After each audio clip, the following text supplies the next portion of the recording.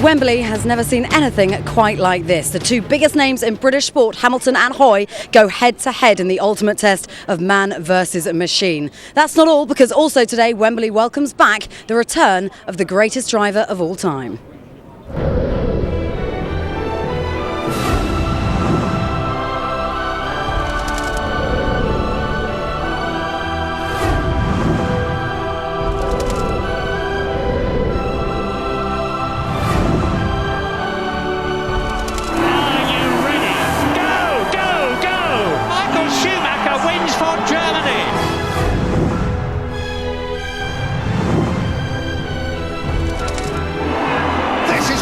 Champions is all about. Michael Schumacher, sensational.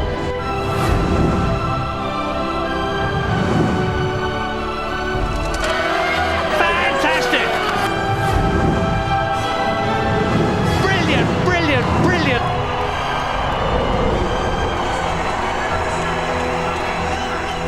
The 7 times Formula One world champion is here. He loves this event, and unsurprisingly, he has a good record here too. A Nations Cup winner for Germany last year and a Race of Champions finalist as well. Surely this year, he'll be going for the clean sweep.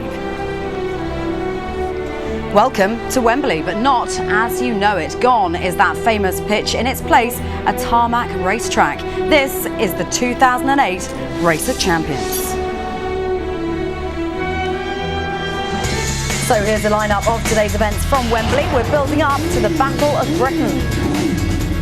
Lewis Hamilton versus Chris Hoy, 670 brake horsepower versus thigh power. England versus Scotland. Then it's all about teamwork in the Race of Nations to determine the fastest nation.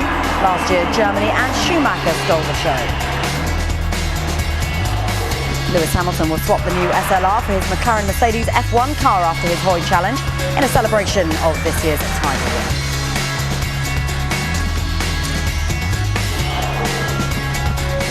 From 4 wheels to 2, the X-Fighters Freestyle show promises to be a display of extremes. The best bike riders in the world are here. Then comes the Race of Champions to decide who really is the champion of champions.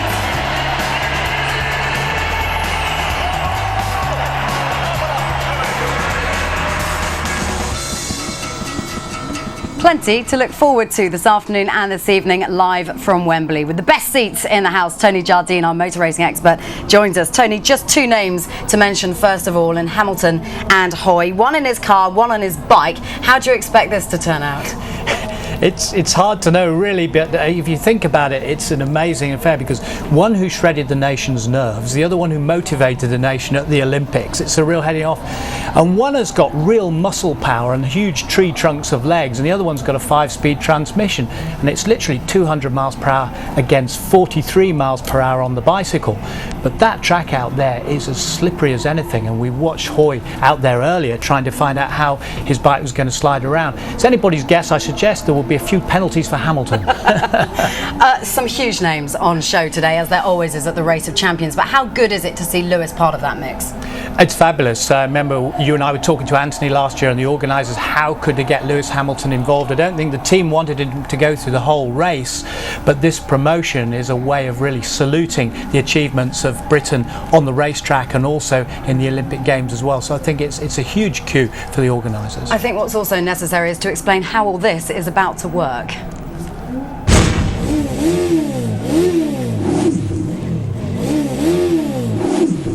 So, Lewis and Chris will race on the same track as the drivers competing in the Race of Nations and Champions later today. A parallel track with an abundance of twists and turns. Lewis in the new SLR road car, Chris on his bike.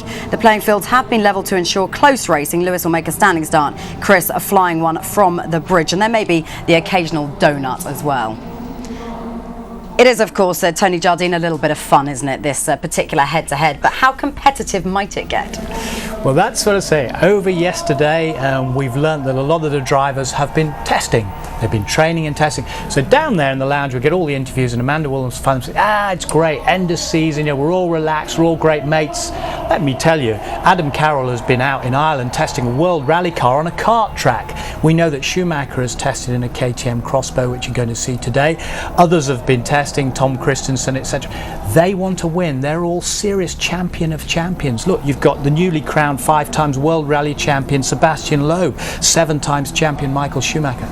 They want to win. I tell you what, many big names have performed in this event over the course of the years. Let's take a look back at the history of the Race of Champions. The Race of Champions was dreamt up in 1988 by Frederick Johnson and the female rally legend Michelle Mouton, with the simple premise: the world's best rally drivers competing on equal terms in equal machinery. The ultimate driver's shootout. The Roll of Honour includes 4-time World Rally champion Juha Kankkunen, who took the inaugural title in Paris, and Swedish rally legend Stig Blomqvist, who won at different venues in 1989 and 1990. In 1992, the event took up permanent residence in Gran Canaria, and former ambulance driver Didier Auriol scorched to an unbeaten 4 titles between 1993 to 1999. The Nations Cup was introduced in 1999, pitting national teams of drivers against each other. The same year, hotshots from other disciplines were unleashed against their rallying cousins for the first time. But the most momentous change came in 2004 with the switch to a specially constructed parallel track at the Stade de France in Paris. The Race of Champions went up another gear as Michael Schumacher lost in the semi-final to a young Heikki Kovalainen, the first time a non-rally driver had won the event. Last year, home favourite Sebastian Loeb, winner in 2003 and 2005, lost out to Sweden's Mattias Ekström in the final. Over the years, high-octane thrills and spills have attracted a who's who from across motorsport. Michael Schumacher, Fernando Alonso, David Coulthard, Valentino Rossi and Felipe Massa all have gone head-to-head to find out who is the fastest. This race could be sensational. They are looking sensational around here, and it is very, very close. And Sebastian Vettel wins for Germany. Germany has won the Nations Cup of 2007. That's it, away they go. Mattias Ekström is going to be fighting in the last race of the day for the Champion of Champions title against 7 times world champion Michael Schumacher. Great! A lot of work for Schumacher to do now, but it's Ekström that has the advantage in this final race of the day. Ekström has got the advantage as they come out of the left-hander. He holds the advantage, he sprints down to the checkered flag, and Mattias Ekström is the Champion of Champions for the 2nd year in succession. A brilliant, brilliant, brilliant afternoon driving by the Swede. How about this for a Roll of Honour then? Previous winners including Didier Auriol, winner here 3 times. Stig Blomqvist, a 2-time winner at the Race of Champions. Colin McRae also on that list, but it has been dominated by Mattias Ekström for the last 2 years or so. Tony Jardine, a lot of rally drivers on that Roll of Honour. Is that a coincidence, or do they just perform better on this track? No, it's because you need a cross-discipline, and a rally driver is very, very good. They go head-to-head on super specials, just like this, which is where this concept was originally developed. First of all, they go on tarmac, they go on loose, and as it's very, very slippery today, you're going to find that their kind of lock-to-lock sideways style might be of benefit, depending what they're driving. And that's why you've got Ekström, for example. He's a rally driver and a racing driver, so he combines those 2 disciplines. Talking about a guy that won his class on the Swedish Rally. That's why he's so good. He can put all those together. I think what we've got to watch out for today is Sebastian Loeb, who's also a great racing driver. He's raced at Le Mans. He's tested the Red Bull Formula 1 car. He's just an incredible all-round talent, and the all-rounders, I think, will break through. What about Michael Schumacher? He was so close last year. Could this be the year that he actually makes the breakthrough and wins the final? Well, possibly. He's very serious about it. He's calm and he's collected, but he did make the mistakes last year, and it was Sebastian Vettel, the young 21-year-old, who won his first Grand Prix this year at Monza, who saved his bacon and helped him to win the Nations Cup for Germany. So it's a great combination, the very young and the very old, because he's a bit crotchety now, old Michael, the old 7 times and 91 Sure, he won't wins. thank you for putting him down as old. No, he won't, but he is 39, isn't he? And as a 39-year-old, he's taken up racing motorbikes, for goodness sake, and he's had a few accidents this year. But there you are. Hardly past it, you'd say. Hardly. So the Race of Champions is, of course, the main event here today. Before that, though, there's the pre-show entertainment, which features Lewis Hamilton and Chris Hoy. Earlier in the week, I caught up with Chris Hoy.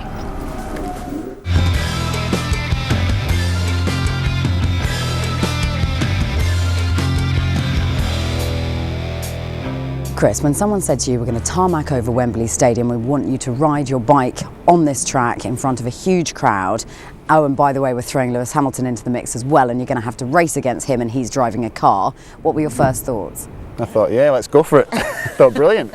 I'm a big motor racing fan, and just to get a chance to meet these guys is excellent. So to be here and to be able to compete in front of a huge crowd and in such an amazing venue, it's fantastic, yeah.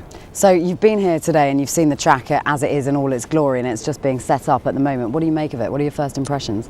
It's going to be quite tricky, I think, on a bike. It's very tight. The surface is a little bit slippy for, you're riding on tyres that are 20 mils wide. It's not a lot of traction, and the temperature as well, it's pretty cold, not used to that. So it's going to be difficult, but then, I'm sure they'll make a kind of handicap start so that I get a bit of a head start, and I'll be giving it absolutely everything. Yeah, what can you do behind the scenes to make sure you come out here all guns are blazing? Well, first of all, the warm-up's crucial. I'll have to make sure I'm absolutely, 100% ready to go. It'll take about an hour and a half of gradual warming up indoors on the bike till you're absolutely sweating. You come out here, muscles are warm, psyched up, and get in the right frame of mind and then just attack it. What about the fact that there's going to be a huge crowd here on Sunday as well? How different, how big a contrast are these sorts of events to what you do daily, your day job? Well, I think the biggest crowd I've raced in front of was in Munich, and there was 10,000 people there, and that was amazing. So, they're reckoning maybe 50 or 60,000 people here. So if I get that would be, way beyond anything I've ever experienced. So it'd be amazing, yeah. But presumably you're not going to be too awestruck by Lewis or the crowds watching on. You're going to be fully focused on the event ahead. Oh, absolutely. I'll be using the same sort of mental rehearsal techniques I use at the track when I'm competing at the Olympics or the World Championships or whatever. You block out everything that's around you and you focus on the task at hand. The only problem is that I know exactly what I'm doing when I'm at the velodrome, but here it's a little bit different. So it might be a little bit harder to stay as focused as I normally am. But I'll be doing every little trick in the book that I know. I'll be utilising it to try and letting Lewis's tyres down. Yeah, that's one of them. Don't tell him that though. But yeah. How do you feel being a Scot walking out at Wembley Stadium and not in fact playing football, but in fact riding around on your bike? It's just nice to be here. Hopefully I can take a scalp and come back north of the border saying I won on Wembley turf. It doesn't happen very often for Scotland, so that'd be nice if I could do that. So it is the ultimate showdown of man versus machine, but do you think you can win it? I'm going to give it a really good shot. I mean, I wouldn't be here if I didn't think I could win it, and a lot of it comes down to the size of the handicap that I'm given. So maybe I'll just pretend I'm not going that well today and they'll give me a nice big handicap. Lewis, the opponent for Hoy this afternoon, he's been speaking and reflecting on his year in F1. It feels incredible. It feels, I'm just very proud and proud of my team, proud of the people around me that have got me to where I am. I'm just so thankful to have had the opportunity, and I still can't believe, honestly, it hasn't kicked in just yet. The F1 title couldn't have been secured in more dramatic circumstances, could it? Does that make it all the more special? Definitely. I think just throughout the year, it was a tough season. There was a lot of ups and downs. There was, I was in Brazil where everyone was supporting, pretty much everyone in Brazil was supporting Felipe, the Brazilian driver, and we still pulled through with all the tough things against us. Your dad, Anthony, spoken about the fact that at times he considered the F1 circuit a place where perhaps he didn't want you to be. Was it ever a place that you didn't want to be? From time to time it is, but I mean, I can't complain. I mean, it's what I love doing. It can be a gruesome world at sometimes, but it's also an amazing experience, and so I wouldn't tell anyone to shy away from it. It's everything that you can imagine. I'm just very, very blessed in life, and I don't take any of that for granted. The public sees all the pluses of the Formula One lifestyle. What about some of the sacrifices along the way? Have there been many of those? For myself, definitely quite a few sacrifices, but a lot for my family as well. So collectively, we've made a lot of sacrifices. But I think, especially at the beginning, my dad, he had 3 to 4 jobs at one stage just to keep me go-karting, which is pretty insane. And still, he was, always happy, still keeping pushing me. And I didn't do the normal things most teenagers would do. I was always focused on my race and always thinking about it at school. I was always thinking about it. And I was always taking time off. I wasn't spending time with friends, so it's a different life, but it was all worth it, that's for sure. Sometimes in sport you're going to encounter a partisan crowd, aren't you? And sometimes, regrettably as well, a racist one, which did occur in Spain this year. How difficult was that to deal with? Well, I mean, I just don't really tend to think about it too much. I mean, it was tough, but it was something in the past. We move on. And what the best thing is when I came to my home Grand Prix in Silverstone, I had the whole crowd, everyone, as many people came as possible, had a huge amount of support.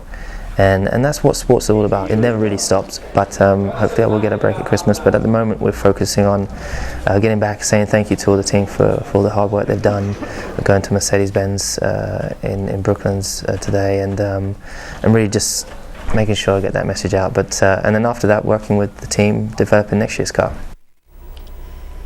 These shots to confirm Lewis Hamilton's arrival in the hospitality lounge. There was some discrepancy as to exactly when he would be turning up this afternoon to take part in this Ahoy Hamilton challenge. There was fog in Stuttgart where he was this morning, but being part of a jet-set Formula One driver lifestyle means that you just jump in your private jet and hop off here to the Race of Champions, where he's going to compete this afternoon. 23 years, 10 months and 26 days he became the youngest champion in F1. It's easy to forget that, isn't it, Tony? He's such a composed individual. That's the thing, that he was in his rookie year. He lost the World Championship by 1 point, and yet he won 4 Grand Prix. And then in his second ever year in Grand Prix racing, he won by 1 point. He won at the last corner at the last Grand Prix. That's why I say he did shred the nation's nerves, and everybody's heart was in their mouth when he did it. But they compared him after 32 races with his record against the greats, Fangio, Clark, Schumacher, who's here today, and he was ahead on every count when he won his first Grand Prix, how many pole positions, youngest ever, etc, etc. He's obliterated all the records. Britain has an absolute superstar in this young man.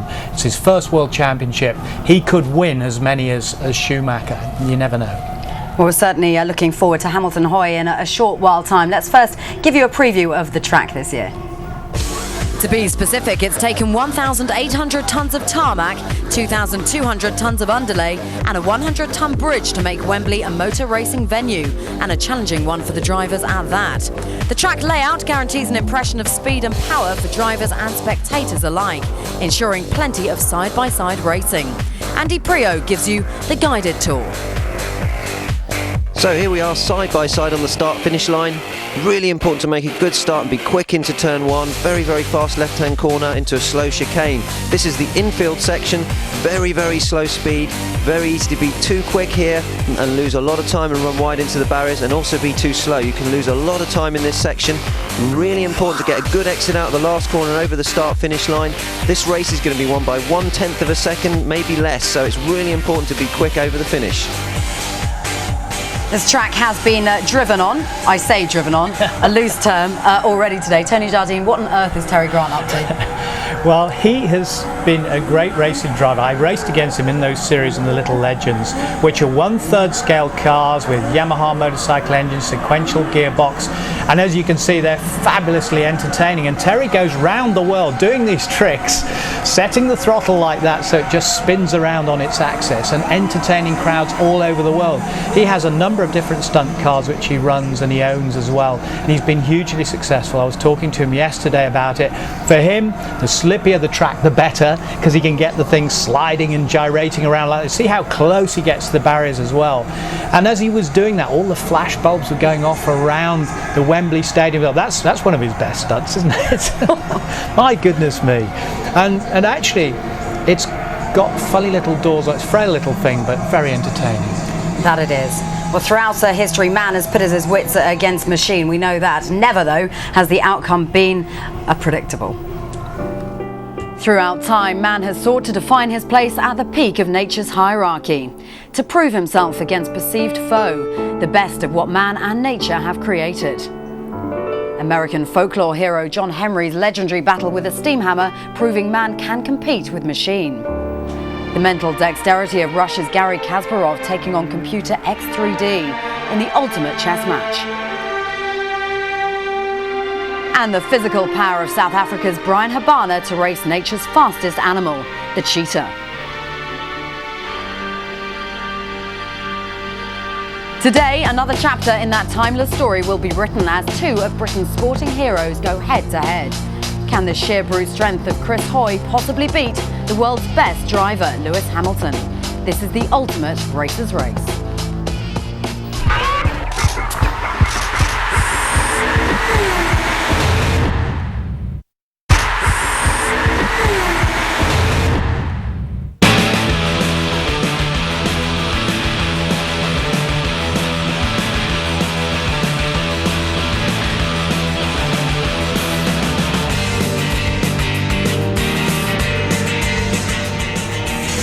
Welcome back to Wembley Stadium. You're watching the Race of Champions 2008. Plenty of celebrities have turned out for this event today. Some have even had a go in the cars as well, including Amir Khan, Frank Bruno and Enzo Maccarinelli. It's been an experience for many of them, not always a good one.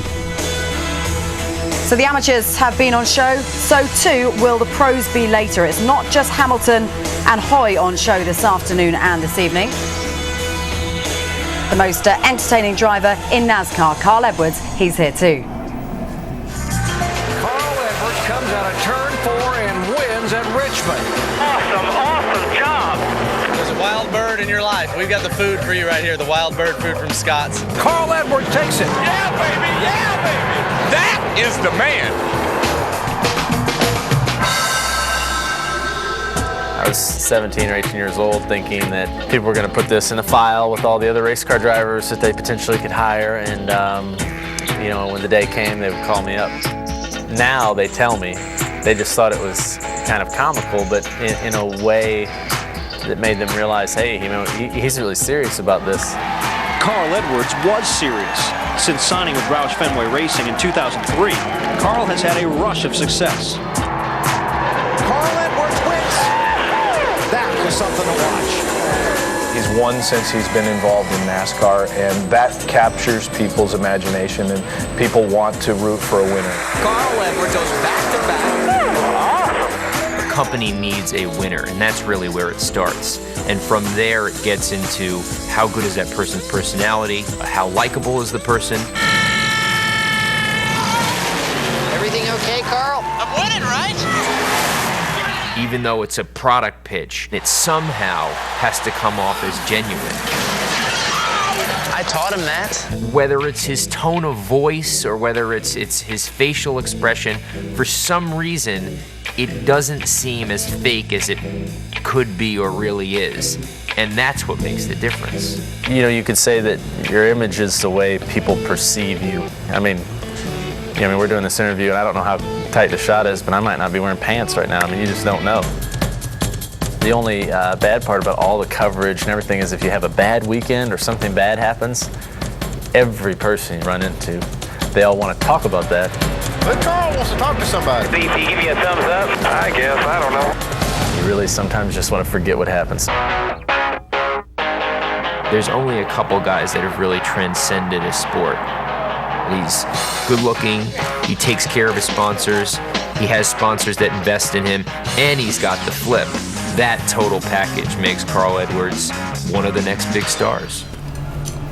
Carl Edwards, the self-styled flipper. A proven driver on new tracks, though, and in new cars as well. Tony, how key could his adaptability be today? I think quite key to it, because America have a very good record in here, and we've seen Jimmy Johnson and other NASCAR stars coming along. I mean, they're good in the confines of the walls and on the tarmac and so on. He was taking a lot of advice from David Coulthard when we were down there watching practice yesterday, and David would say, well, it understeers, it does this, you've got to flip it and do that, and he was going, okay, right, no problem. But he is the all-American boy, and he'll give it a great go. Could he be the type who goes out and puts on a real show, a real crowd pleaser for this audience here today? He should do, because he's from Missouri, isn't he? And he is the real deal, and he is the golden boy. He is the big idol over there in NASCAR. But they don't very often come over here and travel particularly well. They're like a sort of bad bottle of wine.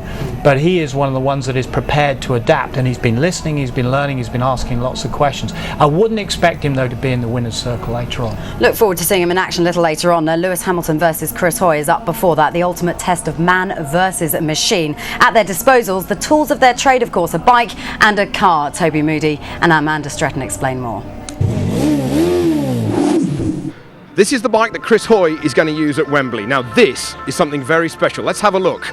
Normally on the track where he was in Beijing, he's got no brakes. Here he needs brakes, so he's got brakes at the front and the rear. Different forks and also different handlebars. He's got steel handlebars today rather than the carbon fibre handlebars he used in China. Why? He's so strong in his upper body he can actually break the carbon fibre ones. Very, very sleek aerodynamic seat post and the main chassis, and he's got a massive gear, and only a triple gold medalist such as Chris Hoy can turn such a gear. The question is, who will win? Will it be MAN or Mercedes? You know what, Toby? I think it's going to be a real race, because this might be a 5.5 litre supercharged McLaren SLR, even built at the McLaren factory. But this car is huge, and it really is not suited to go around these tight and twisty bends.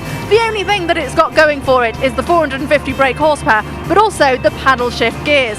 But I think even at best he's only going to be using first and maybe second if he's lucky. So really, I don't know where to put my money. Thanks very much, Amanda. Well, Lewis, unlikely to get out of second, as Amanda was saying there, but how dangerous can he still be in the second gear? Very dangerous. But as I say, I think there'll be more than chicanes are put in his way, because he might have to make a Le Mans start. It's got a gull wing door on the SLR. Fabulous, fabulous piece of kit. So he's got to get in, put his seatbelt, start it off. Chris hopefully will start from the top of the bridge, but on his original racing bike with the one gear, he'll already have a downhill start. And there's going to be a couple of chicanes put into place, which are going to slow Lewis down. So it's really to equalise it out. I mean, 43 brake horsepower and twin tree trunk pedal power against exactly, with those 27-inch thighs, who knows what's possible. Chris Hoy does hold the Olympic record though over the 1k distance, doesn't he? So perhaps we shouldn't rate him as an underdog in this. No, we shouldn't, and in fact that's what he did at the Olympics in 2004, as we're looking at Chris Pfeiffer at the moment on that 1 kilometre track. This we're looking at is the donut zone, and to show you how really, really slippy it was yesterday down here, Chris Pfeiffer crashed his bike, and he rides for BMW, rides the BMW F800S, so he had to pull out a new bike. But he's 3 times world stunt champion. He's an amazing rider. Chris Pfeiffer goes all over the world. He's been in motocross. He does shows like that, long wheelies. A great entertainer. Plenty of pre-show entertainment here at Wembley. Doesn't get better though, does it? Then what's coming next after the break? Hamilton versus Hoy live.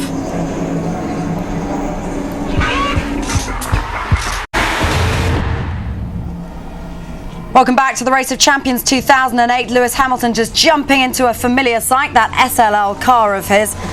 Him and Chris Hoy have given British sports fans an F1 title and an Olympics to be proud of. Prizes aren't at stake this afternoon, but pride is in the Hamilton versus Hoy challenge. 2008's 2 successful races, Scotland versus England at Wembley, and something has to give this afternoon. Let's hand you over to our commentary team of Toby Moody and Andy Marriott, who'll take you through Hamilton versus Hoy. Yes, explosive adrenaline pumping action coming up, and it's going to be unleashed here in the fably Wembley Stadium. Yes, hello everyone, I'm Andrew Marriott, high up in the commentary box here at Wembley. I'm joined by Tony Moody, who has witnessed the Race of Champions in several different homes, including Paris and the Canary Islands. But here, tremendous atmosphere, Tony, and we're getting ready, of course, for this great event. We certainly are, thank you, Andrew. And Lewis doing an exploratory lap of this Wembley Stadium. It's a 1 kilometre long circuit. He's got Chris Hoy alongside him. Lewis has just arrived from Stuttgart. He's arrived straight here to Wembley. He's been here only, I think, about 10 minutes or so. Yeah. So he actually doesn't know his way round. So he's having a quick recce. Yeah, he's having a quick recce, but he is used to this car. He's done lots of demonstrations in this car, particularly at the Mercedes-Benz factory. And it sounds fabulous. This is a road car, a very expensive one, albeit, but it has had a racing exhaust fitted to it, Tony, so it's making a fabulous noise. And Toby, as we sit down here and see the stadium, which has got a very huge crowd. Well, the flashbulbs are going off everywhere. They certainly are. Chris Hoy on the left-hand side, 3 golds in Beijing this summer, 2 at the previous Olympics, and a 9 times world champion. It's going to be too treacherous on a bike. I mean, literally, it's like black ice in certain parts out there. So, you know, it's a big disappointment. I was really looking forward to it. I'm sure Lewis was too.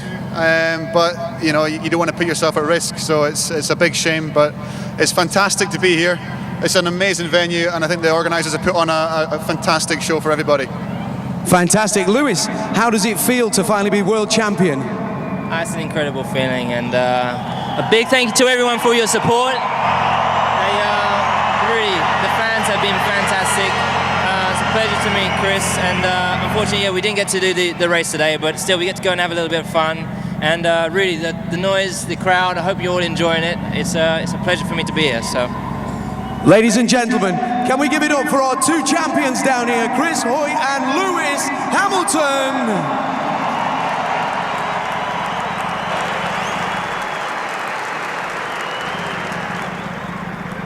So you heard it as we heard it up in the studio at the very same time. This race between Hamilton and Hoy is not going to take place based on the grounds that the track is just simply too slippery out there. And as Chris Hoy was saying, Tony Jardine, it really isn't worth putting yourself at risk. No, it's not. And it's something that we were watching earlier on this morning when Chris Hoy went around to do his exploratory laps on his bicycle. And it was very slippy. Now you're looking at brother Nicholas there is getting a ride in the SLR, so I dare say that Lewis is now going to do some demonstration runs of his own. There he is spinning the rear wheels and getting some heat into the rear tyres and some traction in the Fabulous. And that's the new SLR with a huge amount of horsepower, which is the drop head coupe, which is built and developed at Woking at the McLaren HQ on behalf of Mercedes, so doing a great job. But Mr. Hoy was basically foreseeing that his bike was slipping and sliding so much that he could have come such a big cropper, and I don't think the track's improved since then because it's so cold. You and I were both here yesterday. It was absolutely teeming down with rain, wasn't it? And the track was absolutely soaking wet, and really the release materials in the track were being released, all sorts of problems being caused, and drivers going off left, right and centre. So the best decision, do you think? Yeah, I mean, you just saw the Mercedes there sliding as Lewis just gave a little burst of throttle there with the right hand foot, and he's having to get on the brakes as well, and the car is slipping, sliding all over the place. So you can imagine Chris Hoy going round on his Olympic bike, which of course relies on the dry sort of velodromes inside where he's going on the wooden banking, where he gets a lot of grip from the tiny little tyres. And here's a celebration, though, of a world champion at 23 years of age. I mean, Lewis is smiling, and for good reason. He gets a chance to celebrate in front of the home fans, which he hasn't perhaps had a chance to do up until this time. No, he hasn't, and a lot of people have come to see him and celebrate his world championship. They've been able to watch in front of the television, but they've come to Wembley to salute him and to salute McLaren as well, who've done such a fabulous job, and I think Ron Dennis and Martin Whitmarsh leading that fantastic team. They've been through so much this year, and now finally Lewis and the team can relax a little bit and enjoy and reflect on what's gone on. But yeah, they're working hard for next year, but they've really got to enjoy this. I spoke to Lewis about it when interviewing him after his F1 season, and he did talk about the fact that it hasn't always been the easiest of years, has it, this F1 year for him, despite the win? It's been terrible. I mean, you just have to look at Spa-Francorchamps, for example, where he got a penalty for overtaking and then re-overtaking when he went through the chicane and had overtaken because, you know, of the Ferrari. He's had other penalties. He's had a difficult time where he actually hit the back of the Ferrari when he missed the traffic lights in Canada. He's had some penalties he's had to overcome. I think particularly where he had to be so disciplined at the last Grand Prix in Brazil, where it was against his instinct, totally against his instinct to drive in a guarded way. That was the McLaren strategy to get him through, and it nearly wasn't enough.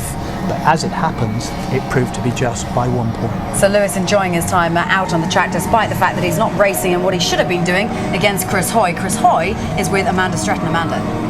Thanks, Georgie. Well, Chris, you must be devastated. I know you were looking forward to it, but it is wet and slippy out there, isn't it?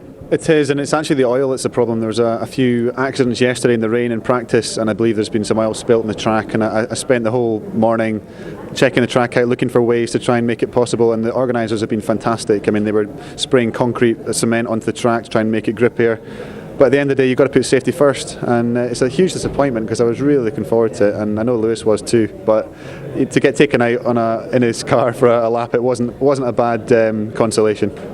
Now, I mean, we were looking forward to it as well. What preparation have you been doing ahead of this? Well, I've been doing a lot of acceleration work because it's very short. It's a very short straights on these tracks. You know, lots of tight bends and short accelerations. So I was doing a fair bit of training on the track in Manchester for that, and I had a specially modified bike with it was a track bike but with a freewheel and 2 brakes. Our track bikes don't have brakes normally, so you know we put a lot of time and effort into this, and it's really frustrating. But if I'd come down and broken a bone at the start of the season, you know, I'd be letting my team down, my sponsors, and myself. I don't want to miss out the season. So it's a great shame, and I'm sorry for all the spectators that have come here to watch the whole event, but also to see Lewis and me race. But you know, maybe next year, who knows?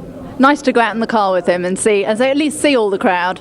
Incredible. The noise was amazing, and just to be in a venue like Wembley, I've never really done anything in that kind of arena before. So the track they've laid down, you wouldn't know there's a football pitch under it. It's incredible the work they've done here, and it's been a great experience. I've met Michael Schumacher, Sebastian Loeb, Lewis. Obviously, it's for a motorsports fan. It's been a big day for me.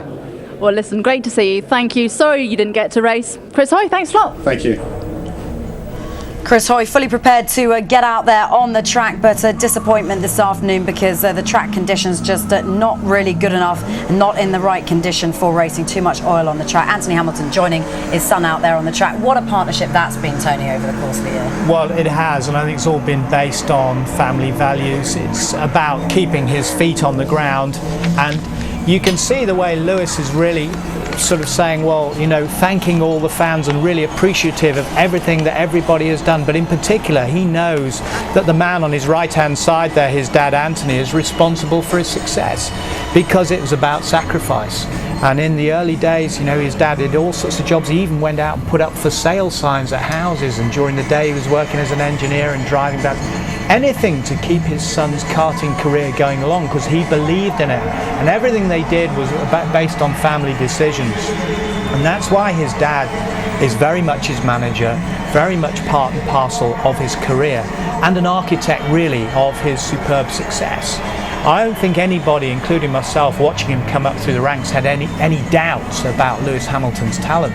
It was a no-brainer to see that the guy would make it to Grand Prix racing, but we never in our wildest dreams expected him to be so successful so quickly. And the audacious manoeuvres that he's pulled off right from the very first Grand Prix when he outfoxed Fernando Alonso. Everyone went, what? He can't do that again, but he did. How well has he done, not just on the track, but also coping with the pressures that come with the Formula One lifestyle? And that sounds like a ridiculous thing to say because there are so many good things and positives that come out of it. But what about the negative pressures that come with it as well, the spotlight? Yeah, the spotlight is a very negative pressure. I think you can say in the middle part of this year when he had the accident with the traffic lights, when he hit the back of Kimi Raikkonen's Ferrari in Canada, he had a lot of media pressure, a lot of negative media pressure against him. And essentially that was a big down period for him. Of course, with the FIA and the various penalties that he's had. If you look at when he went over the curbs going past Bourdais in France, he had penalties. He had penalties in qualifying in Malaysia. So he was always battling something or other, or battling the might of Ferrari. And I think you said it to him in the interview as well. Battling huge negativity when he was in Brazil itself. They even threw black cats at the family, which are bad luck in Brazil, and they were doing anything to really try and unseat him, unnerve him, and put him off his stroke. But then, as I say, he went out there and he drove a very, very disciplined race in Brazil. And this is why now, taking the accolades from the crowd, there's a huge crowd here. They're spread all over the 3 or 4 different tiers, but they're saluting their man, their champion, the people's champion, Lewis Hamilton. Such a shame that race between Hamilton and Hoy didn't get underway here at Wembley Stadium, but for all the right reasons, unfortunately. Let's just remind you, though, of what's still to come here on the show. It's all about teamwork next up in the Race of Nations. That'll determine the fastest nation. Last year, Germany and Schumacher stole the show. Lewis Hamilton is going to jump into his McLaren Mercedes F1 car in celebration of this year's title win. From 4 wheels to 2, the X-Fighters Freestyle Show promises to be a display of extremes. The best bike riders in the world are here.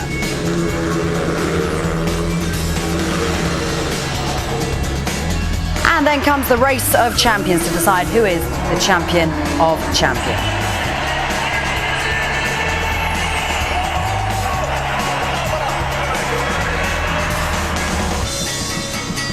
As I said, last year the Race of Nations went to Germany. Here's how it happened. Are you ready? You've heard what's going to happen.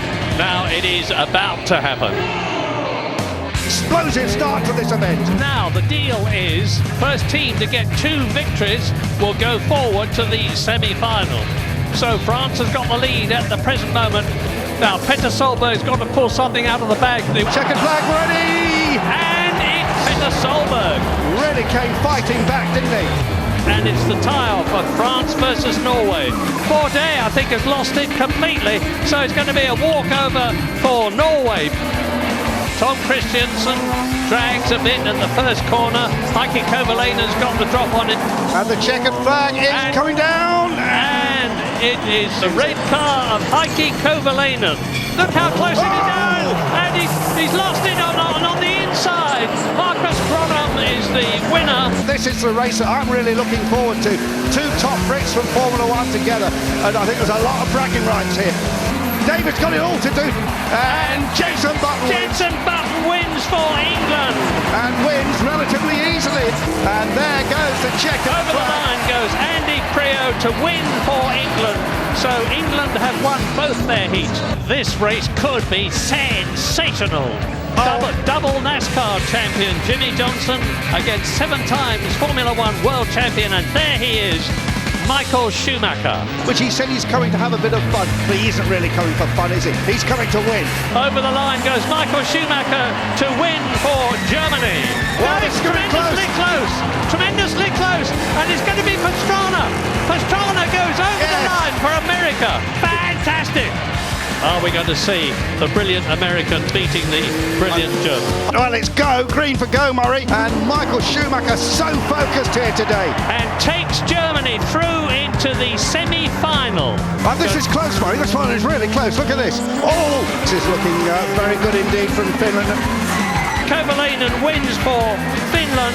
This is going to be a cracker, Murray. 2 World Rally champions. The checkered flag, and it's victory for Finland. Well, this could be the very, very big one. Jenson Button and Michael Schumacher. And this is what the Race of Champions is all about. Absolutely. And it's Michael Schumacher wins for Germany. Over the line they go, and in the white room car, Sebastian Vettel wins for Germany. And Germany has defeated England in the Nations Cup. No comment. The final is on, and Michael Schumacher has stalled, and they're on the same bit of track. Yeah, absolutely. Because Kovalainen has done the crossover. Score a few points when he can actually overtake him. Not that there's much space around here. Well, and go! Fantastic. Heikki Kovalainen takes Michael Schumacher, 7 times world champion, and an ecstatic Heikki Kovalainen is out of the car. If Sebastian Vettel can pull this off, it will be quite incredible and absolutely sensational. It's going to be Vettel, or is it? Is it going to be Gronholm? Look how close it is. It is Sebastian Vettel who wins for Germany. They are looking sensational around here, and it is very, very close. I can hardly believe my eyes. And the pin has actually nudged the wall, and Sebastian Vettel wins for Germany. Germany has won the Nations Cup of 2007. So last year, Schumacher delighted the crowd with that win. Let's hear from the 7-time Formula 1 world champion.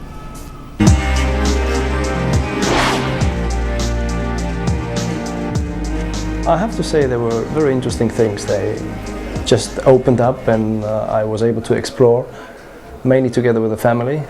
And there was one particular thing that I enjoy most, because school holidays, we are fixed and close to those moments that we can have vacations together. it's nice to be home, because usually I was testing, traveling, racing, doing events, and the planning for the holidays with the kids was always rather a compromise than a real straightforward thing. So these are the most beautiful moments that we can spend together. Otherwise, I'm doing all these funny things, to play soccer and drive bikes and whatever.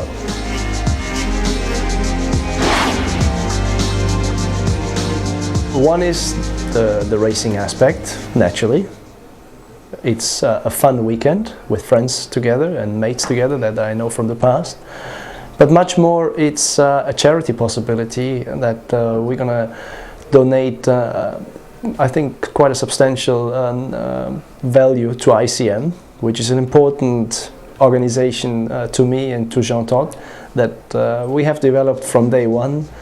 Jean is obviously the main person behind that, and I'm glad to combine all those things.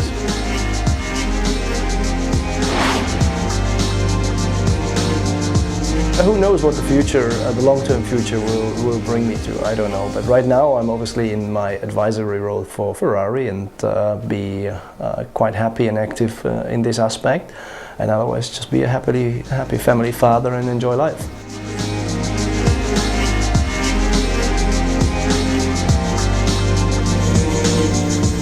So Michael Schumacher, the 7-time Formula One world champion, 83 Grand Prix wins, 63 poles, 209 starts in F1. And today he'll line up alongside his teammate Sebastian Vettel for Team Germany in the Race of Nations. That, by the way, is due to take place in a little under 10 minutes' time. Germany will be going head-to-head with Ireland. First up, their drivers involve Adam Carroll and Gareth McHale. The F1 Racing GB, if you work your way from bottom to the top of the page, and all stars go head-to-head. Then it's USA against Autosport GB as well, and then France in amongst the action against Scandinavia.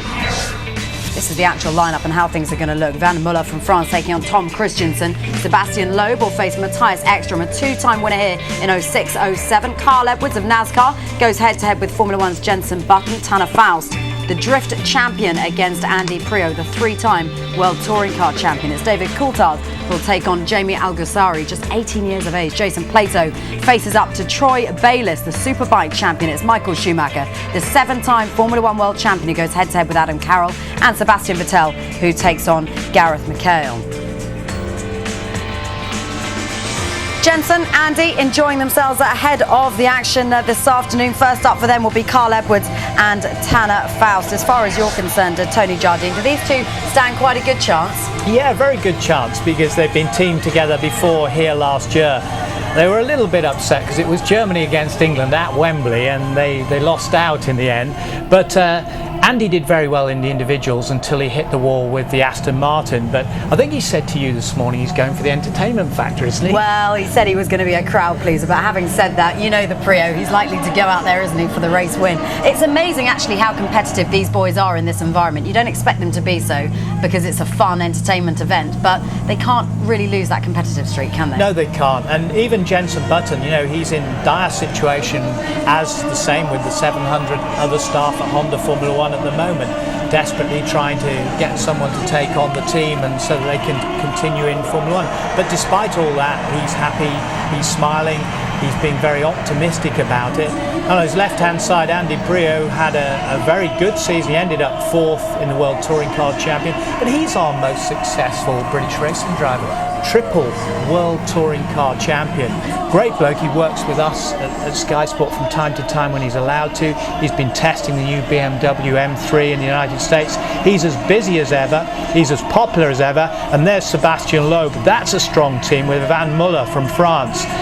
Van Muller is the man who's just won the World Touring Car Championship and taken the crown away, and alongside him Sebastian Loeb. I'm a big fan of his because to win the World Championship 5 times in World Rally, being the very best ever driver in rallying, is as good as Schumacher winning 7 times in Formula One. Several cars are in action a little later on this afternoon. An eclectic mix, you might say, one of which is the Abarth 500. Amanda can tell you more on that.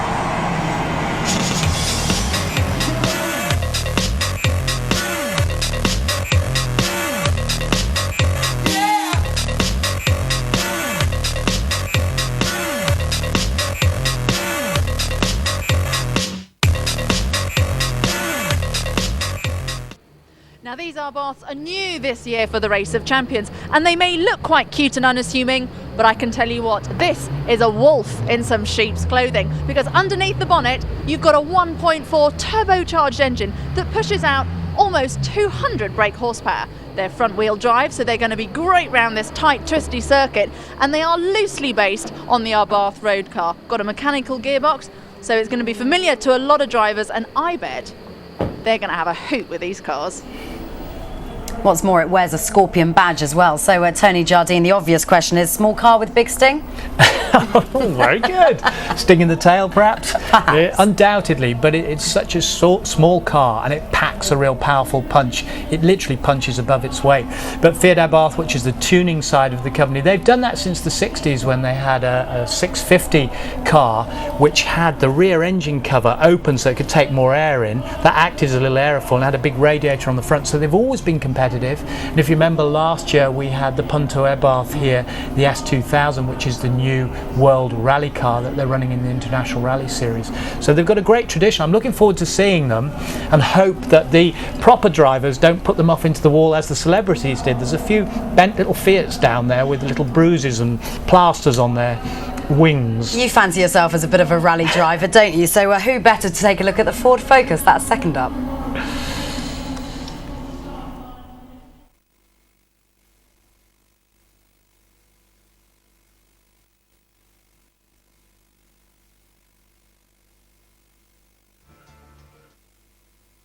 Amazingly, Race of Champions is in its 21st year. It is based originally on a tribute to Henry Toivonen, the late great Finn who lost his life in the sport, and that's why a rally car like this plays a central part in Race of Champions. This is a Ford Focus RS. It's a world rally car. It's just finished Wales Rally GB. Jari-Matti Latvala was second overall. Hirvonen actually rolled his car, but it was Rally Car of the Year in 2007. And the racing drivers, the sports car drivers, the motorcycle riders have got to get to grips with this rally car. Some of them not used to having a roof over their head, never mind being caged in by these roll bars, but at least they'll be safe, hopefully. An obvious car for these rally drivers, an obvious choice for them. How big an advantage could it give them out there? Well, quite a bit. As I say, people like Sebastian Loeb, I think he's going to start off in the Focus. Well, he's used to a world rally car. He's used to, on the Super Specials, going between the walls. The other drivers not so much, but interestingly, Adam Carroll has been out in Gareth McHale's world rally car in Ireland on a kart track. And McHale told me yesterday that he was extremely quick, so he could give the other drivers a real run for their money. The car that we're all looking forward to seeing, the new addition to this particular lineup, is the KTM Crossbow. Tony's been explaining about that one too.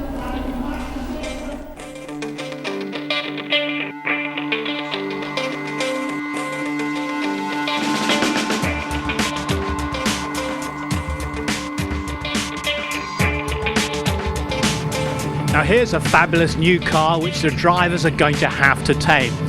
It's been built by the motorcycle people KTM, and they've built this car, the KTM Crossbow. It's £46,000 worth of track day car. It's powered by a 2-litre turbocharged Audi engine. It's got a 6-speed box. It's rear-wheel drive, but look at it. It's Formula One style, carbon fibre. It's got a fabulous tub. It's got aluminium in the tub as well. The suspension is hung off the corners as well, which means it has fantastic road holding. It even has a diffuser at the rear, and it will suck itself down onto the ground on the faster corners. So it's a fabulous, fabulous piece of kit. But it's raw and savage in terms of the energy and the power that it's going to be producing. No doors, no windows, no boot. The driver climbs into here. So we should be able to see the driver at work, soaring away at the wheel, having a fantastic time here at Wembley. They can't adjust the seat. They have to press a lever here and the pedal box will come towards them. And then they have a digital display. Are you ready to race? Well, they better be, because they're in for a big shake-up call in this, the KTM Crossbow. Or how about the RX 150? Tony's also been looking at that one.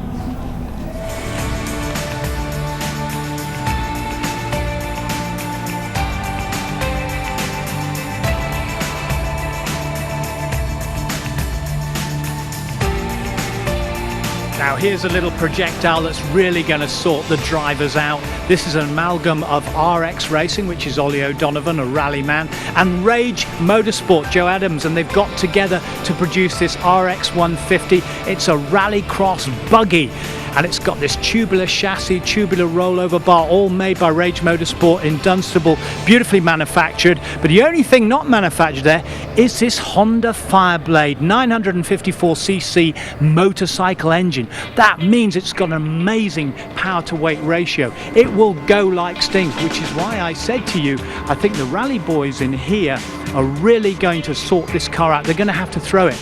Will the Formula One boys and the sports car boys do that? I don't know. They'll probably be quite smooth. They're very safe in their shell in here. They have got this debris netting a la NASCAR style. The great thing for us today during the races, we'll be able to see the drivers hard at work. We'll see all their body language.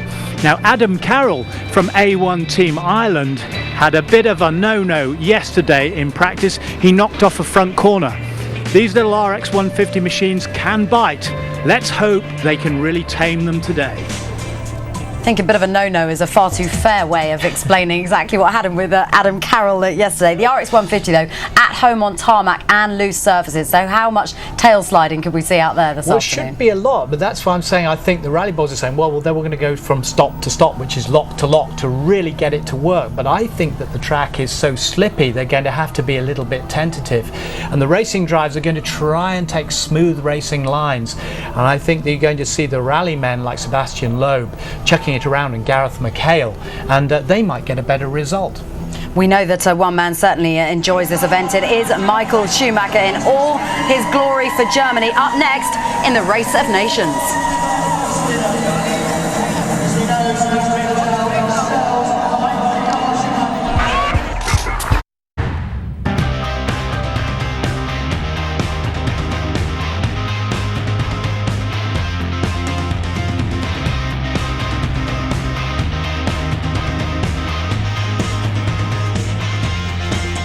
Welcome back to the Race of Nations and the Race of Champions 2008. Michael Schumacher for Team Germany coming up very shortly. Just a reminder of how this is going to work. 8 nations represented by 2 drivers compete for the title of the fastest nation of the world. Last year, Michael Schumacher teamed up with Sebastian Vettel and helped Germany win its first Race of Champions Nations Cup title. The first team in each match to reach 2 heat victories wins, goes through to the last 8 to the quarterfinals, then to the semi-finals, and lastly, of course, to the final. This then is how they're going to line up in the Nations Cup draw in the quarterfinal. France will go head-to-head with Scandinavia. First up, it'll be USA against Autosport GB. F1 Racing GB will take on the All-Stars, and then Germany with Michael Schumacher in their lineup take on Ireland. Bit more of a breakdown of the lineup. It'll be Van Muller up against Tom Christensen. Sebastian Loeb will face Matthias Ekstrom, a 2-time winner here. Carl Edwards goes head-to-head with Jenson Button. For Tanner Faust, it's Andy Prio. David Coulthard meets Jamie Alguersuari, the 18-year-old. Jason Plato faces the Superbike champion Troy Bayliss. Michael Schumacher up against Adam Carroll, and Sebastian Vettel goes head-to-head with Gareth McHale. Setting the scene then at the moment, and everything is just about ready for the off. Let's take you over to our commentators for the Race of Nations, Andy Marriott and Toby Moody. Yes, thanks very much. And the interesting thing here is, Toby, that 2 of the very best teams are up against each other. It's the way the draw worked out, and off they go.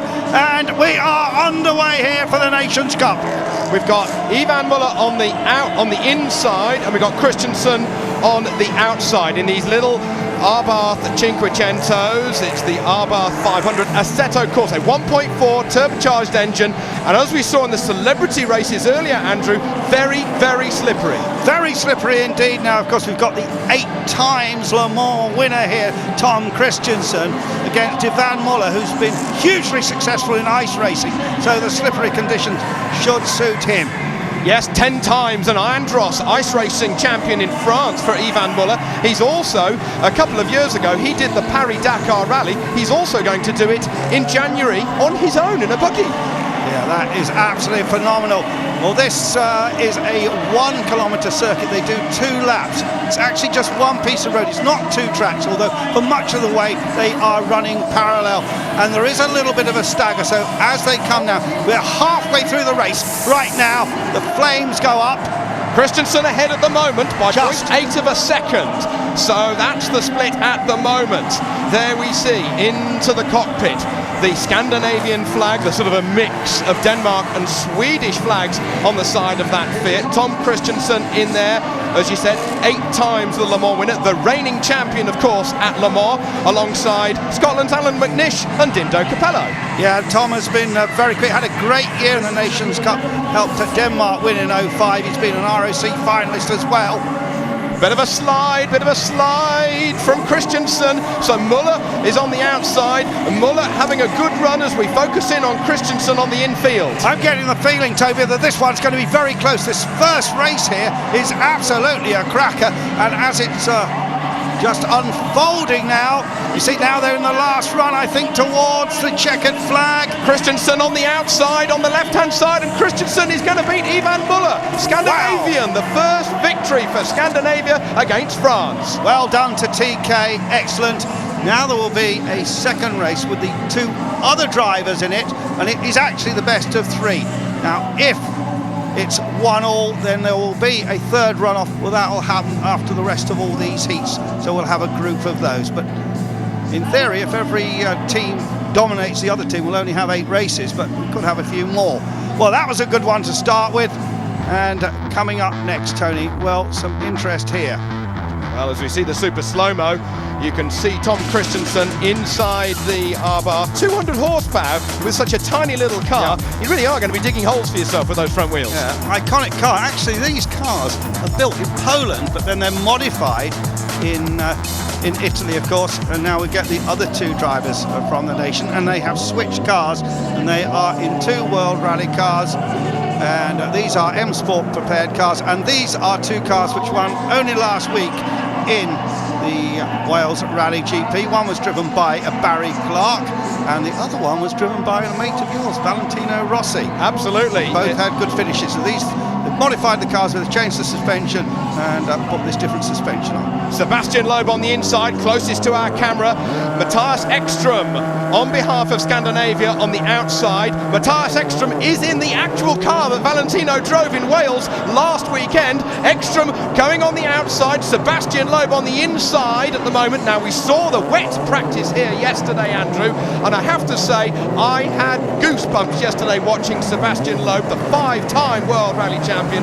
He had that focus drifting like a dream, And he's absolutely brilliant at this discipline. He's been a success in 03, and look at that, 03 and 05, he's been a winner of the Race of Champions. But equally, of course, the man he's racing against is fantastic at this as well. Matthias Ekstrom, twice a winner in the Race of Champions. So 2 top guys up against each other. There you see Sebastian Loeb. He's got a brand new crash helmet for this event. He's got a brand new 5 on the top of it, signifying his 5 World Championships. Now then, as they come into the final corner, just unravelling this, that's their first section done, and it's pretty well even Stevens. Sebastian on the inside, and it is absolutely hell for leather. Now, don't forget that Ekstrom, he might be a DTM champion, Andrew, but he won Group N on Swedish Rally. He did about 3 years ago. Yes, he's an all-rounder of the very best here, and this one's going to be close. 2 of the very fastest men. Of course, they will again meet each other in the later Race of Champions, but we're on the Nations Cup now, and we're 3/4 of the way through this race as the flash bulbs go off, and it is close. 330 horsepower from these World Rally cars, a big handful, bags of grunt, the turbos popping and banging. I can see a red hot exhaust out of the back of Sebastian's car. We're on board with Ekstrom. Look at the eyes, look at the concentration as the stagger unrolls, and the Scandinavia on the outside, Sebastian's on the inside. Yeah, look at this, coming to the line. This is absolute side by side, fantastic. Ekstrom gets the victory of 52.4, a tenth of a second between them in nearly 2 minutes of running in this Wembley Stadium track. That is as close as it comes.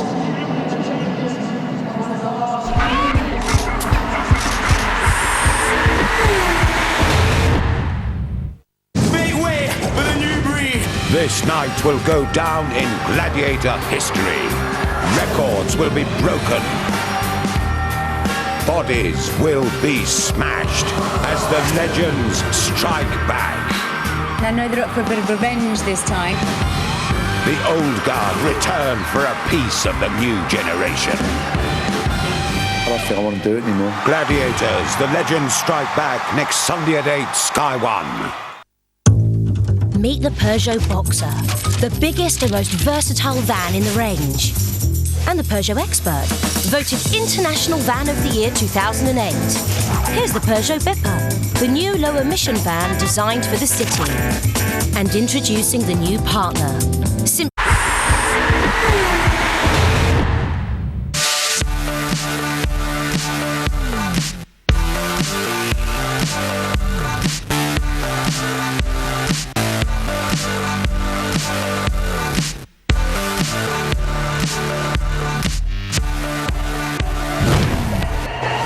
Welcome back, and we've had sensation already here.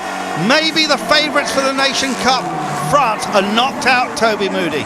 Yeah, Scandinavia has gone through. Meanwhile, next race, we got drama immediately. We got Jenson Button battling with Carl Edwards, and it was Edwards on the inside who's gone off, and he's having to barge his way past the barrier in the little Fiat Abarth. So now Jenson Button has got a massive, massive advantage. He can just walk it now. Carl Edwards, all those victories in NASCAR, but he won't be back flipping out of that little Abarth, will he, after this?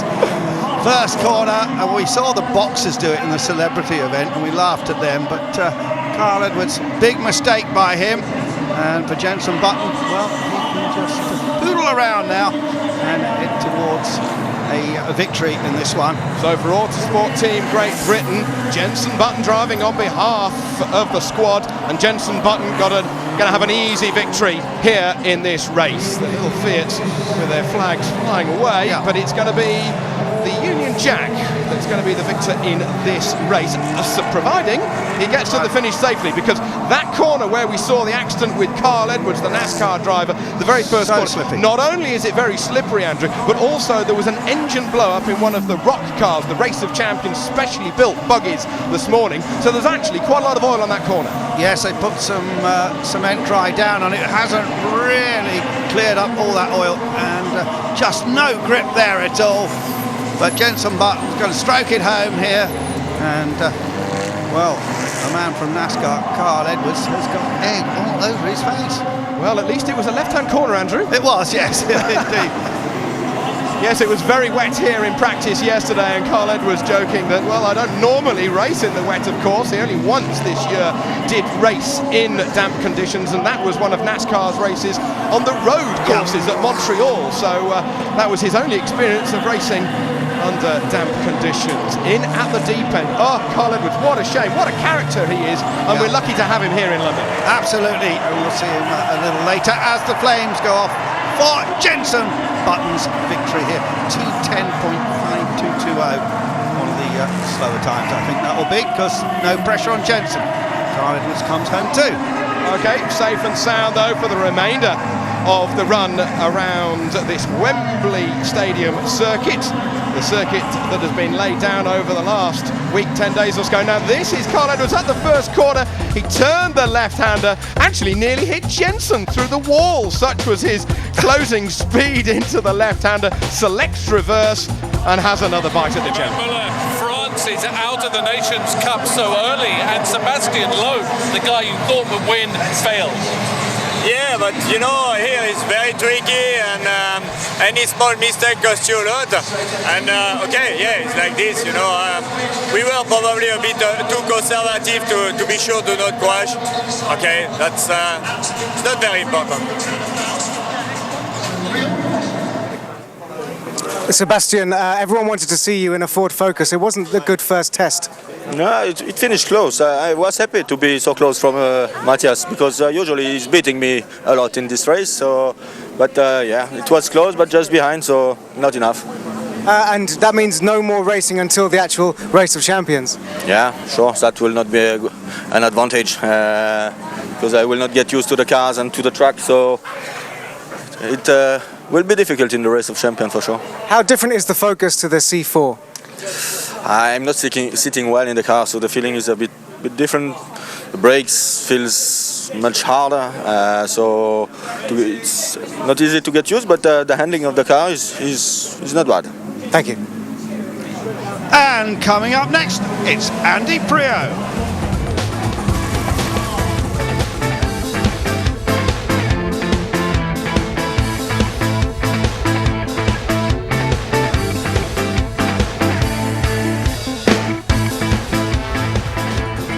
Yes, Andy Priaulx is going to be racing with a late stand-in, Tanner Foust. Now, what do you know about him, Toby?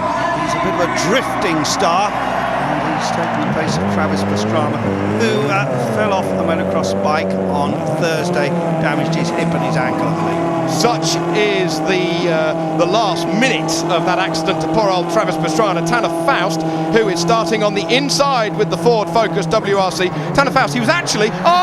he stalled it immediately on the line. The American has made a mistake. He has another bite of the cherry, and that means that Andy Priaulx has got an enormous advantage for Autosport Team Great Britain. Finally gets off the line. Now, Tanner has done a lot of rallying in America. He may be the Formula Drift champion. He's done a lot of rallying. Well, he struggled there. Now, it's probably symptomatic that he stalled it on the line. Very, very complicated electronics on these WRC cars. The anti-lag, the launch control, you've got to hold it on the anti-lag. It takes a full 10 seconds for the launch control to be activated by the drivers. There's actually a big diagram that Malcolm Wilson's mechanics have put in the car to explain to these drivers how to handle it. But Andy Priaulx has got the advantage at the moment as he goes over the top of the bridge. Well, yes, he has made it easy for Andy, and you notice they've got passengers in, and I believe that they're all competition winners, and in fact it's all interactive with people on their phones in the stadium, and by going onto the web and onto the phone of this Race of Champions, they can get a run in a car. Fantastic. So then, this is the second race for USA versus Autosport Great Britain. Tanner has another moment. I was going to say, he's such a last-minute stand-in, Andrew. He was actually en route to Florida, and he got the phone call that he came straight to London. He only arrived with shorts and flip-flops. He had to go out and buy some winter woolies. Well, he's going to need more than that, I think, when this is over. And there is Andy, look, 3 times World Touring Car Champion, didn't win it this year. Had another good run for BMW. As Tony said earlier, he's been testing for the American Le Mans Series. A little bit of debris on the circuit as well now in these 2 Stobart Ford Focuses. So then Andy Priaulx coming out of the final corner, and Andy Priaulx makes it 2 victories for Autosport Great Britain, and they put out the USA. Priaulx, the victor. Indeed. And indeed, of course, we'll have the Scandinavian team against that British team in the next round, but of course we're still continuing with these quarterfinals, and there's a man, well, he's gonna, I think I just saw him about to slap his hand on the steering wheel. He's going to be absolutely furious with himself, but a very big ask, Tony, to jump into a car like this. Oh, there's a replay of the start, the anti-lag, you've got to hold it on the handbrake, you've got to just feed the clutch in. Now that's his first yellow card. We have to talk football, of course. We should here, you're allowed to touch the barrier once. If you touch it twice, you get a 5-second penalty. Absolutely correct, yes. But look at Andy there, he was delighted with that. And it's going to be great to see Andy actually racing in America. You know, he's so used to these World Touring Car events, but it's going to be a very different discipline. I think it's going to go very, very well. Yes, he's already tested at Road Atlanta in the brand new BMW M3 ALMS car. It's a very similar car to the one that he used to be victorious in the now legendary Nürburgring 24-hour race in 2005. I was there that weekend, and it was a tremendous victory for Andy Priaulx. But in the meantime, Amanda's got Tom Christensen. Well, Tom, you had it looked like a fairly easy victory in that first round.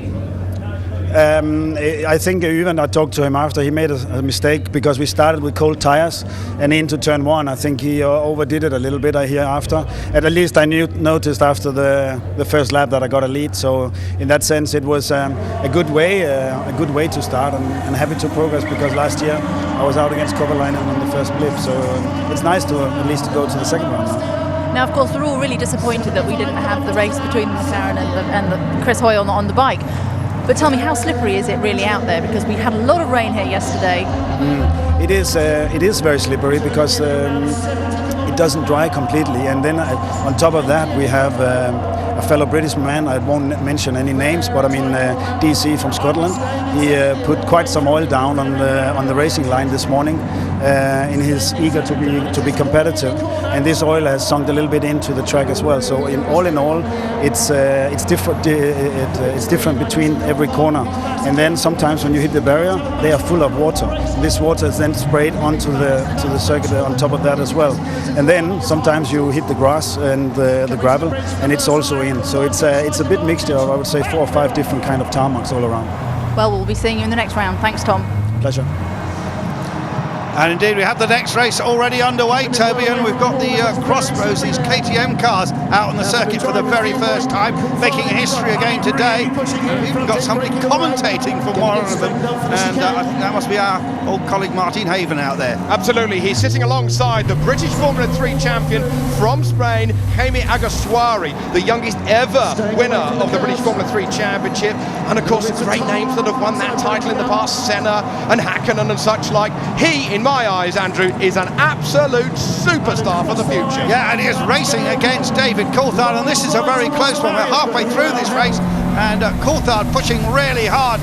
This is going to be another close one. Our very first race we had was mega close, and another close one. Then we had others that have seen people make mistakes. Nobody has made a mistake yet in this, and there is DC, famous Scottish crash helmet, the Scottish flag flying proudly. Oh, we got DC on the inside, Coulthard on the inside for Great Britain, and David Coulthard is the victor ahead of the All-Stars squad that has got Spaniard Jaime Alguersuari in the seat of the KTM Crossbow. So then, F1 Racing, Great Britain, Coulthard, the victor. He may have retired from Formula 1, but he's still winning, Andrew. Yeah, he was a late standard as well, because Mark Webber, who we were going to have a Team Australia originally with Troy Bayliss and Mark Webber, and Mark was here for the preview event, but he then took part in a charity bike event, which he actually promotes himself. There is Michael Schumacher, he's enjoying it. And, well, plenty of support too. But Mark Webber unfortunately fell off a bike and broke his leg. Thank goodness that didn't happen to Chris Hoy today. So here is that Audi powered crossbow, and that's the commentary going on. And that is not easy to do, Toby. I've tried that myself, and it's very hard. Once did a lap of Silverstone on 2 wheels in a van, trying to commentate, but it was on 2 wheels on its side, you know. I did a commentary of a circuit on the back of a Grand Prix motorbike. Right then, next up, let's keep the action going. Yeah, we've got F1 Great Britain, Jason Plato versus the reigning world superbike champion from Australia, Troy Bayliss. Now then, we've got Jason Plato on the inside, Jason Plato in the RX 150 buggy. So Jason finding his way around the inside. He's just about to go over the bridge at the moment. In the meantime, got Troy Bayliss just on the inside. Troy finding it quite difficult, of course, Andrew. These motorcycle racers, they depend so much with the weight and the feel and the grip of the front end of a motorcycle. It's quite alien for Troy to have understeer. Absolutely, got to be so aggressive with his cars to get the best out of them. And with the conditions changing, I know that the setup of these cars have been changed to cope with that. And there is Jason Plato, look. Former British Touring Car champion Jason Plato, and a star, of course, out there on the racetracks all around the UK. The flash bulbs are going, the brake lights are on Plato's car. It's got a standard Honda Fireblade 950cc engine in the back of this. It's got a transfer box to the rear, and it's just push me, pull you gear changing.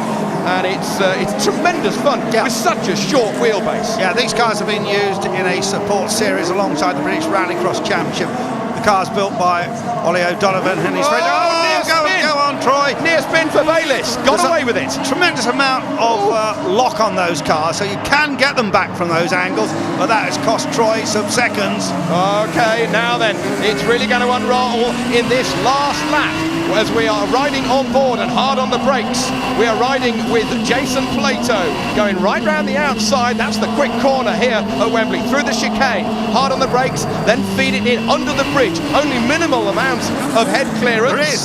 You duck, wouldn't you? Bayliss spins! Bayliss spins and he's on the Wembley turf and he's going, I think, the wrong way. But Bayliss gets it back. Oh, what a fighter, Bayliss. 3-time World Superbike champion. But the victor is going to be Plato.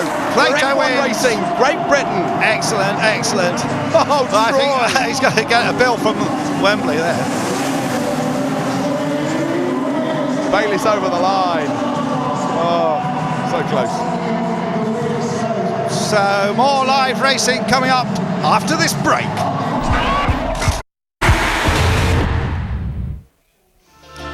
It's been all action here in Wembley. That is the World Superbike champion Troy Bayliss looping it and then jumps the buggy over the curb, takes to the Wembley turf and then back on spreading the sand. But coming up next is going to be, we're waiting for it, Michael Schumacher. I think we've got Michael coming up, haven't we? And he's going to be ranged against Adam Carroll for Team Ireland.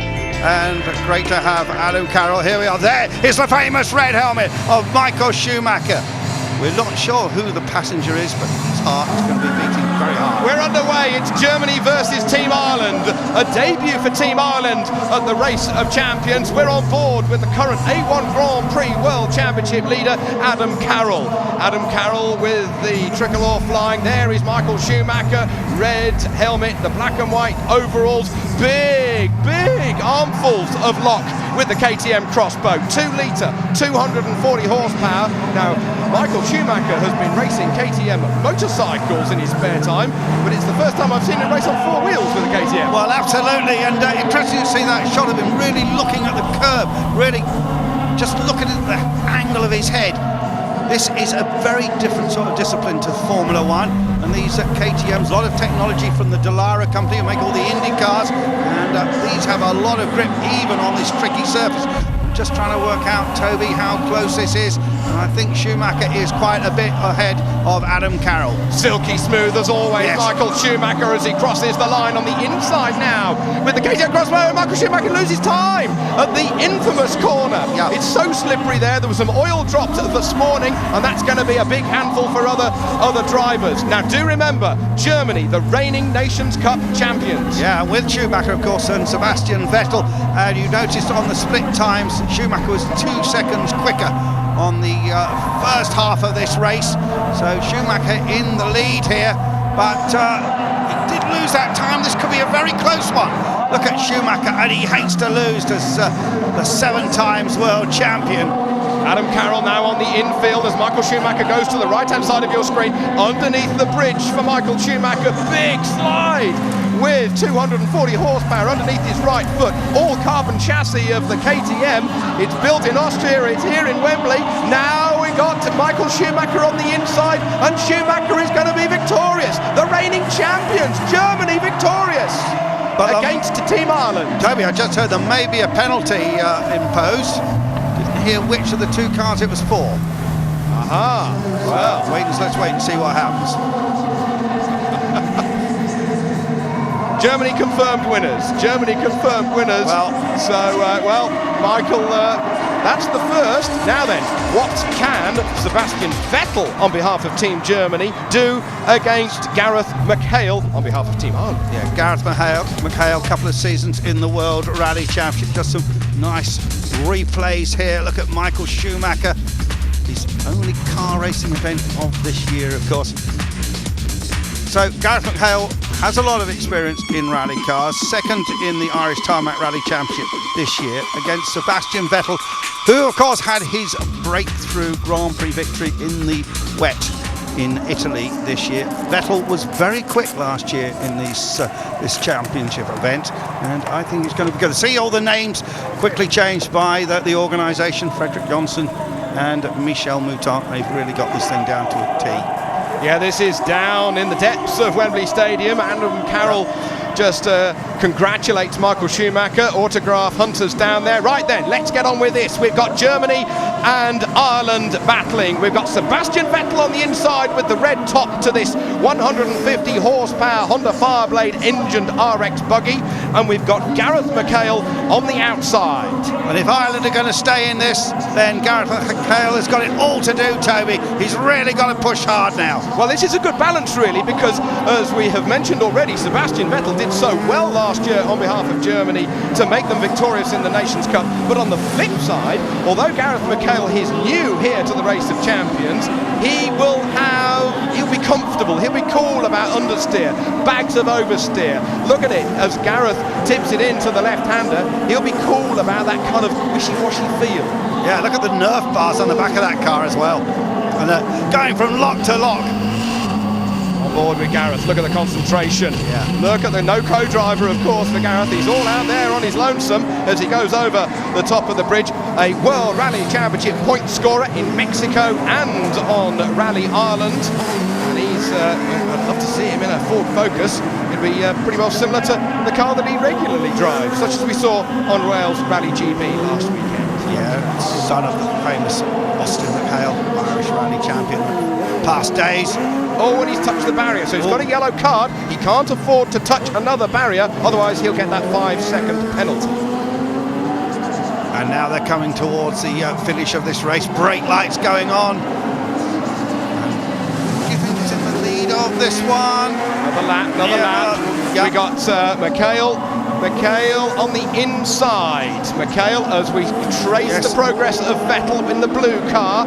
There we have the white helmeted Sebastian Vettel. Youngest ever point scorer in Formula One. Youngest ever pole position in Formula One. And of course that tremendous victory at Monza in the wet with the Toro Rosso. What an emotional day. What a day. As we got it up staggering, and Vettel's going to have the advantage as he's on the inside, and Germany victorious again. Yeah, so Germany go through.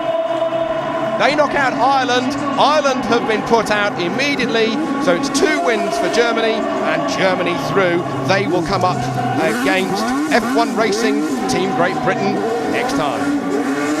So we're through these quarter-finals, Tobo, and this has been absolutely stupendous stuff already, and lots more to come, of course, here from Wembley Stadium.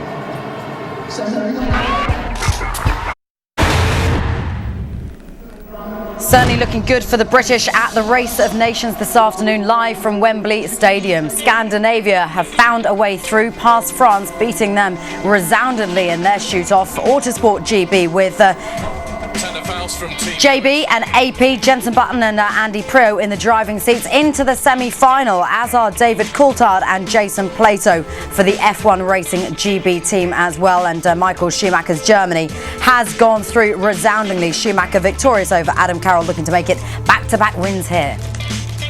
Michael, Germany through. Talk us through the challenges of this short circuit.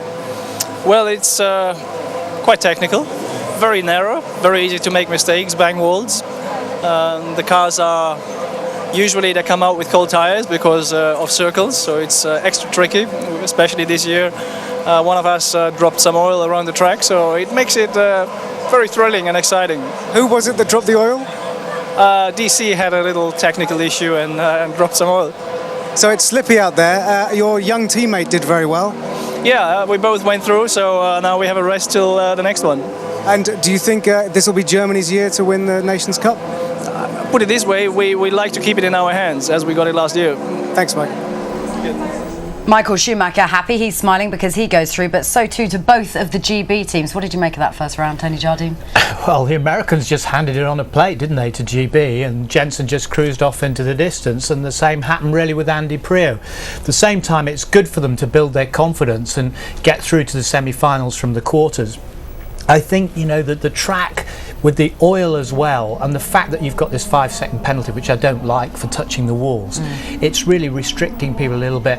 But having the superstars, France, who were my favourites, with Sebastian Loeb, knocked out like that, is amazing. It just shows you the experience of Ekstrom and Christensen.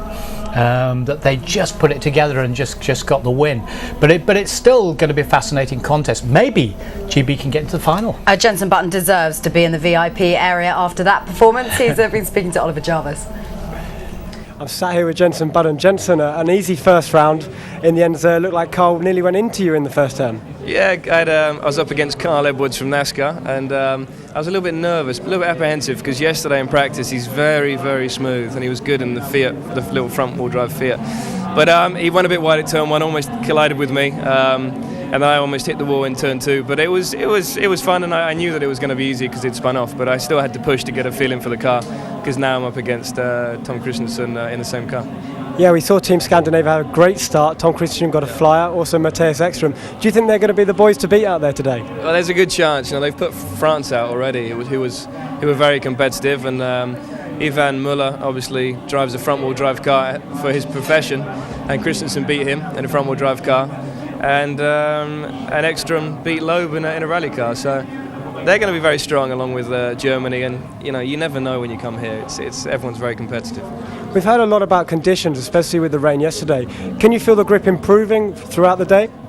Well, the only thing is that yesterday was wet all day, so we haven't really put any rubber down or anything. But at the moment, the problem is that the asphalt's very new, and it was raining yesterday, so the water's sort of seeping through the asphalt still. So it's very greasy. And also DC put a lot of oil down this morning when he broke one of the cars. So it's very slippery, but adds to the excitement, I suppose. Excellent. Thank you very much, Jenson, and best of luck. Cheers. Thanks. So Jenson and Andy Priaulx go through for Team GB, and one of the categories, Team GB, also represented by David Coulthard and Jason Plato. As Jenson was saying, it is fairly slippery out there, but it does give the crowd something to get excited about, doesn't it? Well, they're sort of whooping and hollering. We can hear it from the studio in here. But it is a temporary base. You've got to remember, underneath there is the hallowed Wembley pitch, and on top of that they put a lot of metal, they put a lot of really this undersurface, and then poured the tarmac on top of that. And the rain that was flooding through has gone all down the cracks, and now what's happening, as it's heating up, it's bubbling up back through the cracks. Then the oil that's been dropped is mixing with the water, and it's giving it a really hazardous top surface, which is almost akin to driving on ice, as I was in Wales Rally GB just a week ago. It's a lesson in science, isn't it, with Tony Jardine. Let's hear from David Coulthard. He's been speaking to one of our reporters as well. Well, David Coulthard, you're through to the semi-final, and I know you must be delighted because, of course, you're very weary these days. Yeah, absolutely. Not getting much sleep. First-time father. I'm only 4 weeks in, so I'm realising that they really don't understand that racing drivers and even ex-racing drivers need a bit of sleep. But great experience, and I'm delighted to have won that first heat because I haven't won anything in years. Hey, listen, there you got a number of more heats to go, but I mean, it is good fun, isn't it? It is competition, but it is good fun. Yeah, I think the fun element is the primary one. You have a passenger beside you screaming or headbutting the dashboard or whatever happens to be going on when you break into the corners, and you jump in the car and it's literally right. Which one is this? Which gears do I use? Where is everything? So it's not as if we have done a lot of mileage in these cars. And who do you think the real competition is going to be between for the actual race of champions? I think I'm sat here with Jenson Button. Jenson, an easy first round. In the end, looked like Carl nearly went into you in the first turn. Yeah, I was up against Carl Edwards from NASCAR, and I was a little bit nervous, a little bit apprehensive, because yesterday in practice he's very, very... Apologies there for the confusion and sound, a bit of a mix-up in the tape room, but David Coulthard looked fairly happy, and so he should be, because he's through to the semi-finals. For David Coulthard, this is all just a great bit of fun, isn't it, after what's been an incredible F1 career? 13 Grand Prix wins, runner-up in 2001. I had a long chat with him yesterday about life after Formula One. He said, I've been busier than ever, because he's a father for the first time. And Karen Minier, his Belgian wife, is here. She brought their new son Dayton over on the train. And he said, I don't know, I was going to fly him over, do all that. But he didn't. And he's happy, he's relaxed, he's really enjoying himself. But at the same time, he said, I haven't had any sleep at all for 2 weeks. He said, obviously, Karen's been doing all the work, but I've been up with her during all the night. Sleeps beautifully during the day. Just a big excuse, isn't it? So how are you going to do all this and drive all these cars? He said, well, I'm a little bit tired, let's just say. He's probably really knackered, actually. But the adrenaline's going, he's enjoying it. Okay, well, let's rejoin Amanda Stretton, because she has more for us behind the scenes. On Sky right now, That's Anthony. great, thanks. Anthony, great to see you here. I know you were here last year checking it out. bitterly disappointing, though, that Lewis didn't get to run. Yes, but it's just nice to be here. The atmosphere is fantastic, and all the fans that have come and they're in the stands, absolutely great. So wouldn't miss it for the world. Now, you must all get such a buzz when you go out into that stadium. I mean, Wembley's a huge, iconic name anyway. And the roar that it took the roof off, if there was a roof, when Lewis was out there. Absolutely crazy, yeah. It's a sort of feeling that you just can't explain, but much appreciated for sure, the support. Now, you've got a busy weekend as well, haven't you? You're all going to be jetting off up to the north of the country to Liverpool later on? Well, I'm actually not going because Lewis, I mean, we've had a busy week as it is. We picked up the award for the World Championship on Friday in Monaco, and then Lewis was working in Stuttgart yesterday. He's here today, flying up to Liverpool, and then he's off to the States tonight as well. So it's a pretty busy schedule.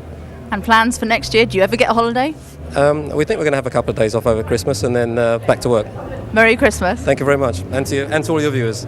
Thank you. Oh, they can relax later and have holidays later. They're enjoying themselves at the moment, aren't they, those two? But it's what you were asking me before about the punishing schedule of being a Grand Prix driver. He's been on Mercedes activities.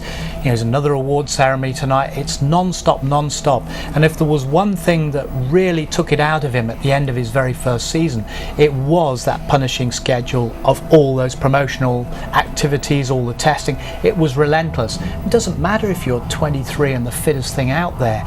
It takes it out of you, it saps your energy, and eventually you've got to recharge your batteries.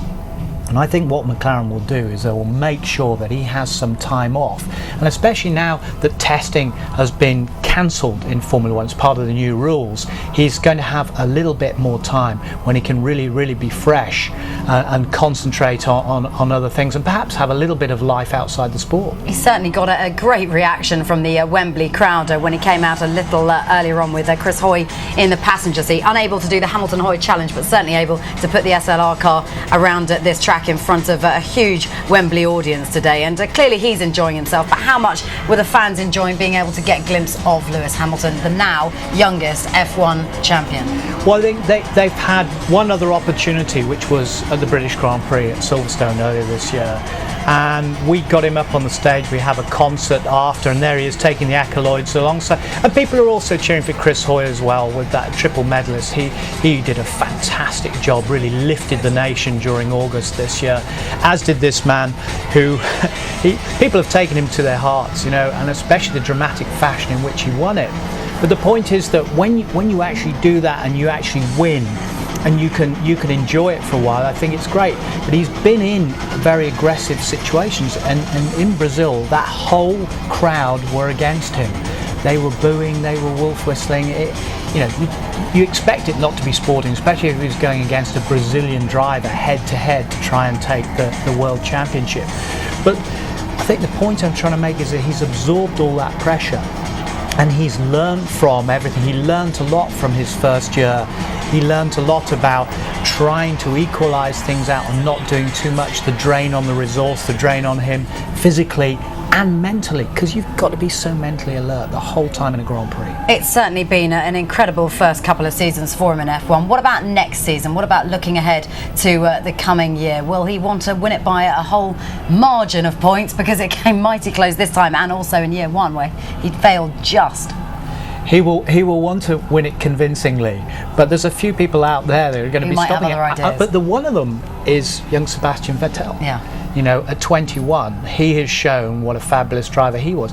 Gerhard Berger, who was a fabulous Ferrari driver, a great Grand Prix driver, said, you know what, I misjudged that young man, and he saw him emerge as an absolute superstar, even though BMW took him through the ranks and put him in as test driver first, and then as a substitute driver when Kubica got injured. And he then scored first ever points for 8th place in the USA, the youngest ever point scorer. So you've got all these records that keep being broken by Hamilton and Vettel. They've all taken the records of Fernando Alonso, who in turn took them off Emerson Fittipaldi. So we're into a kind of record breaking, but I see Vettel as the man that's really going to give Lewis Hamilton a hard time in the coming years in Grand Prix racing. Could you give a couple of our Brits a problem out there in the Race of Nations this afternoon? Let's just confirm for you how things look for the draw as things stand, because we're now at the semi-final stage. Scandinavia will take on Team GB Autosport GB1 next. That includes Jenson Button and Andy Prio. And then it's DC David Coulthard and Jason Plato, who go head-to-head with Team Germany. Michael Schumacher and, as we were saying, Sebastian Vettel. That's live next.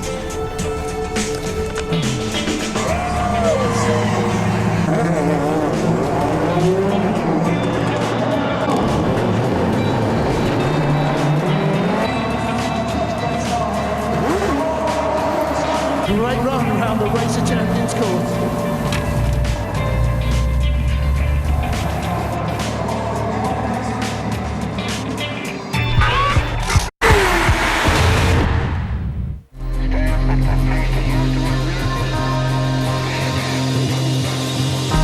German Michael Schumacher is the world's greatest ever racing driver. Schumacher retired from the cockpit of his Formula One car at the end of 2006 and brought to an end an illustrious career.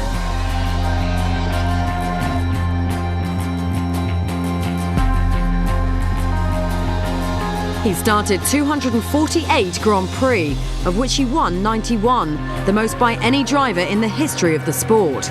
Schumacher's total is only one win short of the combined totals of both Prost and Senna.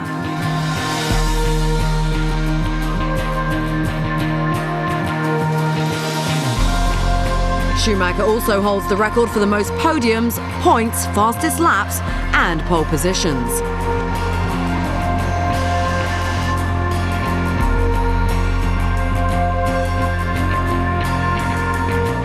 Without any question, Michael Schumacher has enjoyed a most sensational career.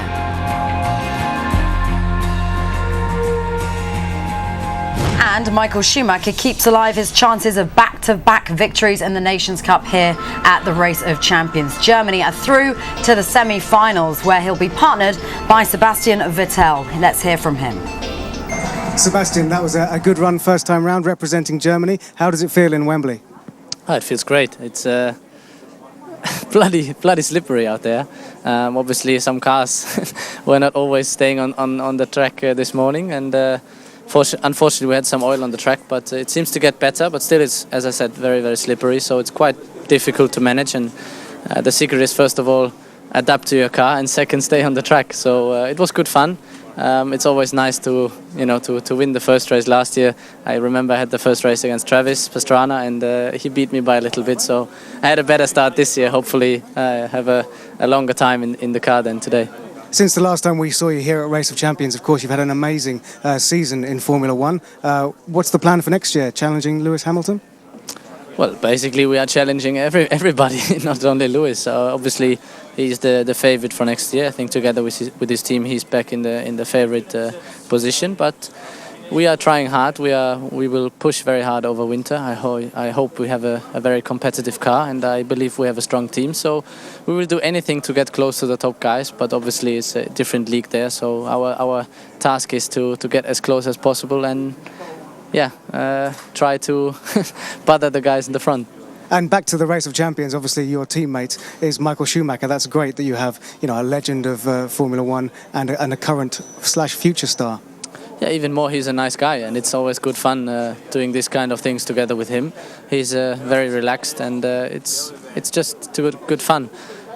And of course, I can rely on him. So especially in the Nations Cup, if I should struggle, which hopefully I won't. He's the one to help me.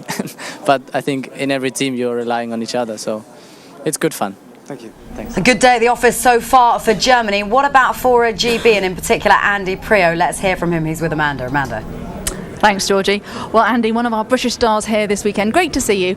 And you had a nice, easy break-in, really, that first round. It's always nice to get the first one out of the way, and it's always nice when your opponent stalls. So, yeah, that was good. It was good to get practice. The next race is going to be tough with Ekstrom. He just beat Loeb in the same car. So, maybe we'll make up for it in the next one. It's going to be a tough race. Now, come on, realistically, I mean, both of them fantastic drivers.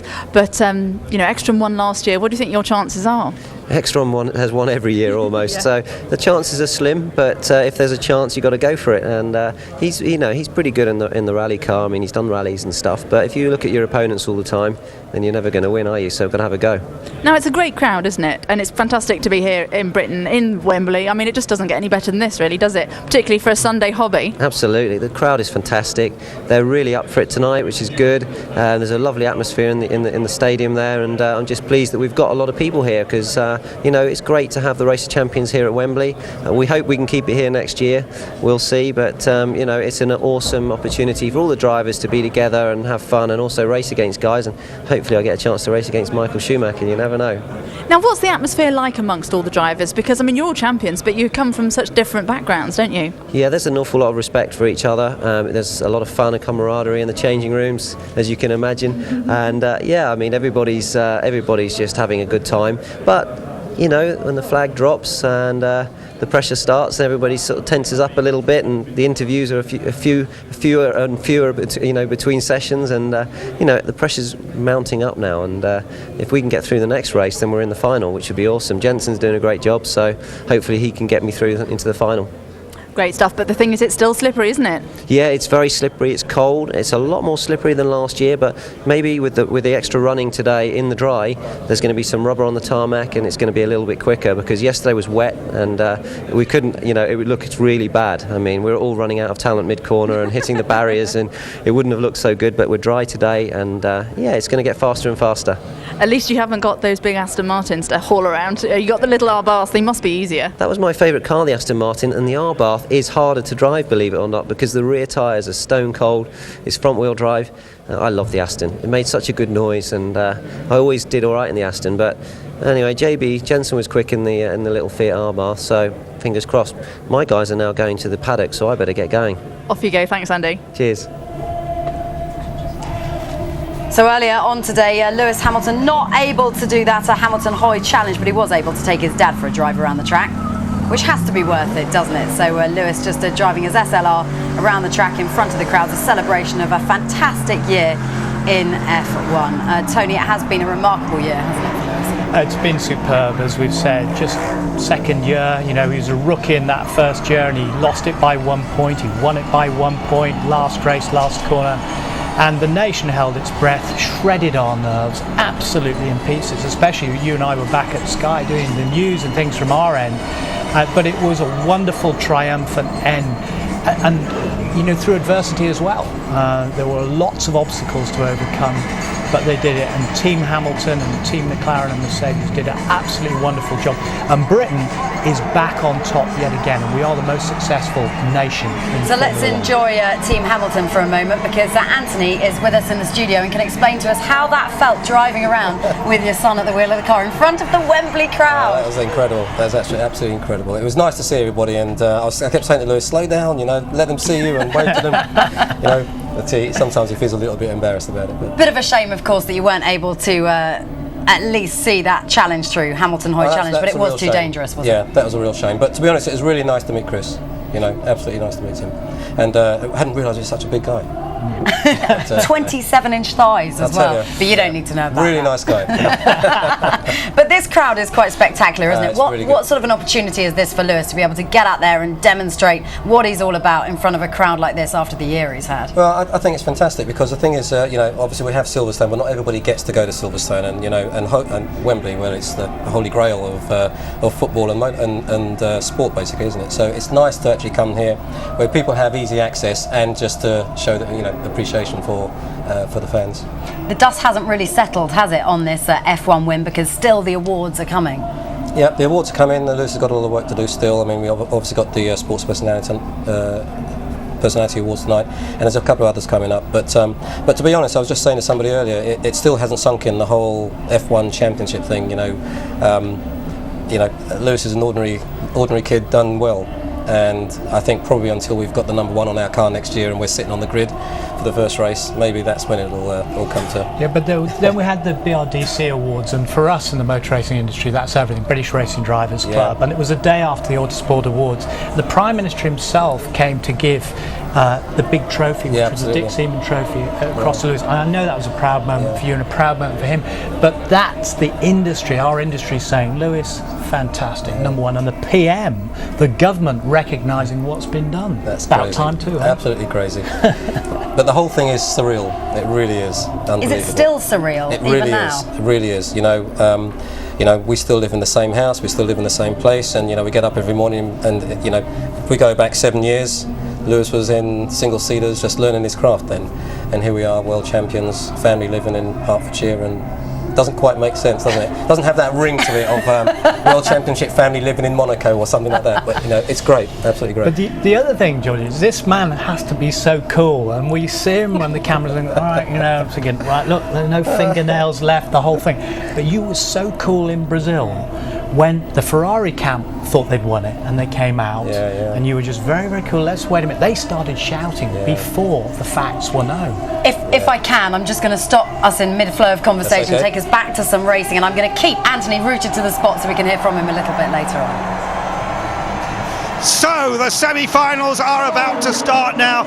As we said, we have British teams in both these semis, and Toby Moody with me. This will be a cracker.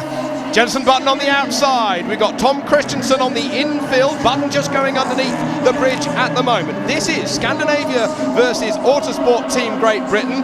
Next up, we've got then F1 Racing Great Britain against the reigning champions, Germany. Yes, and it's still the best of three here, so if Britain get beaten in this one, they will have a chance to come back, of course, as they complete.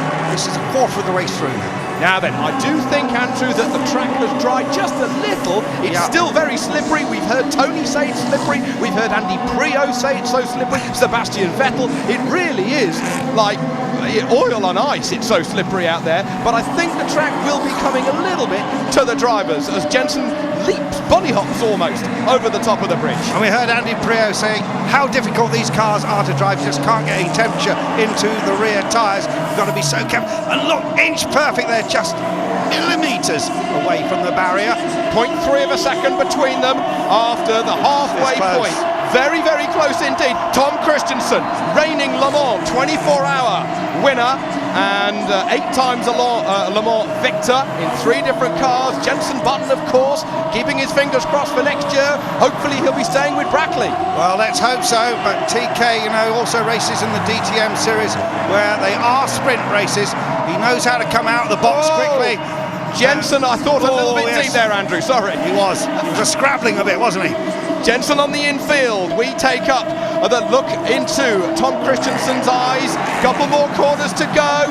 This could be touch and go. These are the last few corners. I'm looking for TK to win this one, but it is going to be close. It's not going to be far.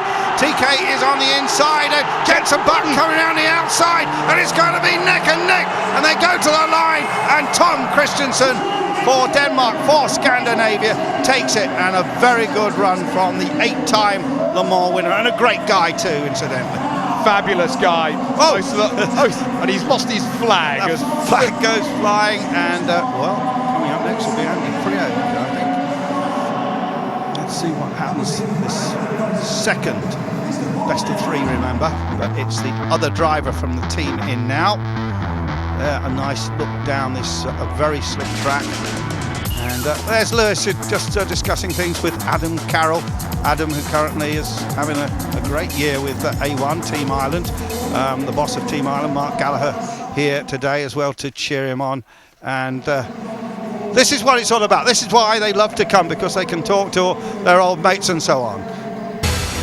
That pair, of course, will be racing each other later, as you see some replays there, and see the rear wheels coming off the ground, and just look at the car pushing there, getting a bit of understeer on, and that was the victory margin. Well, just a Christensen whisker, really.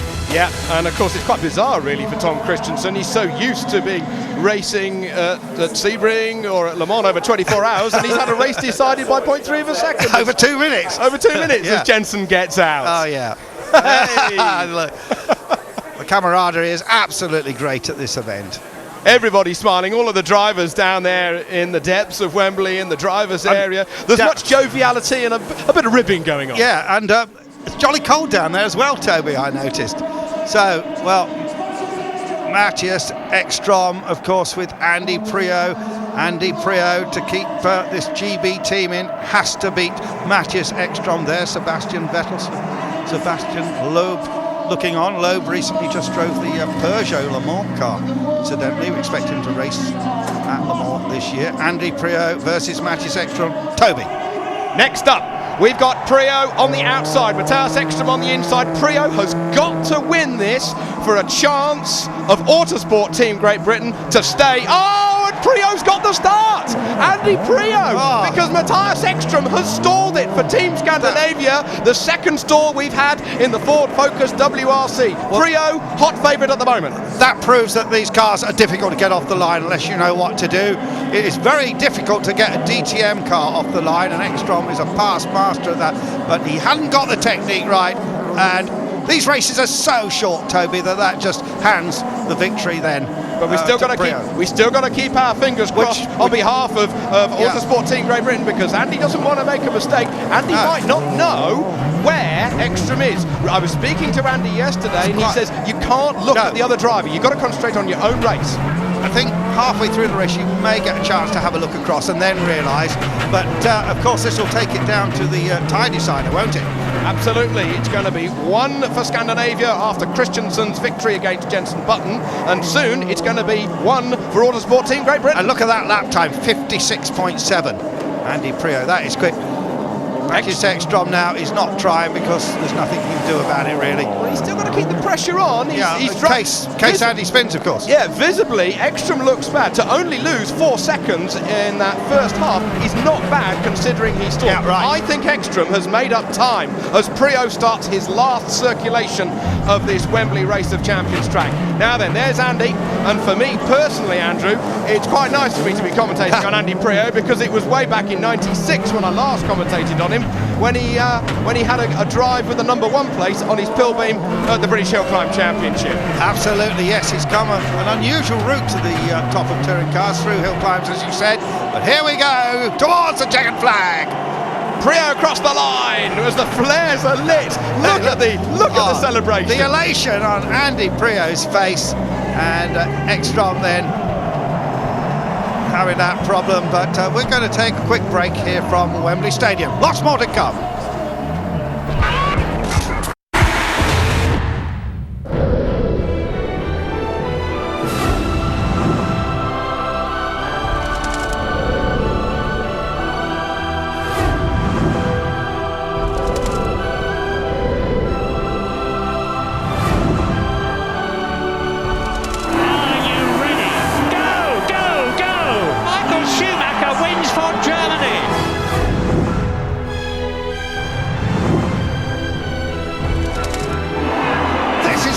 Champions is all about.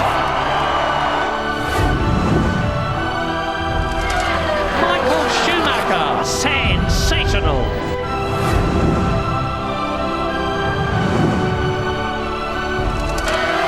Fantastic. Brilliant, brilliant, brilliant. This one will be huge, and Michael Schumacher is in this, Toby. And they are in the crossbows. You can see Michael Schumacher there working at the wheel. Michael Schumacher versus David Coulthard. It's Germany versus F1 Racing Team Great Britain. Well, it's just like the good old days in Formula One in the late 90s and then the early 2000s. Schumacher against Coulthard. Coulthard, the 13 victories, but at least Coulthard has won the big races. How much would DC like to beat Schumacher here? He would absolutely love it. And I'm sure that was going through his head on the start line, looking across at that fluorescent red helmet of Michael Schumacher. David Coulthard, victor at Monaco, Silverstone, Spa at Monza. Could he add Wembley to that tally? The big 4 Formula One races David has been victorious at. As Michael leaps the bridge, we hone in on David Coulthard with a very lucky passenger. Indeed, but Schumacher over the bridge and then blue smoke coming off the tyres. And this one is close, Toby. This is going to be absolutely mega. This is huge. About 0.7 of a second between them. David goes a little bit slowly through the tight left-hander. Michael under the bridge, lights are blazing. Do you know the impressive thing about it? Just look at it. He is so smooth. Look at the effort on the steering wheel. Look, it's just that silk the way he drives. It's the trick, fantastic. isn't it? It is the absolute trick of being silky smooth. Colin Dempsey's off! And David had a wang into the barrier, and that's crumpled the front of the Austrian-built machine. He's had a big handful and he can lose again! Yes, well, I think the steering's broken because he went into the concrete barrier. A lot of these are plastic with water in. He went into the concrete barrier. Well, he's got going again. Has he got steering on that? Well, it looks like Germany are going to go through here. For sure. So the F1 Racing Team Great Britain had a moment with David Coulthard, and he has damaged the front right of the KTM crossbow. There are pieces continuing to fall off it as we see Michael Schumacher. Oh, he's going to wait. Oh, he's going to wait. The passenger was applauding. He's looking across to see where DC is. Oh, he's waiting to give David a wave before he nips across the line. This is pure show business here at Wembley. Michael's creeping. Michael's tempting David, but Germany finally win. That was fantastic. Oh, a bit of showmanship for Michael Schumacher. Fair play. That's a lady there, yeah. She is going to remember that for a very long time. She'll be putting that in all her Christmas card notes for sure. So then, that now means that Germany have won victory against F1 Racing Team Great Britain. Yeah, so Sebastian Vettel has got a lot on his very young shoulders coming up now. Sebastian Vettel will be up against Jason. Oh, there was that shunt of Button and then lost it again. Oh, charging the barrier. Yeah, David having trouble even in a straight line with the front end of that. It had quite a significant wang into the barrier. Yeah, and you see, look at smoking the tyres. They just came over that bridge with too much throttle on. And David knew that was a concrete barrier coming up. Ooh, oh dear. We had a couple of accidents yesterday. Jenson Button actually went off at the same corner. Well, watching this, the final here is with Sebastian Loeb and also with Michel Mouton. What do you guys think of those semi-finals? Yeah, I think Germany and Scandinavian will be in final. They seem to be a strong team both, so we will see. You were saying whilst we were watching it that when Matthias Ekstrom had that stalled start, that's not uncommon in rally cars. I don't say it's not uncommon, but it can happen sometime. That in this car, it's an automatic strategy, so you don't have to do anything. And if the engine stalls, like for Ekstrom, it's just bad luck. It's not a fault from himself. So I think he's very, very angry now. Michel Mouton, co-founder of the event. What are your thoughts on what's likely to happen in the final now? You know, I am very concerned about the cars and the walls and everything, more than the competition, I have to say. But no, it's going well and it's fun and they enjoy it, you know, so. Good atmosphere out there. Yes, it is. Everybody likes it, so we are looking for the best one. But I agree, I mean, the two he mentioned will maybe be on the final for sure. Thank you, guys. So Jeremy Hart asking the questions there. Matthias must be very disappointed with that stall. Yeah, but I think it's something happening on the car because it has happened also on another one. But you ask him with that, he's obviously disappointed, but he knows what he's doing in a WRC, so it's unfortunate. But anyway, it gave me another chance to race again. You're about to race in the buggies against Andy Priaulx. Do you fancy yourself to beat him? Yeah, I fancy himself having a lot of fun. It's beating a good time, and if it's better than Andy, I hope so. But he has been very smooth and very well also last year in these cars. So I hope it will be tight on my behalf. The start light and waits. Thanks.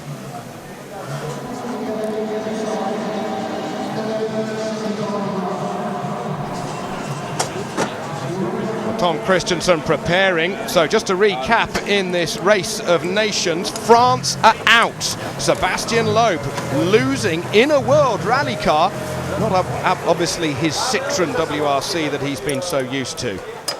Let's have a quick rundown then. Scandinavia against Team Autosport Great Britain. It's one win each, and we're about to have the third round to decide who will go to the final out of those two. But next up, we've got Jason Plato against Sebastian Vettel. There we look into the eyes of Jason Plato. Ever the joker, ever the jester, but it's all serious now. Well, pretty serious too, because he does not have a ride for next season. Seat have pulled out of the British Touring Car Championship. Just look at those lights up there on the bridge. They go to green and they blast away in these KTM. Oh no, we're not in the KTMs. No, we're in the little RX cars, these rallycross buggies.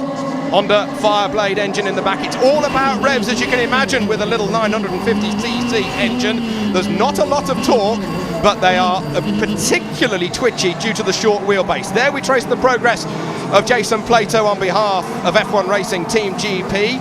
Sebastian Vettel now coming towards, around the racetrack. The first of their 4 laps, if you want to call it that, here at Wembley now completed.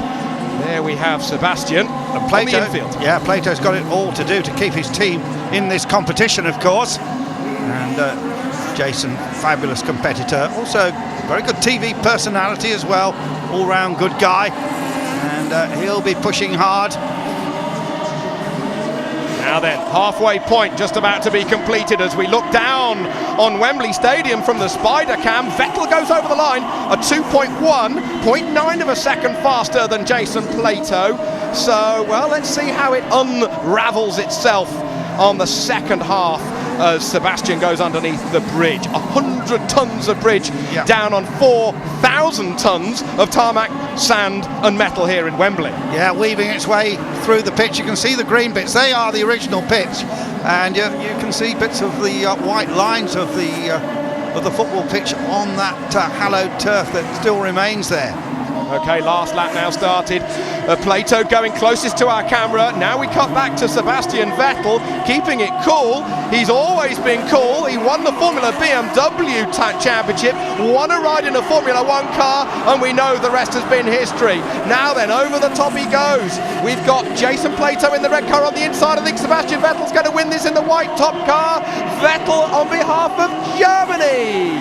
Germany go through. They put out F1 Racing Team Great Britain 2 victories to 0. They're through to the final.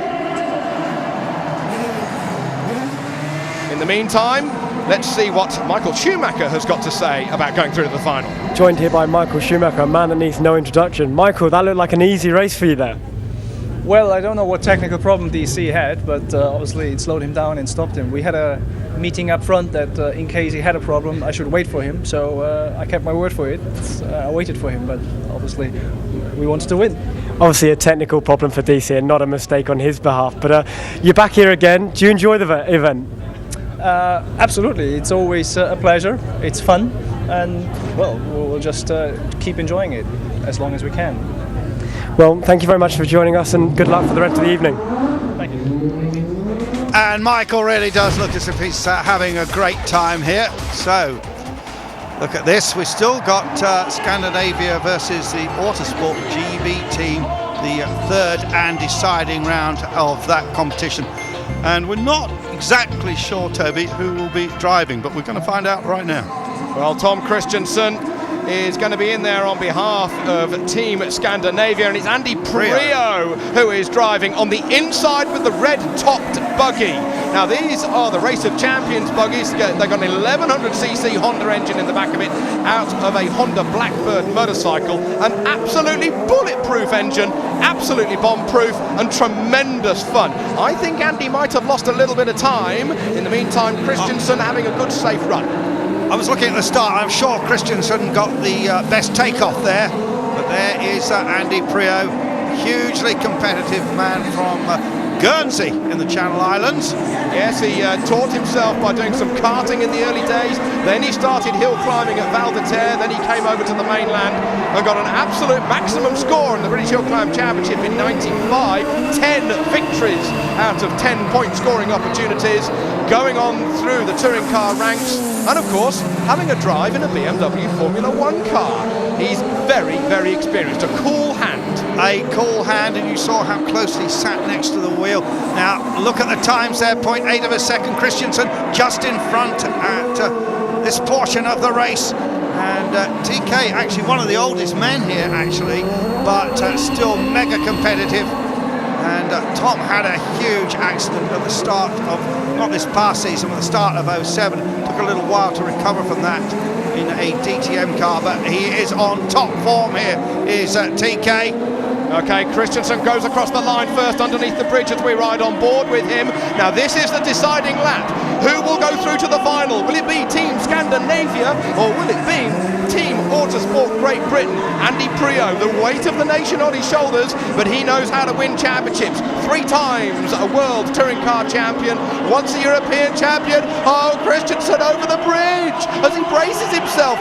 Final corner, Christensen a little bit ahead with the white top buggy, but Andy's got the inside line. Christensen wins on behalf of Scandinavia, and Scandinavia go head to head with Germany in the final for the 2008 Nations Cup. Oh, I don't think we've had a race without accidents decided by less than half a second. That was a good run. I thought that Andy really pushed hard in the second half of the race, was really trying to make up that ground. And I reckon that it was all decided on the start, Toby, that one, actually. So there is Tom Christensen, and the old chest pumping a little bit. And plenty of spectators watching on. She knows she's on telly. And look at that, over the bridge, and that's the really tricky part where you have to be hard on the brakes, so easy to lock up, and you can just see that's where some of the oil was dropped in that blow-up this morning, so you've really got to place the car perfectly there. Nice shots of Andy Priaulx, flames coming out of the back of that motorcycle engine, and we're going to just check out the current positions then. So here is the final draw. It will be Scandinavia versus Germany, and we're going to be live with that coming up after this break. Welcome back to the Race of Champions 2008. Into the Race of Nations final go Scandinavia and Germany.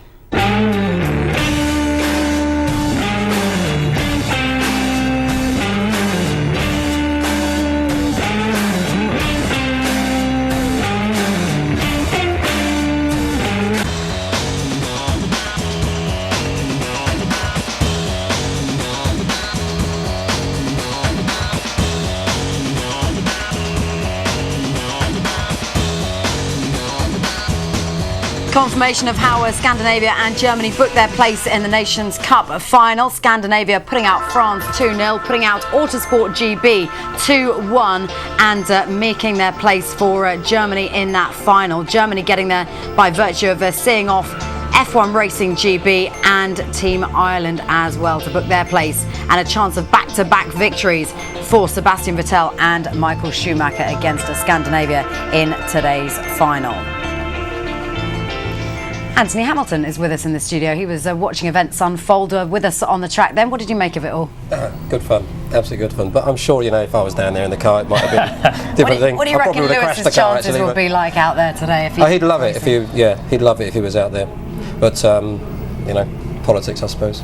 What next for Lewis then? What's going to be happening next between now and the start of the next Formula One season? He's back to work, Lewis. He's already training and getting himself ready for when the car's launched in January, and straight back into testing in January, and then it'll be another 8 to 10 months worth of full-on racing. Did you get a holiday being an F1 superstar as he now is? Well, to be honest, the holidays for us are just quiet times when you're actually not on a plane, because throughout the F1 season you're always away somewhere, so it's quite nice just to stay at home, stay indoors and do nothing. And over the Christmas period we're going to plan to do that if we can. So you've been watching on the action today, watching the Race of Champions unfold. Also Lewis going to be taking part in a demonstration run in his title-winning car around this track. You've got a chance to see the track. How do you think the car's going to go out there? Well, I'm a bit worried about the car, but to be honest, I'm sure Lewis will look after it. It's the car that we had out in Brazil, so it's a fairly historic car for us, and a lovely car at that too. So we're emotionally attached to that F1 car. A couple of donuts perhaps in front of us in the commentary booth. I'm sure there'll be a few donuts. I certainly hope so. Let's hear from Sebastian Vettel. He's competing in the Race of Nations final today alongside Michael Schumacher for Team Germany. Well, Sebastian, you've made it through. We're coming to the end of it now. How do you feel? Better and better. So now I have to jump into a car that I should know. Let's see. Let's wait and see. I think it will be good fun. Now, this is your first Race of Champions. What do you think of it so far? Second? Yeah, I've been here last year. Of course you were. Yeah, so was I. I'm sorry. But seriously, it is a fantastic event, isn't it? And the track's good, the cars are good, and also the variation that they have. Yeah, Wembley is great. A lot of fans this year, I think more than last year. So atmosphere is fantastic. Cars are great. Circuit is very slippery, very difficult for us, but that's what it's all about. So it's good fun. It's a very, very nice event. You get to meet other drivers from other categories: Formula Series, Rally Series, NASCAR, whatever, touring car series, and it's good fun because you get to laugh a lot, joke a lot. So it's nice.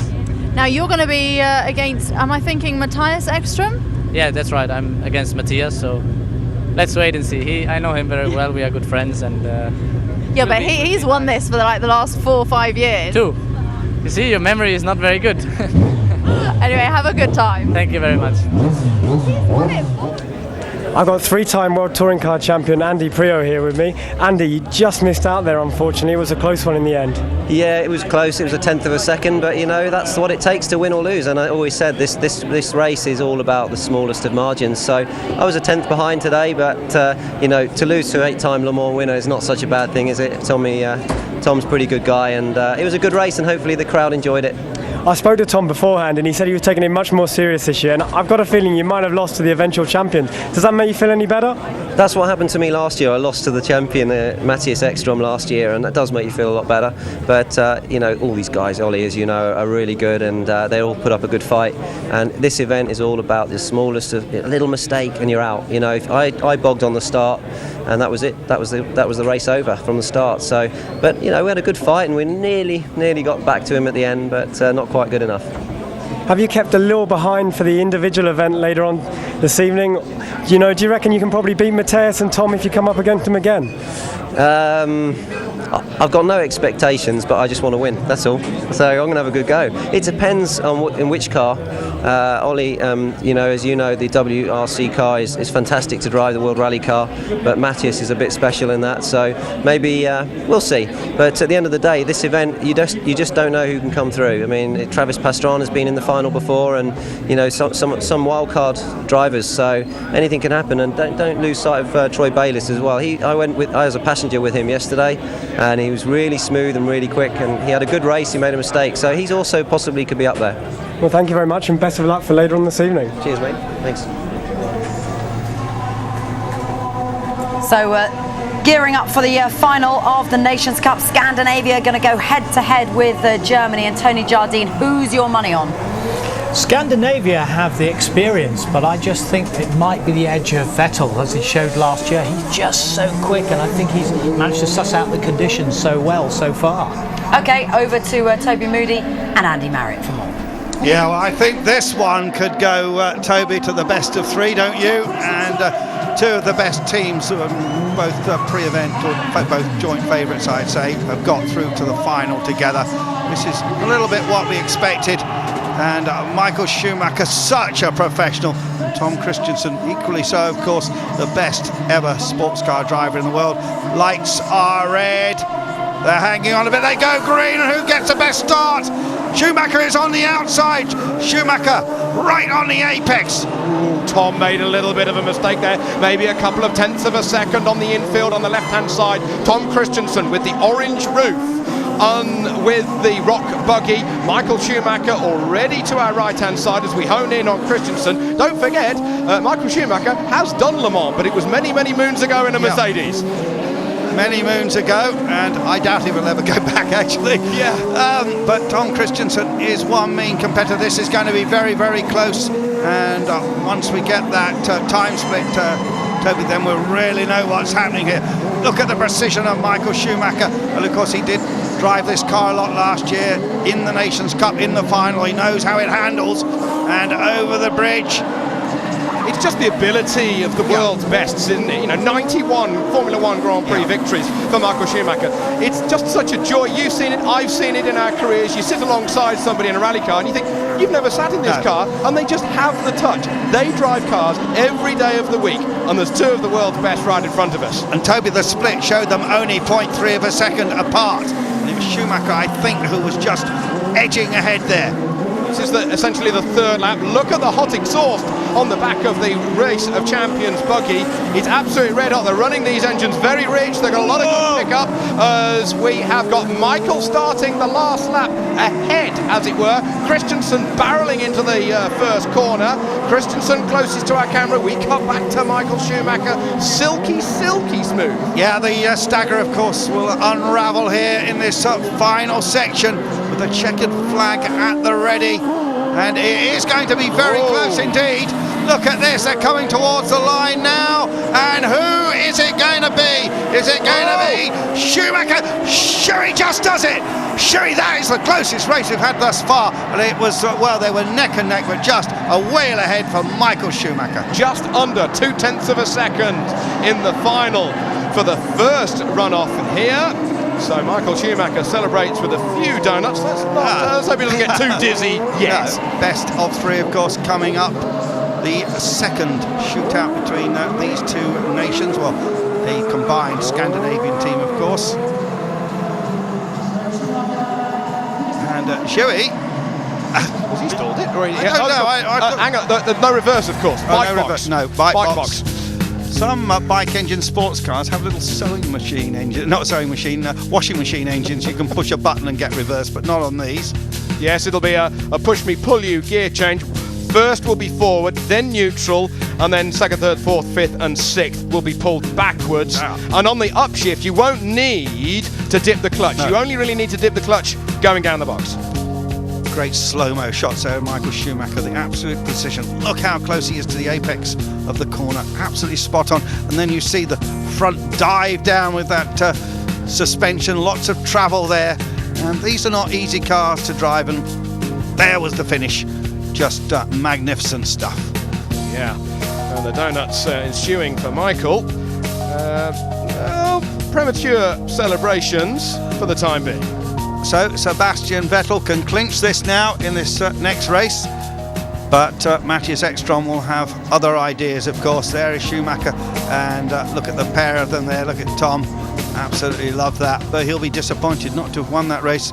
Sebastian Loeb there, just fresh from that victory in Wales Rally GB, terribly icy conditions, and actually Sebastian Loeb upset a few of the fans by not waving in the arena section of the rally, but he's been doing plenty of waving here. We are back in the Crossbows, Tony. You've driven one of these, I believe. Yeah, that's right, Andrew. That's right. I drove one at Silverstone in the summer this year, and they're tremendous fun. It's very responsive steering. It's a tremendous design. You've got a Dallara-developed vehicle in conjunction with KTM in Mattighoff, and it's actually a very small town just on the foothills of the mountains there, not far out of Salzburg. And they've got that all-carbon fibre chassis. All the aerodynamics, you've got under tray, you've got Venturi, you've got downforce. The seat is solid, it doesn't move, the pedals come towards you, and it is tremendously exciting and responsive to drive. Cars being staged up, drivers looking at their passengers. Have I got a light one? Because the weight makes a difference. These cars are so light. And so we got Matthias Ekstrom versus Sebastian Vettel. Vettel versus Ekstrom. Vettel gets the drop for the first couple of yards. Oh! Ekstrom goes wide and clouts the barrier. That's his first yellow card, Andrew. He cannot afford to touch the barrier again. He can't, and of course he lost time in the process. So Sebastian Vettel looking good here, and Germany could be heading towards a second successive victory in this Nations event, this Nations Cup here at the Race of Champions. The individual knockout competition yet to come. Plenty more action coming here from Wembley Stadium. And Sebastian on the inside now with a predominantly white car. The familiar orange, that is KTM's trademark colour. That is the Ekstrom car. As we look on board with Sebastian Vettel, you can almost hear the concentration. You can see it in his eyes through the slightly tinted visor with that white crash helmet. Vettel on the outside with the German flag. Let's wait and see the times. We'll get the times at the halfway point. Oh, not a lot in it. Ekstrom up at the moment. Ekstrom, with his versatility, could be getting this one back, but just underneath our commentary box, Vettel had a big moment there. Lots of opposite lock. And I really thought Ekstrom had lost time with that little shunt, but obviously it helped him round the corner. And this one is going to be close, but he knows he can't make a mistake or he'll get that 5-second penalty, of course. This is the end of the third lap, if you want to call it that. So next time around, will Germany come out the champions as we ride on board with Sebastian Vettel taking another handful of lock around the left-hander? Into the infield, the right-hander. The infield at Wembley, the grass is still there, but they're trying to stay on the tarmac as we hone in on Ekstrom around the last right-hander into the left. Even Stevens between them. Over the bridge goes Sebastian Vettel. Ekstrom in control. I reckon Ekstrom is going to level it for Scandinavia. And he does! Wow! We go to the final. It's 1-1 for Scandinavia and Germany. We couldn't have written the script a better way. No, and I guess that means we're going to see Michael Schumacher out again. And I think it'll be and off into the sand there. Well, KTM with their victories on the Dakar since 2001, I suppose it feels at home, doesn't it? And you just reflect for a moment on the success of this car. They've been racing these cars in GT events, but for the little Austrian company in motorcycle racing, Toby, to take on the might of the Japanese and beat them, I think it's phenomenal. There was that incident which really didn't hurt Matthias Ekstrom at all. Absolutely. KTM's first world champion, Heinz Kinnigadner, is here this evening at Wembley, and he'll be enjoying it and screaming his voice off, as I'm sure we are up here in the commentary box. There we can see Michael Schumacher about to put his crash helmet back on. There he goes. But it's so difficult to climb into another car. It's a different car. Just got a different feel about all the pedals, about the steering. And Michael Schumacher, father of 3, heard him talking earlier about how important it is to have family time. And I wonder if he's just doing a little bit of out-psyching now. You know, it's a part of the racing driver's armoury to try and out-psych the opposition. Never ever leave a door open. A racing driver will be putting a bit of rhetoric through. He'll put the wheel alongside you if it was out there on the racetrack. Toby, just looking at Michael there, he stopped racing, except of course at events like this and a bit of motorbike racing, but he's still very trim, he's still very fit, and there isn't any extra weight on that tummy, is there? And of course he can live the good life now. He is a multi-millionaire. He's got the jets, he's got the huge houses and more money in the bank than you would know what to do with. But nevertheless, he is still so competitive, and he really wants to win this and give Germany back-to-back victories. Absolutely. After the 91 Formula One Grand Prix victories for Michael Schumacher, even only, a month and a bit ago, he was testing some world superbikes at the brand new Portuguese circuit of Portimao. And the Ducati squad, the Yamaha squad, the Honda squad saying, wow, he's just got the touch, as I was saying earlier. He's got that magic feedback which makes him a world champion. And so unusual to not that he's taking motorcycle racing seriously, but to make that switch to bikes. Quite a lot of we've seen bike blokes, of course, bike to car switches have been made, but this of course is a rerun, Toby, of the event we saw for the actual Race of Champions last year. Yes, it was going to be the showdown now. So Sebastian, the two Sebastians are up there. Sebastian Vettel with Sebastian Loeb, the 5-time World Rally Champion, having wrapped up the title just a few weeks ago. And look at that magnificent sight, that huge arch all lit up here in northwest London as we are on this cold winter's day. And this event always brightening up hours before getting ready for Christmas. No tyre warmers, of course, with these BF Goodrich tyres on these rock buggies. So Michael using every little last piece of asphalt coming out of the driver's collecting area before he comes into this Wembley Stadium to try and get some heat into the tyres. It's only a very light car. It's under half a tonne, 475 kilograms, but 170 horsepower. Just to put that into context, a Golf GTI has got only a little bit more horsepower, but it's nearly thrice the weight. Yeah, but this is it. This is crunch time here in Wembley. This is the third and defining heat. And Michael Schumacher gives the cameras a double thumbs up. He's feeling confidence. The young DTM, double DTM champion in the past, Mattias Ekstrom, a man who's so good at this discipline, wants to stop him. Who will it be? Off they blast. Schumacher with the best start. By far and away the best start, but we will not forget what Ekstrom said to us here yesterday. You've got to have that adaptability. You've got to mould your driving to the situation. The track was so wet yesterday, it was damp this morning, but it's drying out now. Oh. It's different from when they were last out. It is, and Ekstrom taking great handfuls of opposite lock. And that tricky bit over the bridge, and that magnificent camera position tracking these two cars. 25% of the race done. Yes. Ekstrom on the inside with the Scandinavian flag. Big slide from Ekstrom as he goes round the left-hander. Michael coming closest to our commentary position as we hone back in on the DTM champion. Yeah, two different styles going on. We've got the aggressive style of Mattias Ekstrom here, the Swedish driver, and then we've got the silky smooth drive of Michael Schumacher, the 7 times world champion. Halfway point coming up. I suppose the advantage to Ekstrom may well be if he's won Group N on Rally Sweden, he's used to the wishy-washy feel through the front end. Yeah, Schumacher though was fastest halfway through, and this is looking good for Team Germany, but only one little mistake and it can all be reversed, Toby. I mean, that is the great aspect of this Race of Champions track here.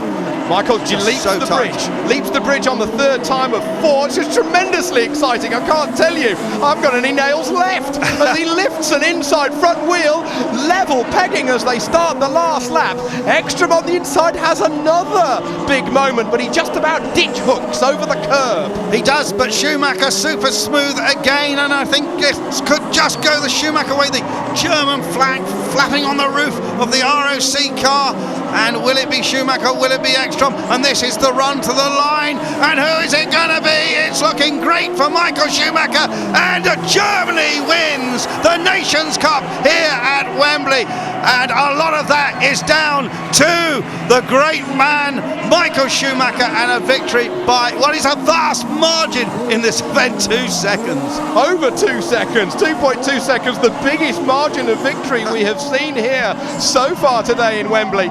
And that's what makes a champion. Michael Schumacher, he may have retired, but as you said, Andrew, only a moment ago, he's fitter than a butcher's dog, as svelte and as muscular as ever, and that mind has never turned off. No, and what I like about this particularly is that last year, Vettel really helped Schumacher a lot to win this Nations Cup. But this time, it's Schumacher can really take all the glory, and look at Vettel down here. Look at Sebastian Vettel. Here he is watching, yes, and a young man there who's got so much talent, so much charisma, and he is the true successor, I believe, to Michael Schumacher. But Michael Schumacher, there's life in the old dog. Yeah, I hate to call him a dog, but you know what I mean. And Michael Schumacher, well, he has been magnificent. But of course now, do you know what he's doing now? He's focusing on the Race of Champions. I can win this. I'm quick in these cars. There he is climbing up, but he's already thinking about this. And we're hoping we're going to get a swift reaction from him down there in the pits, Toby. Are we going to see the famous Schumacher leap, Andrew? Well, maybe we'll leave that for a bit later.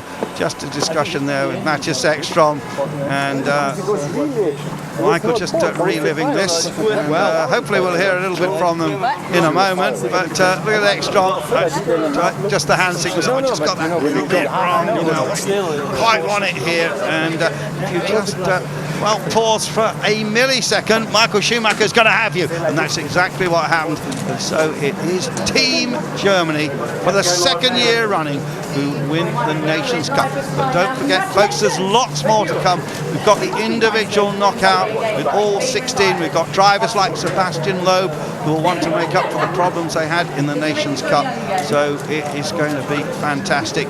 There is that magnificent sight of the stadium, and there is the German flag flying, Deutschland über alles. Well, Michael, we're live with Sky now. Congratulations. Thank you. It must be nice, though, to win something again, having been retired. Absolutely, yeah. For an old man like me, absolutely. Does it make you feel young again? I don't really feel old, actually. Well done. It was a joke. Doesn't feel young, doesn't feel old, but certainly feels good in a car still, Tony Jardine. Michael was making one of his jokes there.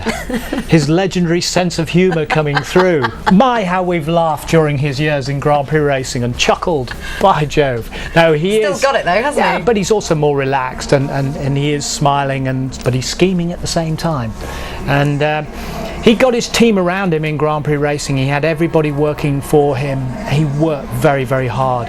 Every aspect of the game he explored. You know, the car, the technical side, the chemistry of the team as well. And there he is, the man in the middle. And you beat Matthias Ekstrom. Yeah, I mean, last year. Big round of applause for Team Scandinavia. Matthias Ekstrom and Tom Christensen.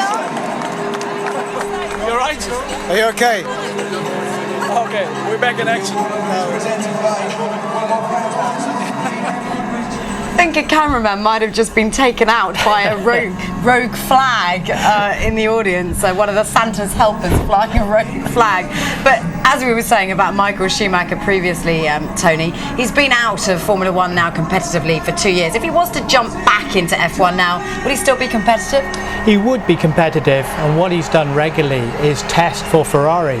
He tested last winter, and every now and again he steps back into the car to make assessments on behalf of the team, as well as helping the team in an advisorial capacity this year and with Felipe Massa.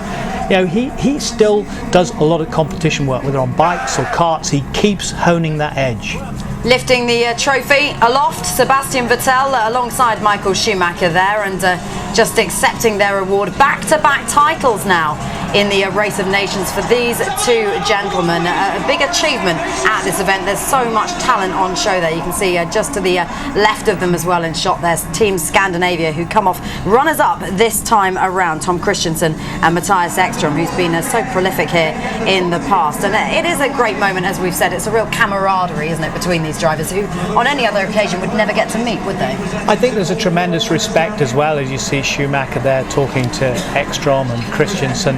They know that Christensen has won Le Mans 8 times. No man has ever done that. They appreciate and they understand what a great racing driver he is. And Ekstrom, again, for his brilliance in terms of DTM. He was third in the championship this year. He's won the championship twice. They know that he's a really, really good driver. On the other hand, they're both looking across at the future of Formula One racing with Sebastian Vettel, just 21 years of age, and Michael Schumacher at 39, you know, the doyen of the sport, the expert, the man who is admired worldwide. But I'd still say this to you, Michael Schumacher, a genius, but a flawed genius in his time. Well, certainly today he's enjoying his moments in front of the fans here at Wembley Stadium in the Race of Nations. A little earlier on, a cameraman managed to get in the way. This is what happened then. Oh, that's what happens when, oh look, a very caring Michael Schumacher. He did want to know exactly what had gone wrong there, but yeah, all sorts of problems for that particular cameraman, but we do understand he's alive and well at the moment. Let's see what's going on backstage at the Race of Champions. Lewis Hamilton and family just enjoying time out. Taking the mick out of Nicholas. How dare he? When we come back, more from the Race of Champions.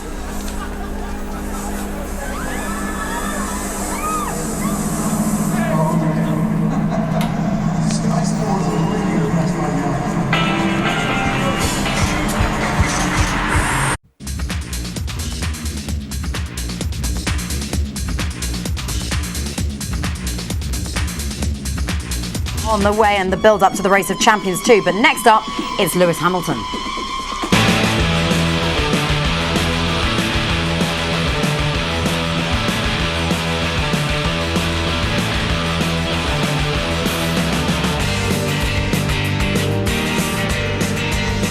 So coming up next, Lewis Hamilton will be in his championship winning F1 car and in front of that Wembley crowd very shortly.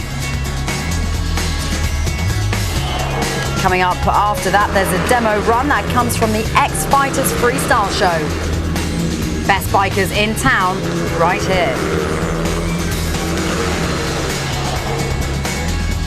Then it is the grand finale itself at the Race of Champions to determine who really is the champion of champions.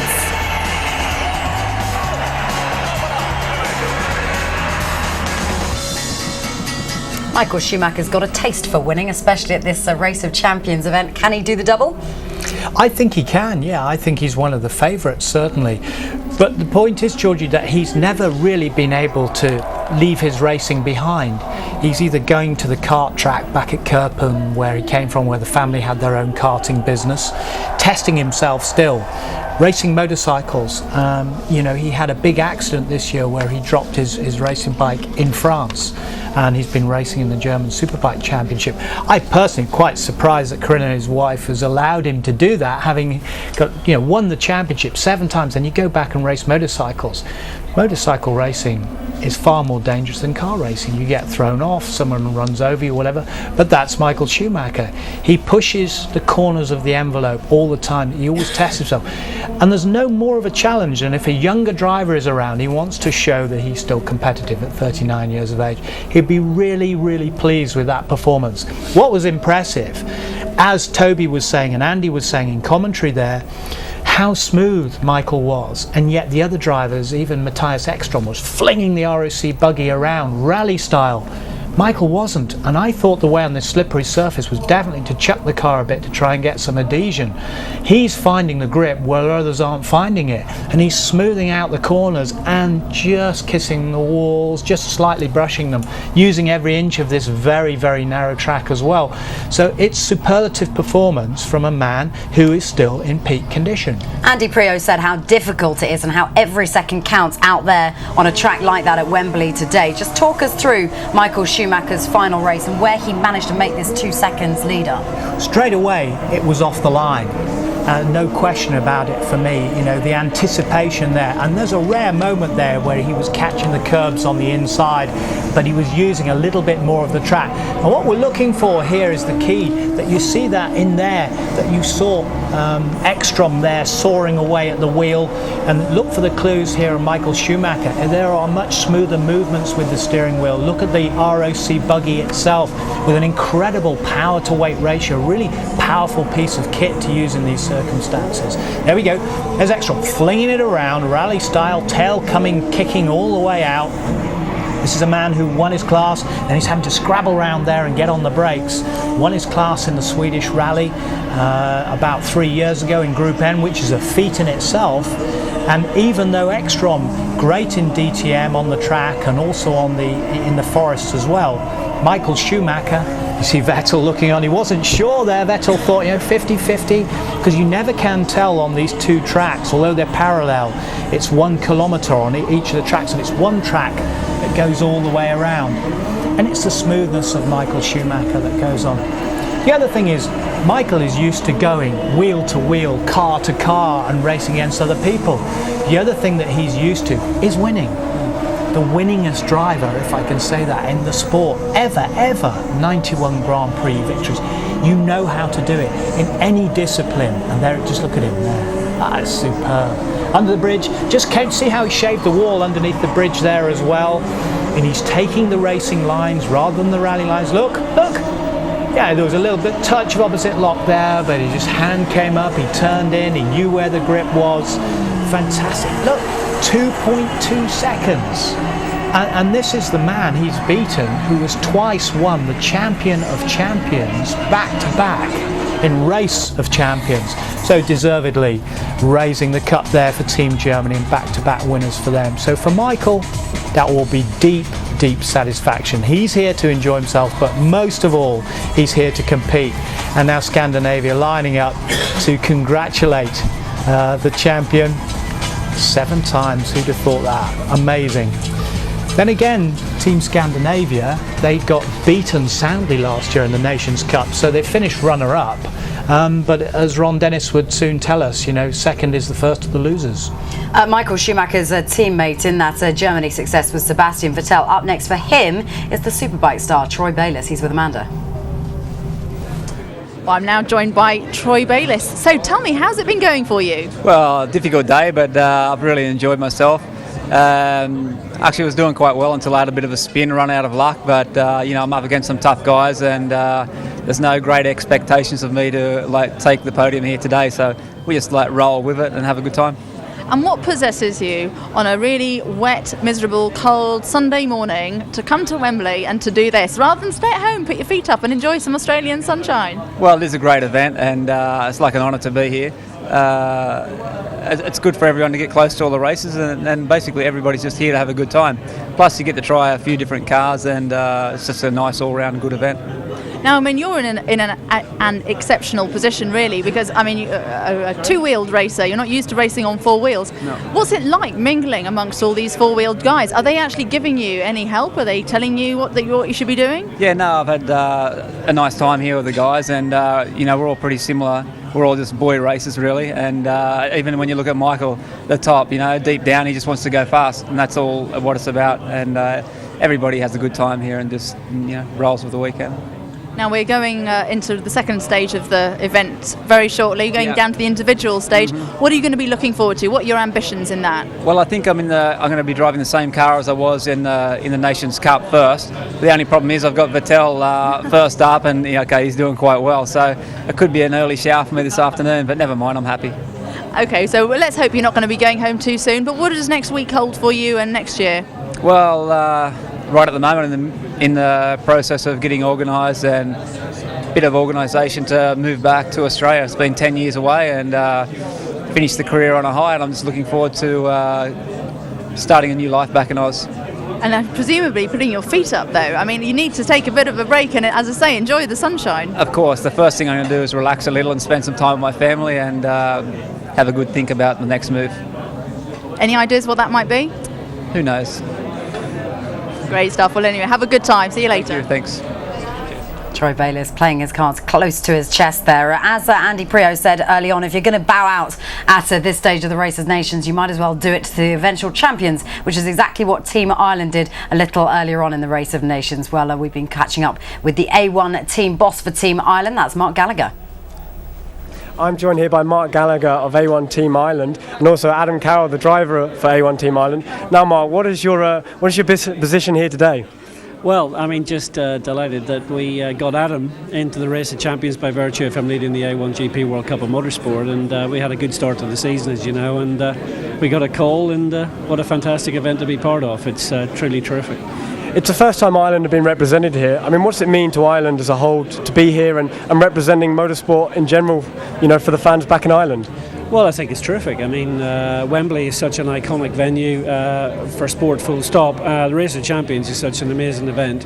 And I think for Irish fans, you have to remember, I think something like 10% of the population of London are of Irish extraction, So I think for Irishmen and Irish sports fans in the UK and in Ireland, it's terrific to have Adam and Gareth here. And really the sort of nation versus nation thing, which we're very used to in A1GP, that works well here at the Race of Champions as well. Can I have a quick chat with Adam now? Adam, a bit of a baptism of fire, shall we say? Yeah, it was not quite what I was hoping for, but obviously to lose to Michael Schumacher isn't too bad. No, if you're going to lose to anyone, it might as well be Michael. Are you looking forward to the event this afternoon? A little bit of practice now. Do you think you can go one better and hopefully make it through at least the first round in the individual event later on? Well, that would be great. Matthias is the two-time champion now of this event, so he's another tough cookie to race against. But I'm going to give it everything, and hopefully we can beat them in this one. Well, best of luck, Adam. I'm going to go back to Mark.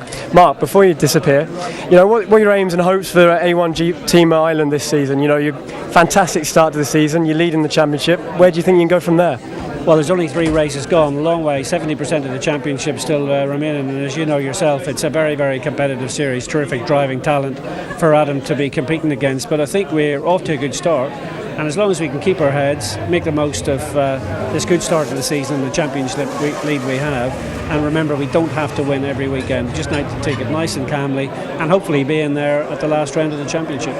Well, I wish you and Adam the best of luck tonight, and also for the rest of the season in A1. Thank you very much for joining us. Put A1 to one side and concentrate on F1 for the moment, because Lewis Hamilton has taken to the track in his championship-winning car. Andy Marriott and Toby Moody, what do you make of this? Absolutely phenomenal. The noise of that Mercedes V8 engine is just bouncing inside the stadium all around. It sounds absolutely great. And there's a lovely shot. A very complicated steering wheel, of course, with all those control buttons on. And off he goes. Toby, what do you make of this? Oh, it's fantastic. I wish there was a camera up here for you to see at home, because the hairs on the back of my neck must be touching the ceiling of this commentary box. And as you know, I don't have much hair. No, I'm not sure that make great television. No. All a bit of opposite lot. Oh, yeah, well, he's doing some donuts. Andrew, you and I have done motorsport all our lives. You're a little bit older than I am. Indeed, yes. But the echo is just like the echo through the trees at Monza or at Spa-Francorchamps. The echo, as you said, around this Wembley Stadium is just fantastic. What a treat for these British fans. And there he is, and that's a difficult area to do that donut. Oh, and across that white box there, laying the rubber. And this is not just any demonstration car. This is, of course, the car in which he won the championship in Brazil. He won some races in this one. I was talking to the team earlier in the day, and these donuts in the old days used to damage the clutch quite a bit, but these days it's not so bad, and they find that the car comes out in pretty good shape after all this is over. There he is, of course. The cars will look a lot different next season. Toby, as you know, the aerodynamics are all changing, of course, all the rules. There's his brother just covering his ears as well. He might here. Oh, it'll be noisy for the people in the front row down there. And now, I've never seen a driver do that before. He's doing the spin turns, and he's doing the spin sign they normally do to start the engine at the same time. That is unbelievable. And there, his stepmother just looking on. Well, the flashbulb's going off. It's just like a pop concert here at Wembley. We've had Madonna, we've had Live Aid, but now we've got Lewis Hamilton down there in the base of Wembley Stadium. A round of applause for the 2008 world champion from Great Britain. He's not finished yet. Just reflecting on that race we expected to see between Chris Hoy and this man here. Reflecting back on the fact that race didn't happen because the track was so slippery. I remember being at a Long Beach Grand Prix when it was a Formula 1 race many years ago. They had the Long Beach Grand Prix, they had a motorbike race, which Barry Sheene actually was in, Barry Sheene, and they had a cycle race as well. The track was a bit slippery, and the only major incident was in the bike race. Rear tyres steaming off Lewis Hamilton's McLaren. There is so much heat in those rear tyres. Obviously they've had the tyre warmers on, but it's only 600 kilograms, this McLaren. No weight, of course, on the front tyres. All the weight behind the driver, behind the fuel tank, and the 700 odd horsepower nowadays out of that 2.4 litre V8, smoking those Bridgestones. Now, Tony mentioned in the studio the fact that Lewis received his BRDC Gold Star Award on Monday at the Café Royal from the Prime Minister, Gordon Brown. And I'm not bringing politics into this, but I have to say that Gordon Brown made a fabulous speech at that function, and he was clearly overjoyed to meet Lewis Hamilton, and really did appreciate what Lewis has done this year. And there he climbs out, a great role model apart from anything else. For all those people. And the flash bulbs are just going off all around the stadium here. And Lewis Hamilton, he's a young man that really understands what the public want from him. He's got tremendous pressure on him, but he really knows what's required. As his father said to Tony and Georgie in the studio, he's just a nice guy, done good, and he's continued to be a nice guy. And that win at Silverstone in the wet conditions on that very wintry summer's July afternoon. Well, I mean, he won the race by over half a minute. Proper genius stuff. And he's just got the touch like maybe few others have ever had in Grand Prix racing. He's up there with Clark and Senna in my book, and of course Schumacher. Schumacher's got the stats, but it's difficult, as you know, to compare era with era. Very difficult indeed, and I think Tony called Michael Schumacher a flawed champion actually a little earlier on in the studio, and I have to go along with Tony on that. And so far we haven't seen any flaws with Lewis Hamilton really. The silly incident in Canada, of course, but really that wasn't a major issue. And I think we're probably going to see an interview. He's going to go and see the Santa helpers here, in amongst the Santa helpers, and I don't think he's probably ever done that before. New experiences in his life almost every week, and there's another one. And I think he's going to catch up with Martin Haven. here. First, congratulations, and second, welcome home. Thank you very much, and thank you to everyone for all of your support this year. Really, it's made such a big difference to me. And all the support you give me gives me so much strength, and we've had an amazing year, not just for me, but for British sport, and I'm just very proud that I could bring it home for you. Well, it's a lifetime's achievement. This is going to be as emotional for them as for you, I think, because it's a lifetime's achievement for you. I first met you at the Autosport show when you were about 8 years old, knee-high to what you are now. And even then, your ambition was clear. You wanted to get to the top. You wanted to be the Formula One world champion. Is there any way you can sum up what it feels like now? You've had a couple of weeks to think about it. You know what? It's just been a ball. The whole year it was intense, and since the last race, I've been quite busy doing different bits and bobs, but I've never really had the time to sit down and really take it in. But I think it really hit me when I get to the first Grand Prix next year, when I have number 1 on my car, and but I'm going to keep pushing. I hope we can do it again. Well, of course, there's a lot of legendary drivers in the stadium, and you now have put yourself firmly in amongst those. You're still very young. You're the youngest ever champion. You've still got lots of years in front of you. Have you got any targets for the future other than just having fun? No, I mean, we're going to keep on working hard. I'm going to have some fun with my family this Christmas, because during the year you don't get too much time to do it. But then it's on to next year. We need to do it. If we can do it in an even better style, then great. But I want to bring it home for the country. I'll make you guys happy. I hope you keep on supporting me, and have a great Christmas. Lewis Hamilton, thank you very much indeed, ladies and gentlemen. The Formula One world champion.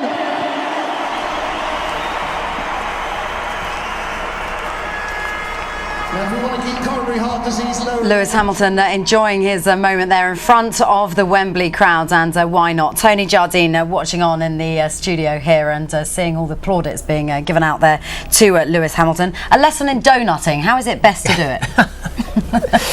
You have to give it loads before you actually drop the clutch. In that one, it's quite difficult because you've got all the start procedures. You want to try and learn to do it, don't you? I do. I want to go.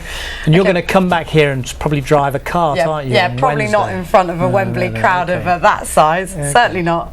This is how to do it, isn't it? Properly. It is great. It's spectacular. It's the noise apart from anything else, and then the tyre smoke that you get to do the old swivel. And what you do, you get the momentum of the throttle, and it could just with the right amount of wheel spinning, it just gyrates around its own axis, and that's how you can do it. And it is fabulous. But isn't it great that even his stepmom Linda, you saw, she was watching there with his brother Nicholas. They're eagerly watching at the edge and getting as close as you can ever get to a Formula One car, because when you're at the race circuit, you're miles back. Here it is, right by the barrier, coming along. And there he is, having taken all those. There's stepmom there, Linda in the middle, Nicholas on the left, and mum Carmen as well, who's played a big part this year, as have Mercedes, because they've powered the team. And as I say, so there we are. Right, there's his tyre marks from the donut. We're going to have the big Lewis Hamilton autograph on there now, and that's Frederick Johnson, who's the co-founder on the left-hand side, just giving him his instructions, signing his own donut. Who'd have thought? See, that's what I was after. Yeah, a signed donut as opposed to just an explanation. No, I think you just want to put your paw print in that wet concrete outside Sky Sports, don't you? I tell you what though, these F1 cars, they don't like going slowly, do they? No, they can't. They stutter and then they stall, and then behind us again you see the crowd are up on their feet clapping again. He's going round in the track. Hopefully in a minute he'll do a lap of honour in the back of the SLR. And said, yeah, he's jumping in the back of that. And that's what they do sometimes before the Grand Prix, on the parade lap, to be shown around to the crowd before the Grand Prix. They ride on the back of cars. They've also ridden on the back of the big Pantechnicons as well to wave to the crowd. But this is a real lap of honour. 9-time Grand Prix winner in just 2 seasons of racing. In his 2nd season of racing, he's clinched the World Championship. That is absolutely brilliant. Take another look at right, there it is. Oh, there we go. There's the one that he signed. He couldn't quite write Lewis Hamilton with the rear wheels, could he? I don't know. He should learn to do that. That's next year. Oh, that was great. Fantastic. As he goes and takes the car away. So it's the thumbs up, it's the waves, and the youngest ever world champion at 23 years of age. The man who was the youngest initially was Emerson Fittipaldi, and then Fernando Alonso, who he had the big spat with when he was teammate with him at McLaren in that first year in 2007. They fell out big style. But you know what? Even Fernando Alonso came down to the garage in Brazil after Lewis Hamilton had clinched the title and said, well done. And I thought that took a real man to do that, despite the big fallout that they had. The Spaniard came and shook his hand and said, congratulations on winning the World Championship. So I don't suspect Lewis will be the passenger on the back seat of that SLR all the way up to Liverpool this evening for his award ceremony. But yes, he does have another award ceremony to attend this evening. So off he goes on the back of the SLR car, he'll jump in a helicopter and hot-foot it up to Liverpool for the rest of this evening. While we're at Wembley, though, there's still plenty more to come from here. The Race of Nations is done. That went to Germany, but what about the Race of Champions? That action is still, of course, to come, and the first round matchups look like this. In the first round, Schumacher's going to go head-to-head with Christensen. They put out that country a little earlier on. Can Schumacher do it again? Edwards against Alguersuari. Button will go head-to-head with the drift champion Faust. It's Coulthard against McHale. GB goes head-to-head. Jason Plato faces the three-time World Touring Car champion Andy Priaulx. It's Matthias Ekstrom who'll go head-to-head with new boy Adam Carroll. Sebastian Loeb, the five-time World Rally champion, faces Ivan Muller, his France teammate. And then it's Sebastian Vettel who takes on the Superbike champion Troy Bayliss in the conclusion of the Race of Champions. So coming up next, the Race of Champions and also the freestyle fighters.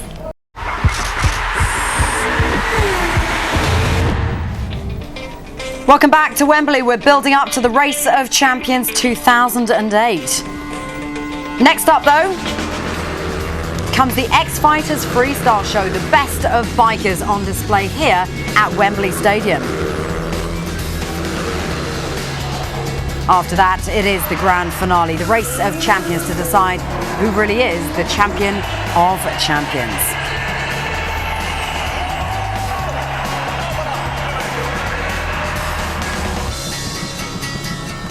So plenty still on the way to look forward to. Let's build up to the Race of Champions now and catch up with Ivan Muller, the 2008 World Touring Car champion. He's been speaking with Amanda. I'm now joined by World Touring Car champion Ivan Muller.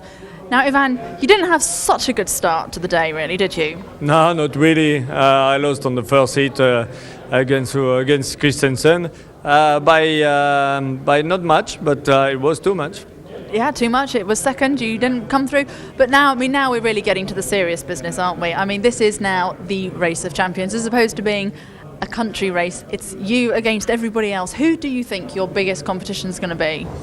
For me, it will be the first heat already, because I am against Sebastian Loeb, so that will be tough, and that for me is almost like a final. So I have to beat him, and then we'll see. But for sure, Loeb is quick, probably Ekstrom, Vettel as well, and of course Schumacher. But all of them, especially on this kind of track where every kind of thing can happen. Now, what possesses you to come out and do this every year? Because, I know this isn't your first time.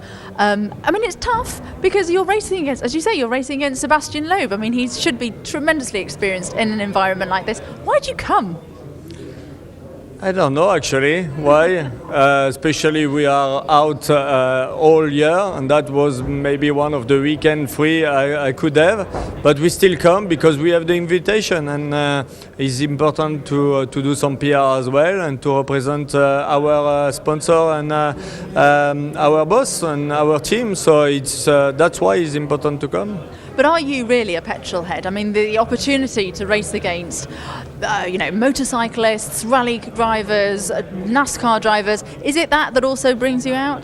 No, to be honest, no. I have to say I'm even not much very motivated to do this.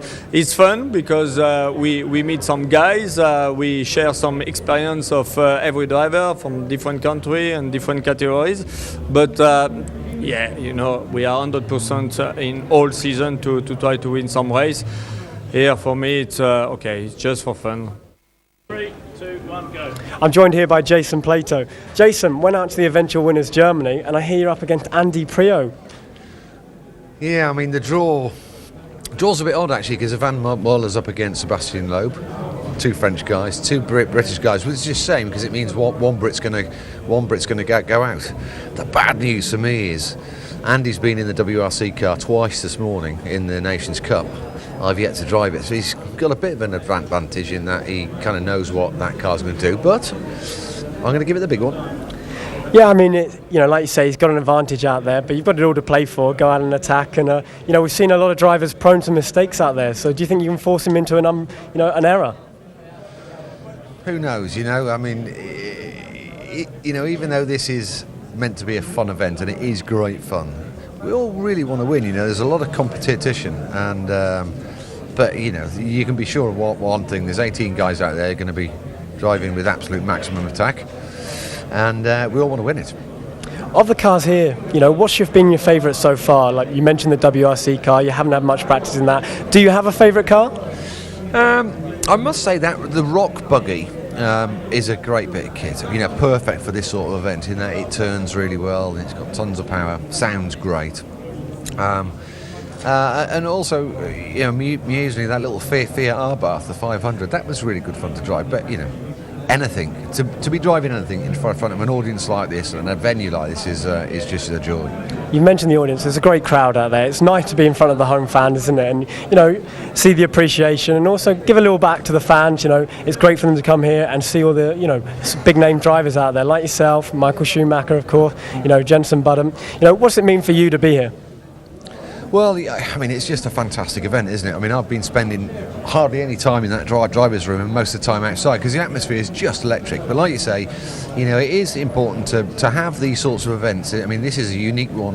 Where else would you get Schumacher, Vettel, Button, all these guys competing on equal footing? They've got a lot to lose, remember. And long may it continue, especially, how great it was with Lewis being here today. It's a great event. I'm having a ball. Well, Jason, thank you very much for talking to us and best of luck. Thank you. Jason Plato looks very relaxed considering he's just about to take Andy Priaulx on head-to-head. The Race of Champions around about half an hour's way or so, but the atmosphere is still building in Wembley Stadium, and this is the reason why. The X-Fighters freestyle show just about to get underway. They've just been building the ramp and putting everything together for this to get going. And Tony, what's in store? Well, it's freestyle motocross. It's developed over a series of seasons, but in particular, Red Bull have put these challenges together at cities all around the world, where sometimes they do all these different trick riding, but it really is spectacular, where some of the riders go for the highest jump ever. One of them was 11 meters, I think, about a couple of years ago, and they're amongst the best. Travis Pastrana, who competed here last year, and unfortunately injured his knee this week earlier in California. He made his name as one of the X-Fighters, one of the freestyle riders. He's a stunt rider, and you can see, look at the truck under. These are major jumps. This is like going off the end of the ski ramp at the Olympics and doing a massive big jump. But not landing on snow. But not landing on snow. And you will see the bikes doing full circles, backflips, the riders letting go of the bikes, then grabbing the bikes again. Basically, you're going to see some grade 1 nutters on motorcycles trying to fly through the air. It is dangerous, it can be dangerous, but my goodness me, it is spectacular, and it is something else. The timing has to be right, how they hit the ramp, how much throttle they give it, and I think it's going to be quite skiddy on landing. Best way to build up to a huge afternoon, huge evening of Race of Champions action as well. Amanda is behind the scenes. Let's go down to her now. I've now found Carl Edwards. Now, Carl, I mean, NASCAR Race of Champions. Where do I start? Yeah, it's there's a huge gap there, but definitely I've learned that racers are the same no matter where you go. The guys are hilarious. Matthias Ekstrom would be perfect in NASCAR. He's a wild man, and I've been having fun here, that's for sure. Now, I mean, I've seen some NASCARs. I had a go in a British NASCAR once, and I mean, they are pretty basic. They really, you don't have an awful lot to do. Just keep on turning. I mean, this must be really tricky also for you. Yeah, the thing that makes NASCAR so competitive is it's so simple. Yeah. So the competition level goes through the roof. It's like soccer. It seems like it should be simple, but the guys are really good. The problem is here I'm racing front-wheel drive cars, open cockpit cars. and I have to use all 3 pedals, which is not a problem on a big road course, but on this small one, it's there's a lot going on, and I'm not the best at it so far, but we're having fun.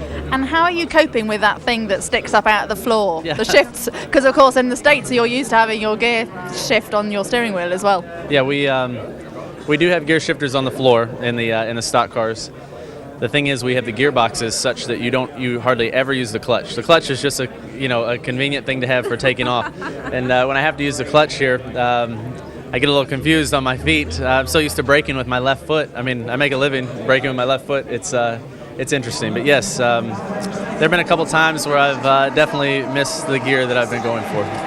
But hey, you must be having fun. You're obviously, I mean, you're keeping me laughing. You're obviously having a good time. Oh yeah, I'm having a great time.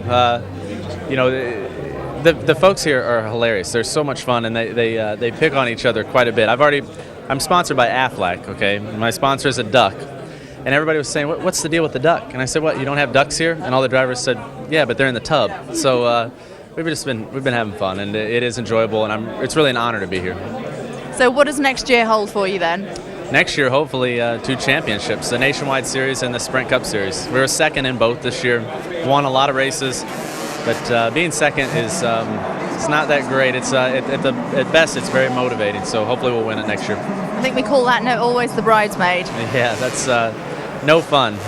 Makes the banquets a little bit boring. You sit there and watch somebody else get a trophy. That's no good. I don't know, but anyway, listen, have a great time. Good luck in the rest of the Race of Champions. All right, thanks for having me on Sky Sports, and thanks to all the fans for coming out here to Race of Champions. What a pleasure, Carl Edwards. Plenty of action going on. Entertainment out on the Wembley stage at the moment. Let's take you over to our commentators, Sam Emelianenko and Toby Moody, for the X-Fighters Freestyle Show. Chaps. Thanks, Georgie. I tell you what, if they've got that ramp positioned in the wrong place, I rather fancy that one of those motorcycles is going to end up in your studio with you and Tony up here in the rafters at Wembley. Now then, Sam, have we got a show in store? It's not all about sheer height, it's all about balance and finesse. And it's very tricky conditions out there, Toby. I was talking with the boys earlier, and they were saying, because of the rain they had yesterday, it's a bit slippery, and they just got to get out there for the first 4 or 5 minutes and just kind of work out how much grip they got when they stopped the bike at the end. But they're just warming up now. We can see him out there. This guy here going off in the black, his name is Jimmy Verbrugge. He is the team leader here for the FMX Forever team. And these guys race all over the world, compete all over the world doing competitions. You can just see the levers, the handlebars. They got little attachments all over the bike. And each individual guy has a little bit different routine that they specialize in.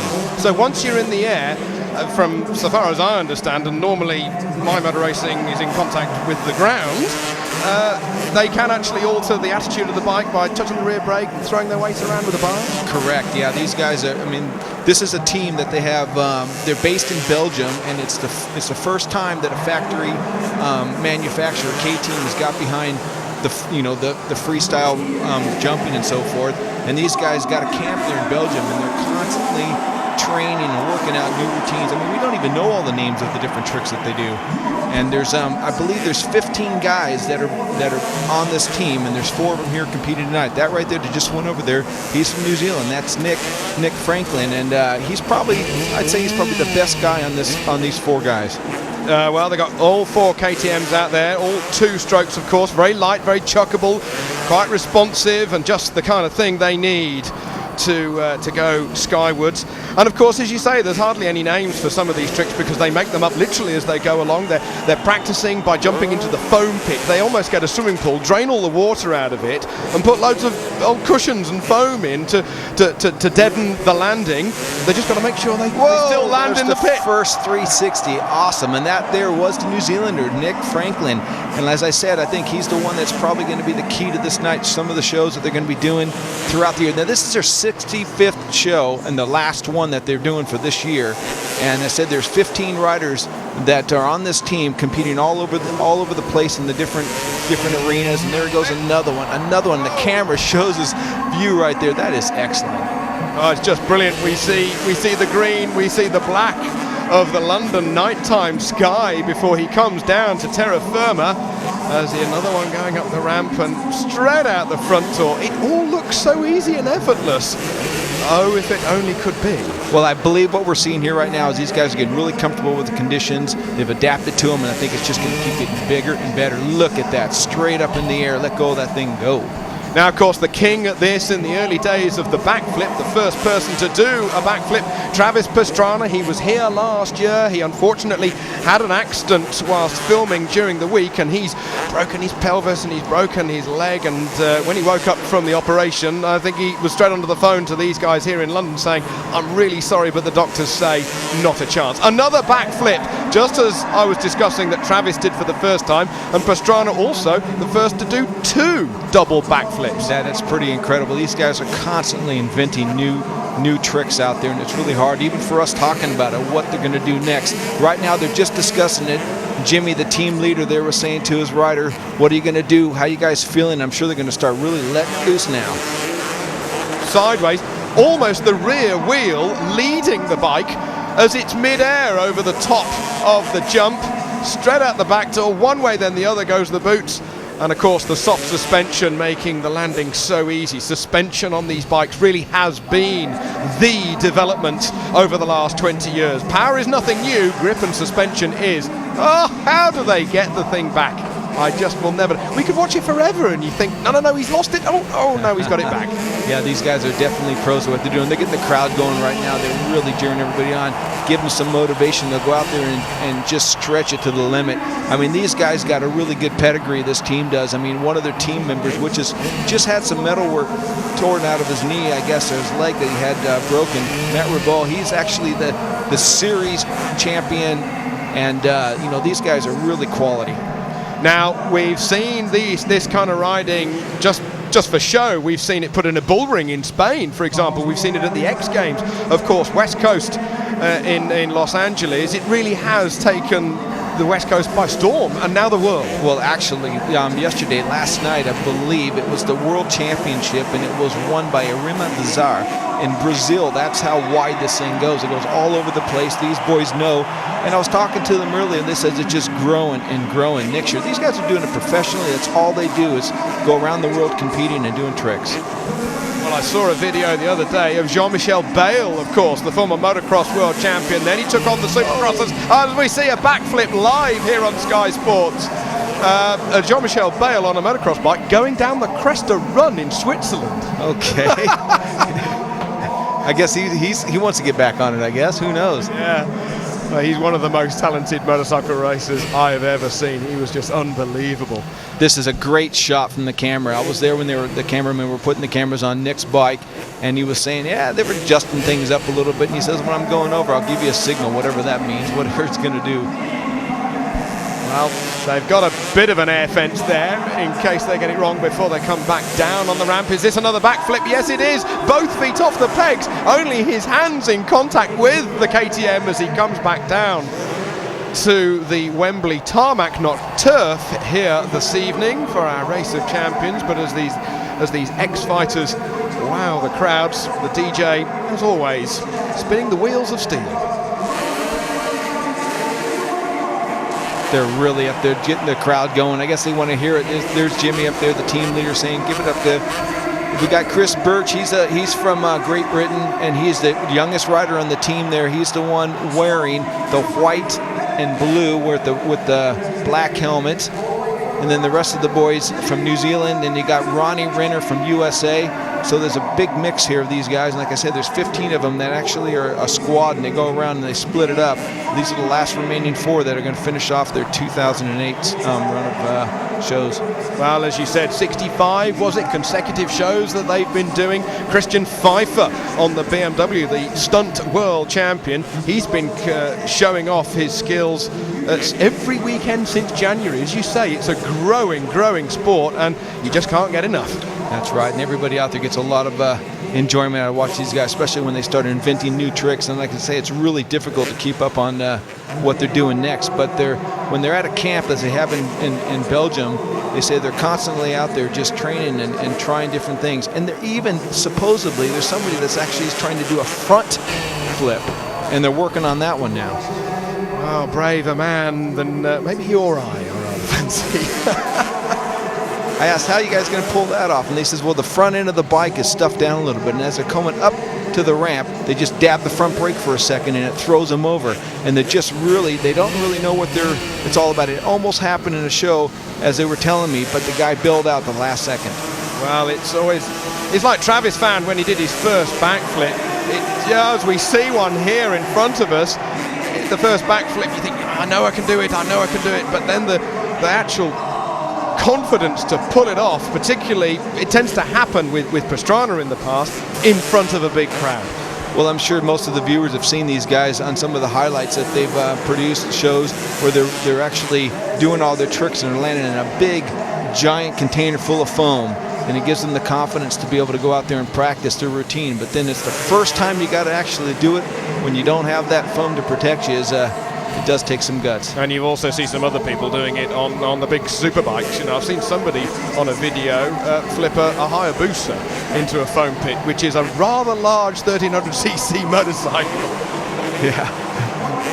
More for the experience, I'm sure. Yeah, I think that one was just for show and maybe he didn't want to use it again. Unbelievable. These bikes, of course, so much more chuckable and so much more handleable, as we're going to see another quadruple run. Nose to tail, nose to tail, nose to tail as they go up and over. They've actually, they have a backflip on the third one. We actually had to raise the spider cam, the airborne camera, just in case I thought one of them was going to get tangled up in the wires, Sam. If that was a competition, I'm sure they'd be trying for that. Almost need a £50 note hanging from the camera. Who can grab the £50 note? Yeah, these guys, like I say, they come from all over the place and they're constantly working it out. Now they're doing some freestyle wheelings and they're riding on knobby tires out there, Toby, so that's pretty difficult. Well, the X-Fighters giving us one hell of a show here at Wembley. Once more, spectacular stuff.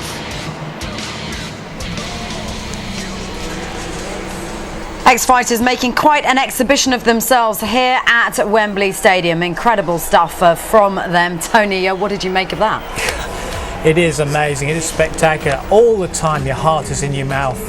And I fear for them at times. I really do. And I have seen some of the activities they put on around in Barcelona. Of course, in Spain, they love their biking. In Mexico, where they do a lot of Baja racing and so on. You just look at the cameras, the onboard cameras, you see them going upside down. Innate control and how they shift their bodies, it is absolutely remarkable. But the bikers have always been the bravest and the most skillful in terms of what they do and what they put up with. And how they most of them have broken many bones at many times during their practice. During practice sessions to get these sort of jumps right, but they do seem in control most of the time. I mean, Travis Pastrana is an example. You know, when he's been into the X Games and he tries out all these new tricks, he tried them out from a kid doing these tricks on little motorcycle bikes and so on. And you've seen some of the video of him falling off and landing and breaking so many bones, and he repairs himself and gets back on and does some other incredible stunt. You've got to be crazy to do that. Those are the bikers done and dusted. When we come back after the break, the focus falls back on the drivers for the Race of Champions. That's live next.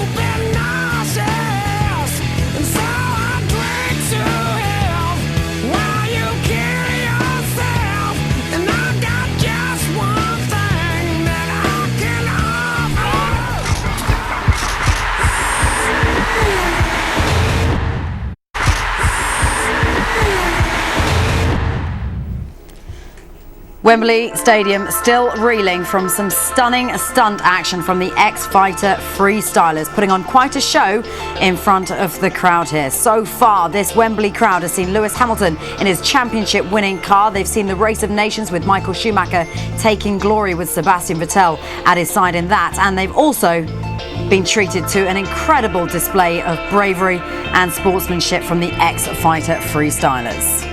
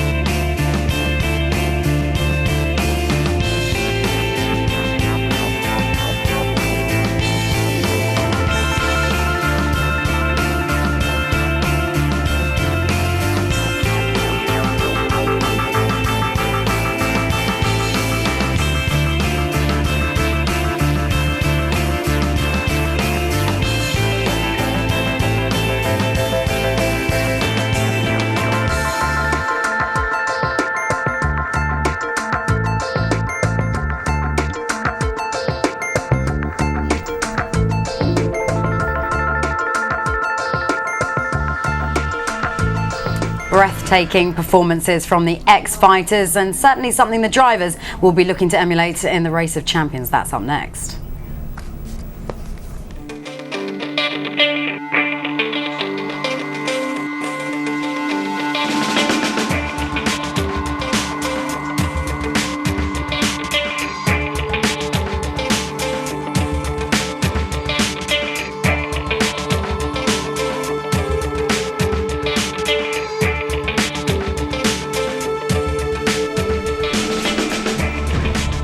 So here's a look at how they're going to line up in the Race of Champions. The top half of the draw looks like this.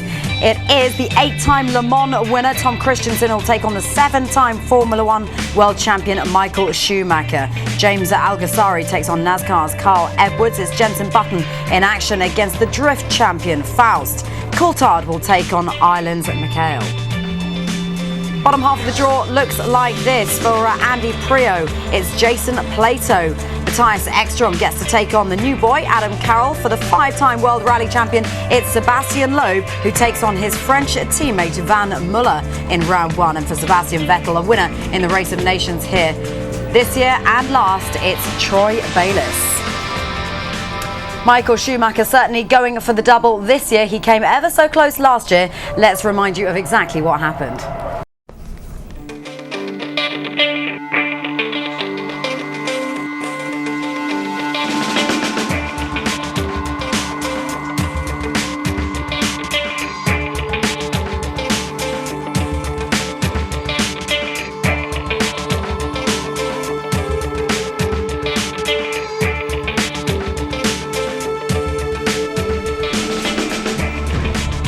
So here's a look at how they're going to line up in the Race of Champions. The top half of the draw looks like this. It is the 8-time Le Mans winner, Tom Christensen, will take on the 7-time Formula One world champion, Michael Schumacher. James Alguersuari takes on NASCAR's Carl Edwards. It's Jenson Button in action against the drift champion, Faust. Coulthard will take on Ireland's Mikhail. Bottom half of the draw looks like this for Andy Prio. It's Jason Plato. Matthias Ekstrom gets to take on the new boy, Adam Carroll. For the 5-time World Rally Champion, it's Sebastian Loeb, who takes on his French teammate Van Muller in round 1. And for Sebastian Vettel, a winner in the Race of Nations here this year and last, it's Troy Bayliss. Michael Schumacher certainly going for the double this year. He came ever so close last year. Let's remind you of exactly what happened. This is going to be really terrific. It's Norway in the yellow car, the Norwegian driver Henning Solberg against 7 times world champion Michael Schumacher in the red Solution F. And here we go! And Michael Schumacher and Henning Solberg turn in together. This is where they separate. Henning Solberg over the bridge. The Solberg looks as though he's got the edge at the present moment. Quarter lap to go, and make no mistake, Michael Schumacher wants to win this event. Schumacher goes over the line to take victory. Jenson Button hits the wall there. Action all the way. Button approaches the bridge. Alistair McRae trying to right down to the end, but Jenson Button is the winner. Bourdais from France. He will be wanting to regain his reputation in this event. Look, it's close, and Johnson. Yes, Johnson is quicker. Nearly home and dry now. A quarter of a lap to go. It looks to me as though Bourdais just about got it. Just about got it. Just about. But only just as they come towards the finish line. Is it going to be Bourdais? Is it going to be Johnson? Oh! Johnson kicks the car up. In the black buggy is David Coulthard, and in the one with the white stripes on it is Petter Solberg. So it is Formula One race driver against World Rally champion. Should be an absolutely cracking contest, this one. Petter Solberg with a lot to prove, of course, and he is new to this event, Murray. You think with Petter Solberg, all that rally success will be irregular, but he is an atmosphere. And an anguished look on his face. He's driven himself out of the race. DC's enjoying this now because he knows there's no pressure. Victory for DC. David Coulthard wins it. Lights are red. The lights will go green, and let's go. And Vettel gets a good, beautiful start. Whoa! That was Vettel who nearly lost the front. Vettel very nearly buried it. Well, a flying Finn with a flying finish flag on his car. Kovalainen is ahead. Yes, he is. He's gained time. And Kovalainen from Finland Finland gets his revenge. He does. Yes, sweet revenge for Heikki Kovalainen. Andy Priaulx really going for it. And I think Priaulx could win this one. And he's got a lot of supporters out here. Oh, look how close it is. Coming down to the line absolutely together to go into the last quarter. Could be Muller. Full slide. Give it lots, Andy, and he's doing so. Yes, it's looking good for Andy Priaulx. The World Touring Car Champion is heading towards yet another checkered flag, and Priaulx wins it. Andy Priaulx wins. And we're into yet another heat, and it's Ekstrom and Christensen. Travis Pastrana in the white car. Marcus Gronholm from Finland in the red one. As Pastrana's car squats on the suspension on the braking and then leaps ahead as he puts his foot down into the left hand, and not very far to go now.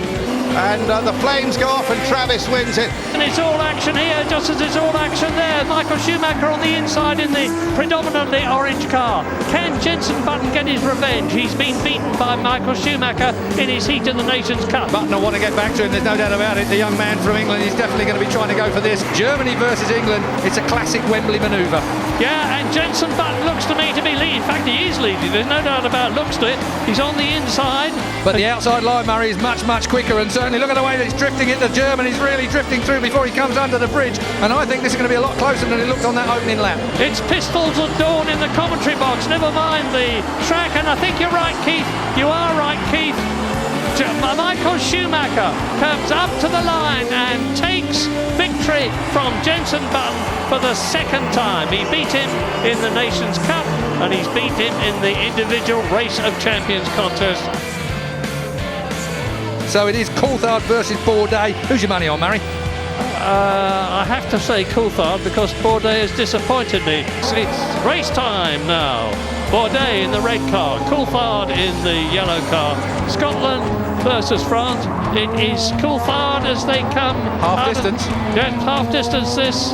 Coulthard's got it at half distance. Right, that gives us indication. Bourdais has got time to make up. Can Coulthard keep that advantage? Very precise.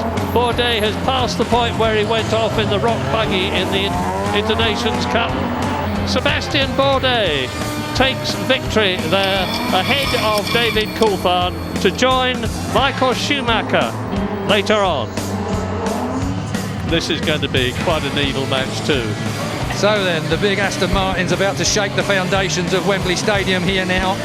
Now, watch Andy Priaulx, Kovalainen in the white roof, in the yellow roof car, over the bridge. Now they're coming up to, this is where we can compare them. And yes, it is definitely Andy Priaulx in the yellow roofed Aston Martin is getting the power down better.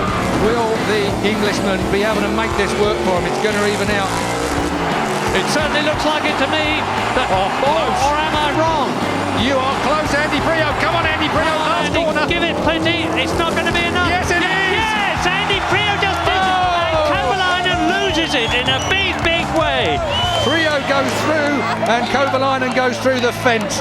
Round the outside then is Ekstrom, and this is the quick line round the outside. Ekstrom really is on the short line. Pastrana gets it really sideways as he comes out of the left hand. Superb from Ekstrom then. Ekstrom goes through. Matthias, I've raced twice, and he smoked me both times. So one day, Matthias, I'm going to beat you. Oh, it gives you an idea of how much grip they've got as they surge off into that good start by Bourdais. Smooth, smooth, smooth. Country run for Michael Schumacher. Bourdais going well. He's holding. Oh no, he's not! Bang, bang into the wall. Schumacher, yes, he's on the inside and he's got about half a car's length, but Bourdais is on the quick part of the circuit now. Bourdais has gained that time. Schumi looks absolutely brilliant to me. Great stuff. He's surely going to take this win. Schumi will go through. Michael Schumacher goes through by defeating Sebastien Bourdais. I think when they knocked the old Wembley down, they hoped that would put Germany to disadvantage, but it certainly hasn't done so today. Michael Schumacher is in the final, and who's going to be with him? Is it going to be Andy Priaulx from Guernsey, or is it going to be Matthias Ekstrom? Wouldn't it be something special if we had England versus Germany? If you're British, think red, because that is what Andy Priaulx is driving. Matthias Ekstrom grimly determined to make it to Race of Champions winners in succession. It looks as though the Jersey man is going to be out, but we've still got a bit of the race still to go. This is the last lap, and I think Priaulx is beaten. The Guernsey man is going to go out. It's going to be Matthias Ekström that meets Michael Schumacher. There's Matthias Ekström at the wheel, approaching the line. He's going to win, no doubt about it, and he does so to join Michael Schumacher. Priaulx is in the dirt. He's tried that hard. He's spun out. So Andy Priaulx unceremoniously dumped in the dirt. So we've got the scintillating certainty of 7 times Formula One world champion Michael Schumacher against Matthias Ekström, who is the reigning champion. Ekström's got a lot of experience, but not against the 7 times world champion. And they're going to be out again. There's 2 more races after this. One of them in the Fiat and one of them in the Rock buggy. This is the final then. This is what it's all about. This is what 50,000 fans have come to trackside to see. Are you ready? Go, go, go! And Matthias Ekström gets an absolutely fantastic start. He's got a good lead over Schumi as they come round then to start the second part of it. Schumacher has got a lot of work to do if he's going to catch Ekström. Schumacher's got it all to do, and for my money, there's not a hope that he's going to do it. It looks as though it's going to be Ekström all the way. Over the line. It is Ekström out, Ekström in, Michael Schumacher out of this race, but there's still 2 more to come. They're about to come under orders then for the second part of the final here in Wembley, and this is going to be a cracker. The crowd are on their feet. Ekström on the inside, Schumacher on the outside. Schumacher's reputation to some extent is at risk here. That's it, away they go. Never say die. He lost the last race to Matthias Ekström. He's got to win this one, he knows it, the pressure's on. Pip, pap, right, left, under the bridge. And he's building a lead all the time. If Michael Schumacher can win this race, it's going to be 1 each, it's going to go down to the wire. Ekström fighting, but it's not enough. Michael Schumacher bears down on the line and takes the victory. So it's 1 each. It is going down to the wire, and that is only right and proper. Matthias Ekström is going to be fighting in the last race of the day for the Champion of Champions title against 7 times world champion Michael Schumacher. Great! Red light. And it's go, go, go! Ekström on the inside, Michael Schumacher on the outside. This is the race that matters. Smoothness is essential. Braking at the right points is essential. Precision is essential. They've both got a lot of those characteristics. Tyres extremely cold. A lot of time for the tyres to cool right down on these cars. Not a lot of grip on the opening lap, of course, but it will get perhaps a little better as this first lap goes underway at the moment. Schumacher looking good. He's got a bit of a lead, but he doesn't have a big enough lead as Ekström goes right out to the barrier. Almost looked to me like he kissed it with that red car. Ekström on the quick bit, but he'll need to make up a lot of time and distance here because Michael Schumacher is really on form. He's flying. He had a good lead at the end of the first quarter of the lap, and it looks to me as though he's building up on him. Ekström goes flying. Ekström's quicker. Corner, and Michael Schumacher in the yellow car is losing out to Ekström. There's a lot of work for Schumacher to do now. Schumacher goes right out to the wall, but it's Ekström that has the advantage in this final race of the day. And if it ends like it did just then, it's going to be Ekström, the Swede, that takes the race of champions and the Henry Toivonen Memorial Trophy. But Michael Schumacher's got the advantage now, having just cleared the pass, the really quick bit of the circuit. It may have enabled him to make up a bit of time, and indeed it has, because he comes out of the last corner but 1. And on the first half, in the lead, ahead of Matthias Ekström. But it's Ekström that has the advantage overall, as it's going to tidy up on this last lap. Ekström definitely has an advantage over the German. Ekström, the Swede, is surely going to take this, barring a mistake, because it looked to me like the German just hasn't quite done enough, despite the fact he pinched Ekström's car to try and do it. Yeah, look how close it is. You're right, Keith. Ekström has got the advantage as they come out of the left-hander. He holds the advantage. He sprints down to the checkered flag, and Matthias Ekström, as Michael Schumacher loses it, is the champion of champions for the 2nd year in succession. A brilliant afternoon driving by the Swede. Legends are abound here in Wembley Stadium. Well done, Matthias. Fantastic drive. Well, DTM champion. Now he's the champion of champions at the race of champions for the 2nd year in succession. So that was last year's race. This year's race of champions is just around the corner. Michael Schumacher is first up. Will he be crowned the champion of champions?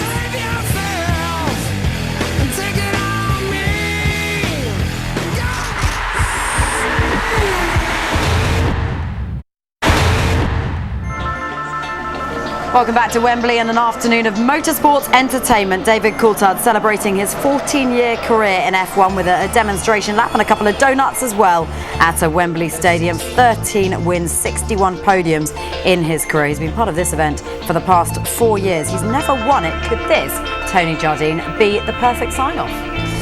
It could be, but I think it's doubtful that he could win the championship. He's too relaxed now. He's too into retirement and thinking about family and so on. But just think about it. It's an amazing career. You know, when he made his debut in Spain after the death of Ayrton Senna and things that he has personally been through.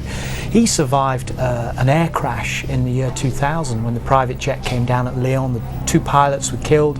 He managed to get out with his personal trainer and his girlfriend at the time. The very next race, just days later, he was on the podium in second place. A man of steel, twice winner at Monte Carlo, the big race for any Formula 1 driver to win, twice winner of the British Grand Prix, and so it goes on, and 13 victories. I think one of his sweetest ones was in 2000 when he beat Schumacher fair and square at the French Grand Prix, and he gave him the little bird, a little signal from the cockpit. He really enjoyed that.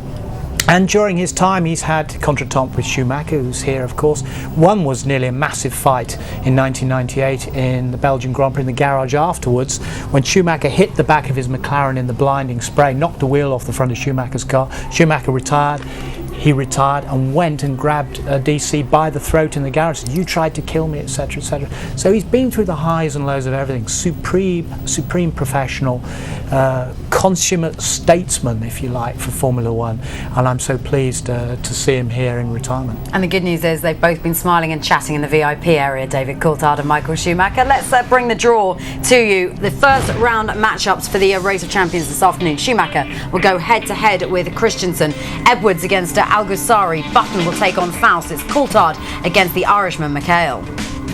Bottom half of the draw looks like this. Prio against Plato, Ekstrom, Carroll, Loeb, Muller, Vettel, Bayliss. Let's get the very latest from in the pits, because Amanda Stretton's been finding out how the drivers are building up to this one. Amanda. Right, Amy, what are you going to be working on for the actual Race of Champions? To be honest, I have to push the power and that's it, you know. Think about winning and that's it. Are you thinking about winning? Yeah, for sure. I need to push the power. Great stuff. And what about you? Do you think you're going to get through the first round, Tanner? I've got to get through the first 10 feet, I think. The start. Once I get through the launch, everything's okay after that. Just being smooth with those buggies. They're really fun, the buggies. They probably look fun, and in the driver's seat, they're awesome. Great stuff. Now, Gareth, we haven't had much of a chance to talk to you, but I mean, you must be in your element here. Yeah, definitely. Really to come down to the Race of Champions here and to compete with all these world superstars is fantastic. But really puts you up for it, and you really want to fight and try and beat them.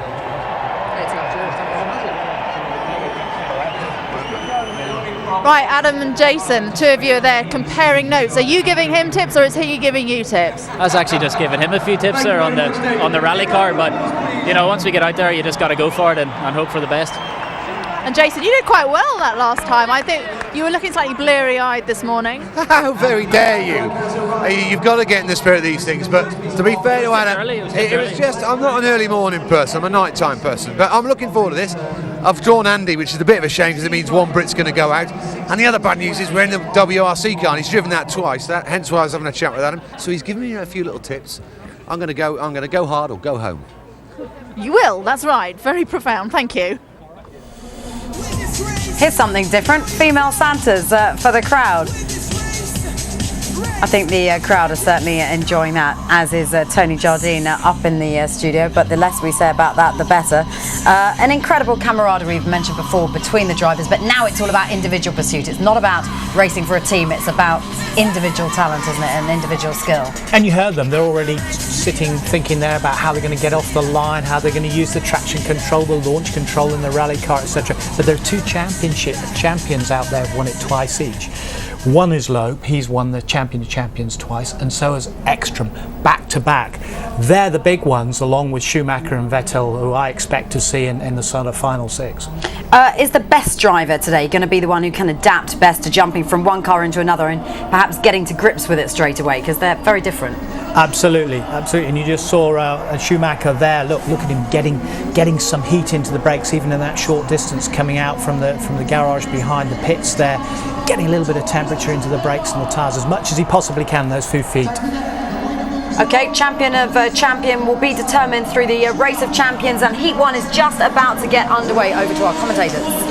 Yes, thanks very much, George. Is that man Michael Schumacher, and he's against Tom Christensen and Toby. Oh, I'm jumping already because Michael Schumacher has fluffed the start momentarily, and at least 2 car lengths advantage already going to the 8-time Le Mans victor Tom Christensen. We're drama right from the word go. And what we have to say, this is not the best of 3 like the Nations Cup. This is just a one-off. So Schumacher's fluffed it there, and that's probably the end of him. He's probably going to be out of this unless he can really put the pressure on now.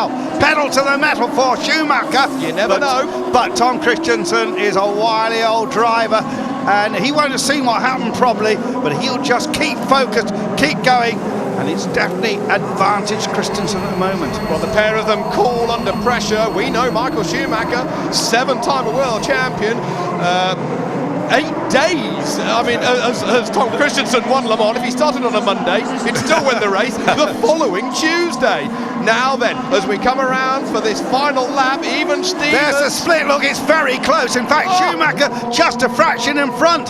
So everything to play for this second half of the race. Schumacher absolutely attacking now in that buggy, not quite as smooth as he was earlier. Well, maybe he's been a little bit rattled. Just to reiterate, guys, what Andrew said a moment ago, there's no second chance. It's just like Wimbledon. If you lose this race, you are out. You are going to the shower unit. That's where you're going, because they have got the sweat up here. Now, we're 3/4 of the way round now. There is a stagger at that point, so Christensen on the infield. There's Michael Schumacher. He's got the red top to this Race of Champions little buggy, but Michael did go best last year and at the Stade de France in previous years when he's driving the open front-wheel car. This is it, heading towards the line. Will Michael Schumacher be knocked out, or will it be Tom Christensen? Whoa! Schumacher wins the first round. Tom Christensen goes out. That was a close one after Michael fluffed the start.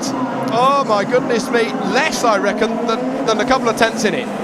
Less than a tenth in it, maybe. We'll see the times, and there is Michael Schumacher, and well, he's been called arrogant, and he is certainly mega confident, that's for sure. So some great slow-mo action of Michael Schumacher as we take a break here on Sky Sports.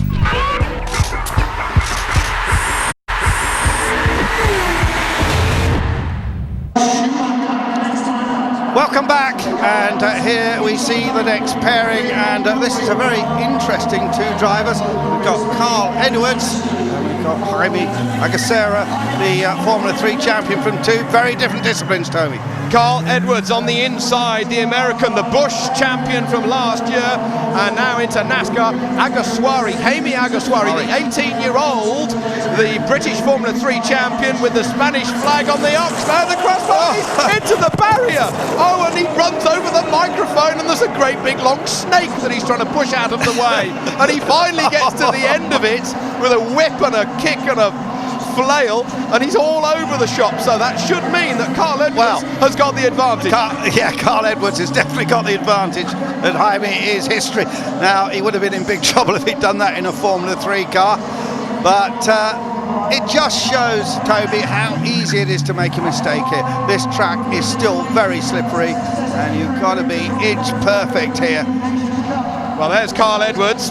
He's got the familiar NASCAR helmet. He's got the fireproof skirt around the bottom lip of his crash helmet. Now we ride on board with Carl. A real wag he has been down there in the driver's area. Now we're riding on board from high up with Carl Edwards, looking at that dashboard system in the middle of the carbon fibre chassis of the Crossbow. It's the same kind of dashboard that they actually have on some of the KTM road-going motorcycles. So there really is a crossover with the Crossbow. Well, this is all for Carl Edwards, just to romp it home now.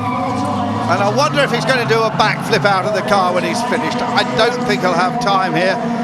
Surely he would do it if he won this event overall. Of course, Carl Edwards had a problem in the Nations Cup, but he's going to go through here. But of course, he's going to be against Michael Schumacher in the next round, and that is going to be tough for him. But Carl Edwards then, runner-up and winner of 8 races in the Cup.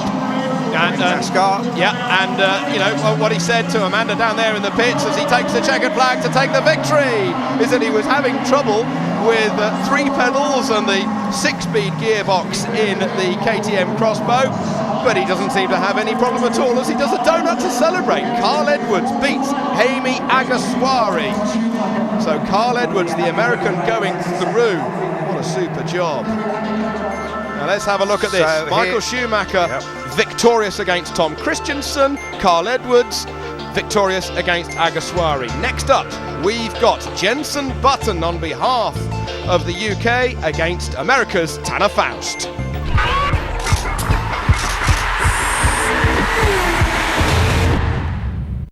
Talking away, I don't know what I'm to say, I'll say it anyway. Take on me, take me on.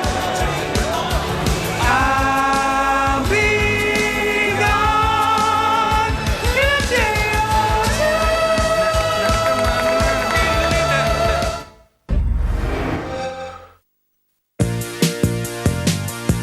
two. Remember. Welcome back to Wembley. A bit of reconstruction needed here after the British Formula 3 champion attacked the fence. But coming up next is going to be Tanner Faust from Capistrano Beach, California, against Jenson Button from Frome in Somerset. Well, Tanner Faust is. Let's just see why we need to rebuild the track. Just take you through it, Toby. Well, look at this, Jaime Alguersuari. Well, the bull has really certainly gone through the china shop here. Smash-a-Suari, I think they call him. Smash-a-Alguersuari. Well, Jaime, what have you done? Right then, now we look into the cockpit. This is Jenson Button with the 1100cc buggy. Now, this guy Tanner is the American version of Jeremy Clarkson. He actually is the frontman for Top Gear America, and BBC, if we dare mention that name, have exported that show to America, and Tanner is the guy who actually hosts it. We'll see exactly how he can drive in just a moment, Toby. Is he the American Stig? Strange enough, last year at this event, we had Stig Blomqvist doing some laps in an Audi car, but one national newspaper thought he was the Stig, and he got the pair mixed up. So well, maybe there you go. But anyway, he has done a lot of rallying. He is a drift champion, Tanner, and I suspect he could go quite well here, but I also suspect he won't beat Jenson Button. Well, you never do know. What Tanner Faust does have is the outside line. He's the one with the white roof with this 1100cc buggy. Tanner, now Jenson. Tanner has been a former ice racing champion and a rally champion, so he will be used to not a lot of grip. And he's a film stuntman. In fact, he was the lead stunt driver in the film Tokyo Drift. He was the lead stunt driver in the Bourne Ultimatum and in Dukes of Hazzard. So he's done a lot of things in his life, this guy.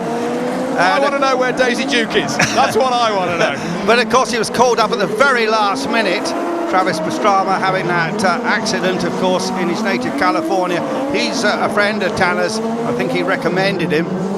Well, as I said earlier, Tanner Faust was actually en route to Florida. He got the phone call at the last minute from Frederick Johnson on behalf of the Race of Champions, and he actually diverted straight here to London Heathrow. He arrived, he only had a pair of flip-flops and some shorts, so he's been winter shopping down Regent Street. There you see the times on your screen, and it's quite close, 0.3 of a second halfway through. It's Jenson Button in the lead.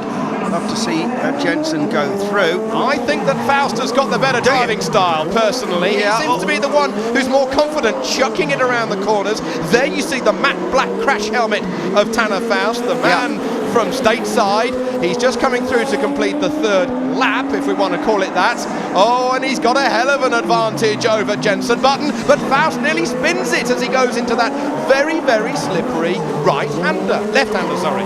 Faust depends which way you're looking at. Yeah, Faust is used to being in a stadium like this. Toby, he did the X Games, didn't he?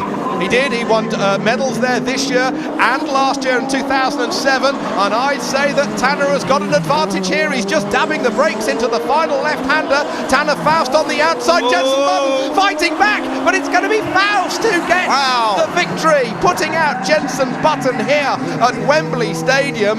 Well, we've had some NFL games here at Wembley. We've also had Bruce Springsteen playing here at Wembley, but now it's Tanner Faust who's victorious. Yeah, and he could just be our wild card, couldn't he? Well, there is another American, but let's take a little break here. Oh, a bump there as we go and listen to these messages.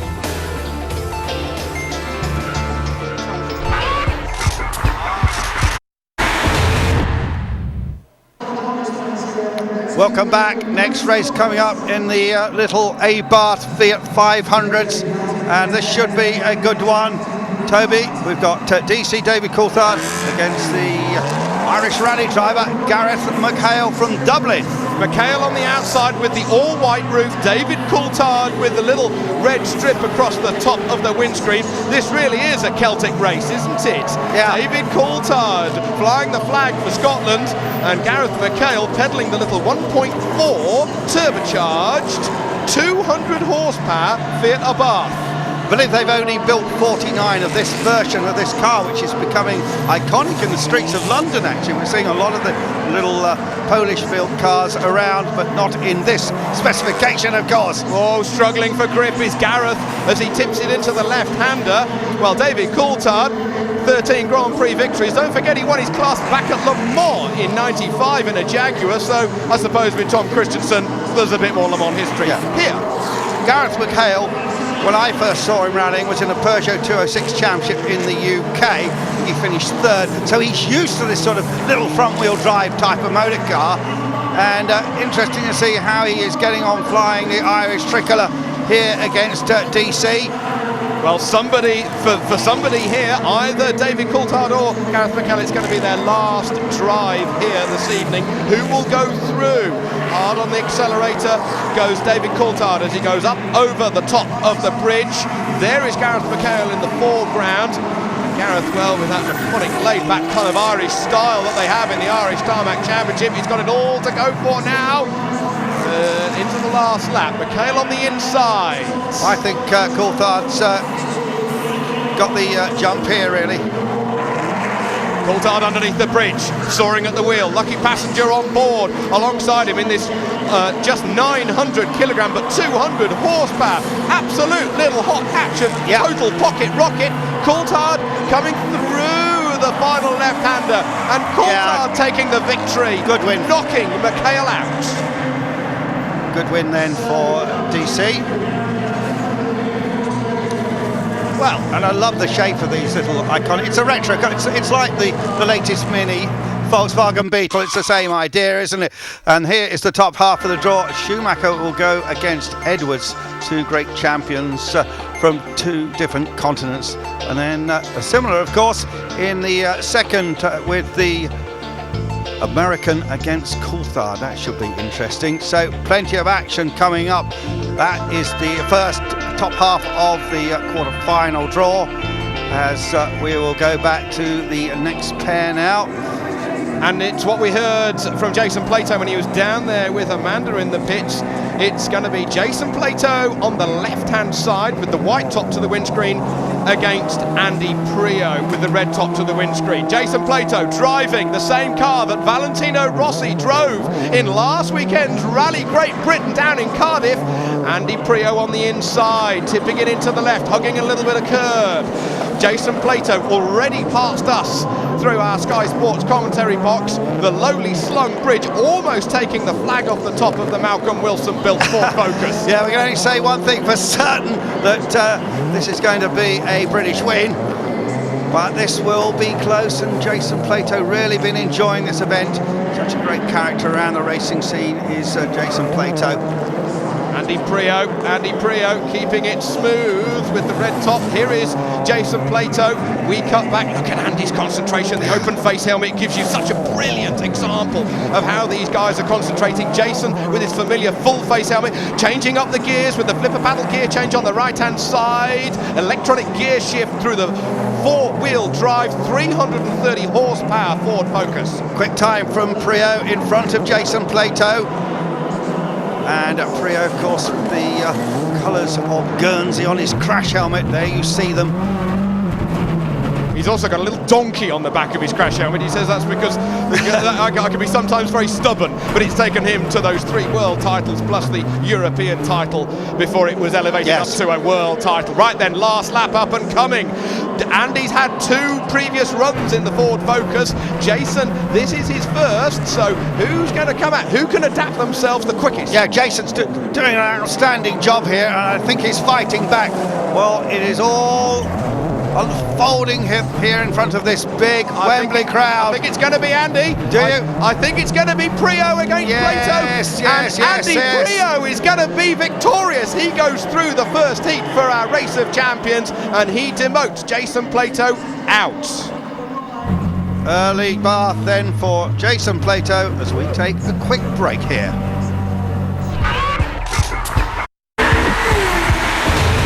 Welcome back, and they've just blasted off the line here. And Toby, give us the lineup. We've got Mattias Ekström, the reigning champion of champions for the last 2 years, against Ireland's Adam Carroll. There is Carroll. He's leading the A1 Grand Prix World Championship at the moment on behalf of Team Ireland. He's already had 3 victories so far this year. And, well, let's just wait for this to unravel. At the moment, Carroll over the line first, as we are 25% of the way through. Carroll with the red roof. But it would be a major upset, of course, if he knocks Ekström out. But Adam Carroll doing a good job as the action continues here with that tricolour flying. Adam Carroll not putting a wheel wrong. Here we go, flying over the bridge. That very difficult braking area into that left-hander. And, well, this is not a walk away, is it? Certainly not. Ekström leads over the line as we cross the halfway point in these Dutch-built buggies. Ekström has a big slide, almost comes to a standstill. He'll be banging the gears down the gearbox. It's second and third gear that these guys use. Now we're riding on board. Great shot. With the special buggy. You've got to rev these things just like a motorcycle engine all the time when you're on 2 wheels. They've got lots of revs. They've got a very small flywheel, pick up the revs extremely quickly. And with 170 horsepower, they really do light up the rear wheels. Ekström halfway through had a 1 second advantage over Adam Carroll, but Carroll certainly not disgracing himself here. Man who's had success in GP2, in Formula 3, now in the A1 GP. Carroll's got a lot of work to do, He has. This looks like Ekström's race. Fire spitting from the rear of the rock buggy, and Ekström on the inside, crossing the line to win ahead of Adam Carroll. Yeah, nearly 2 seconds. Yeah, 2 seconds. So let's take a quick break here before the next race.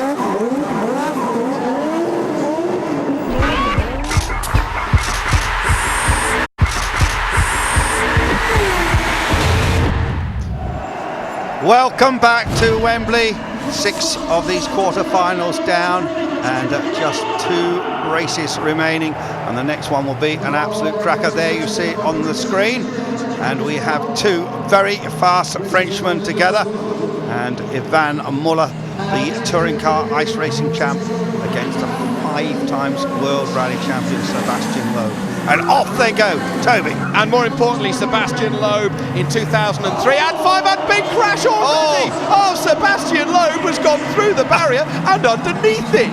Oh, Sebastian Loeb losing bits off the KTM. The wing mirror's fallen off already, and Sebastian Loeb has got an awful lot of catching up to do against Yvan Muller. I was just halfway through saying he's a former 2-time Race of Champions champion, and he throws it away at the first corner. I did not expect that. No, we didn't expect that. It shows how difficult the track is, but he's not going to be able to catch up. Yellow flag still waving here because the track is still being reconstructed by the hard-working crew here. Oh, Sebastian, dear oh dear, it's not a day for the French here. No.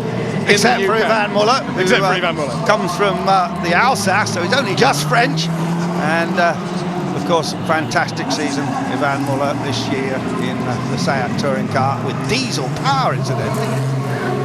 And as you said earlier, well, it's not over yet. No. 0.8 of a second. Sebastian That's a surprise, actually. can't afford to touch the barrier again, otherwise he will get a 5-second penalty. Now the car won't be damaged. Those red and white walls are pretty soft at the end of the day. So the car won't be damaged so far as Sebastian is concerned. But he did have a drive in that Le Mans car, the Peugeot, the other day with the regular driver, and he was only a second off the pace. Do not forget, Sebastian finished second at Le Mans a couple of years ago. He is a very, very versatile motor racing driver. Yeah, that was driving for Pescarella. I was there, Toby. He did an absolutely phenomenal job there. And he's playing catch-up here after that incident, but Not over. It's not over. You don't become a 5-time world champion by giving up, do you? Especially on all the muck and bullets and the dirt of a World Rally Championship and the hot tarmac and such like. The checkered flag is ready. Oh, this is going to be a close one. Oh, this is going to be tremendously close. And Loeb gets it back. Wow. That is a magnificent performance. What a fight back. When I saw him in the fence, I thought he's history. He's going for an early bath, but that wasn't the case. Well, the sensations keep coming here at Wembley as we take a quick break.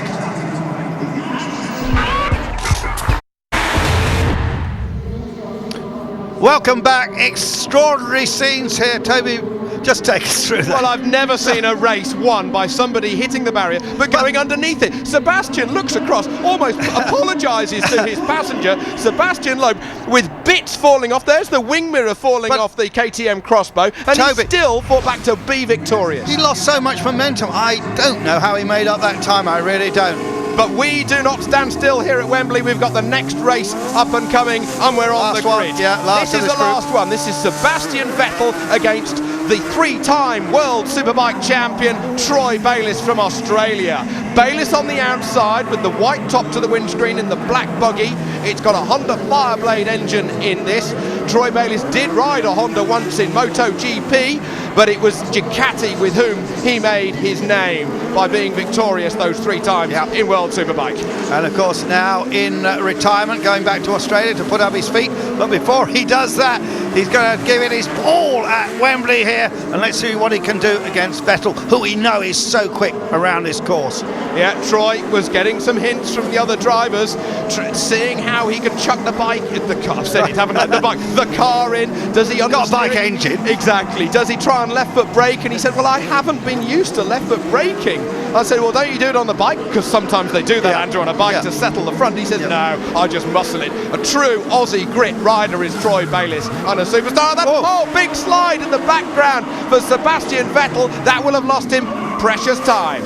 And you can't afford to lose even fractions of a second round this Wembley course. Well, this will be a cliffhanger, I think, to the very finish. Let's see what happens. There goes Sebastian in the blue car, just about to go over the bridge. Troy Bayliss coming back into the left-hander. Sebastian Vettel, Toro Rosso, Formula One driver, victorious at the Italian Grand Prix, the Underwater Grand Prix back in September, from pole position as we start the last lap. The checkered flag is being unfurled by the marshal here at Wembley Stadium. There you see Sebastian with the white crash helmet. He seems to have got the good style there with the Honda Fireblade engine buggy. Oh, I tell you what, Troy Bayliss has got an awful lot of work to do here Too at Wembley. Too much, and this one is going to be Vettel's. And I can see a second German going through. I can see these two. Well, as he takes the flag, I can see Vettel up against Michael Schumacher in the final of this, you know. Well, we started with 20 world champions out of our 16 drivers and 8 Le Mans victories. And there he goes, Sebastian Vettel.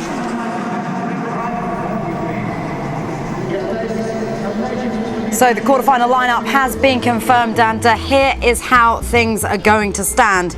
going into the next round of the Race of Champions when we come back after the break. This is how things look at the moment. The quarterfinal lineup with Michael Schumacher, who had a bad start. He came back from that. He'll be taking on Carl Edwards, the former NASCAR champion. Tanner Faust, the drift champion, will take on David Coulthard, recently retired now, but looking to go out with a bang here. Andy Priaulx, the three-time World Touring Car champion, takes on the twice DTM champion Matthias Ekstrom, a winner here in 06 and 07. Sebastian Loeb, the five-time World Rally champion. For him, it's Formula One's Sebastian Vettel. When we come back, it's the quarterfinals from the Race of Champions live from Wembley Stadium.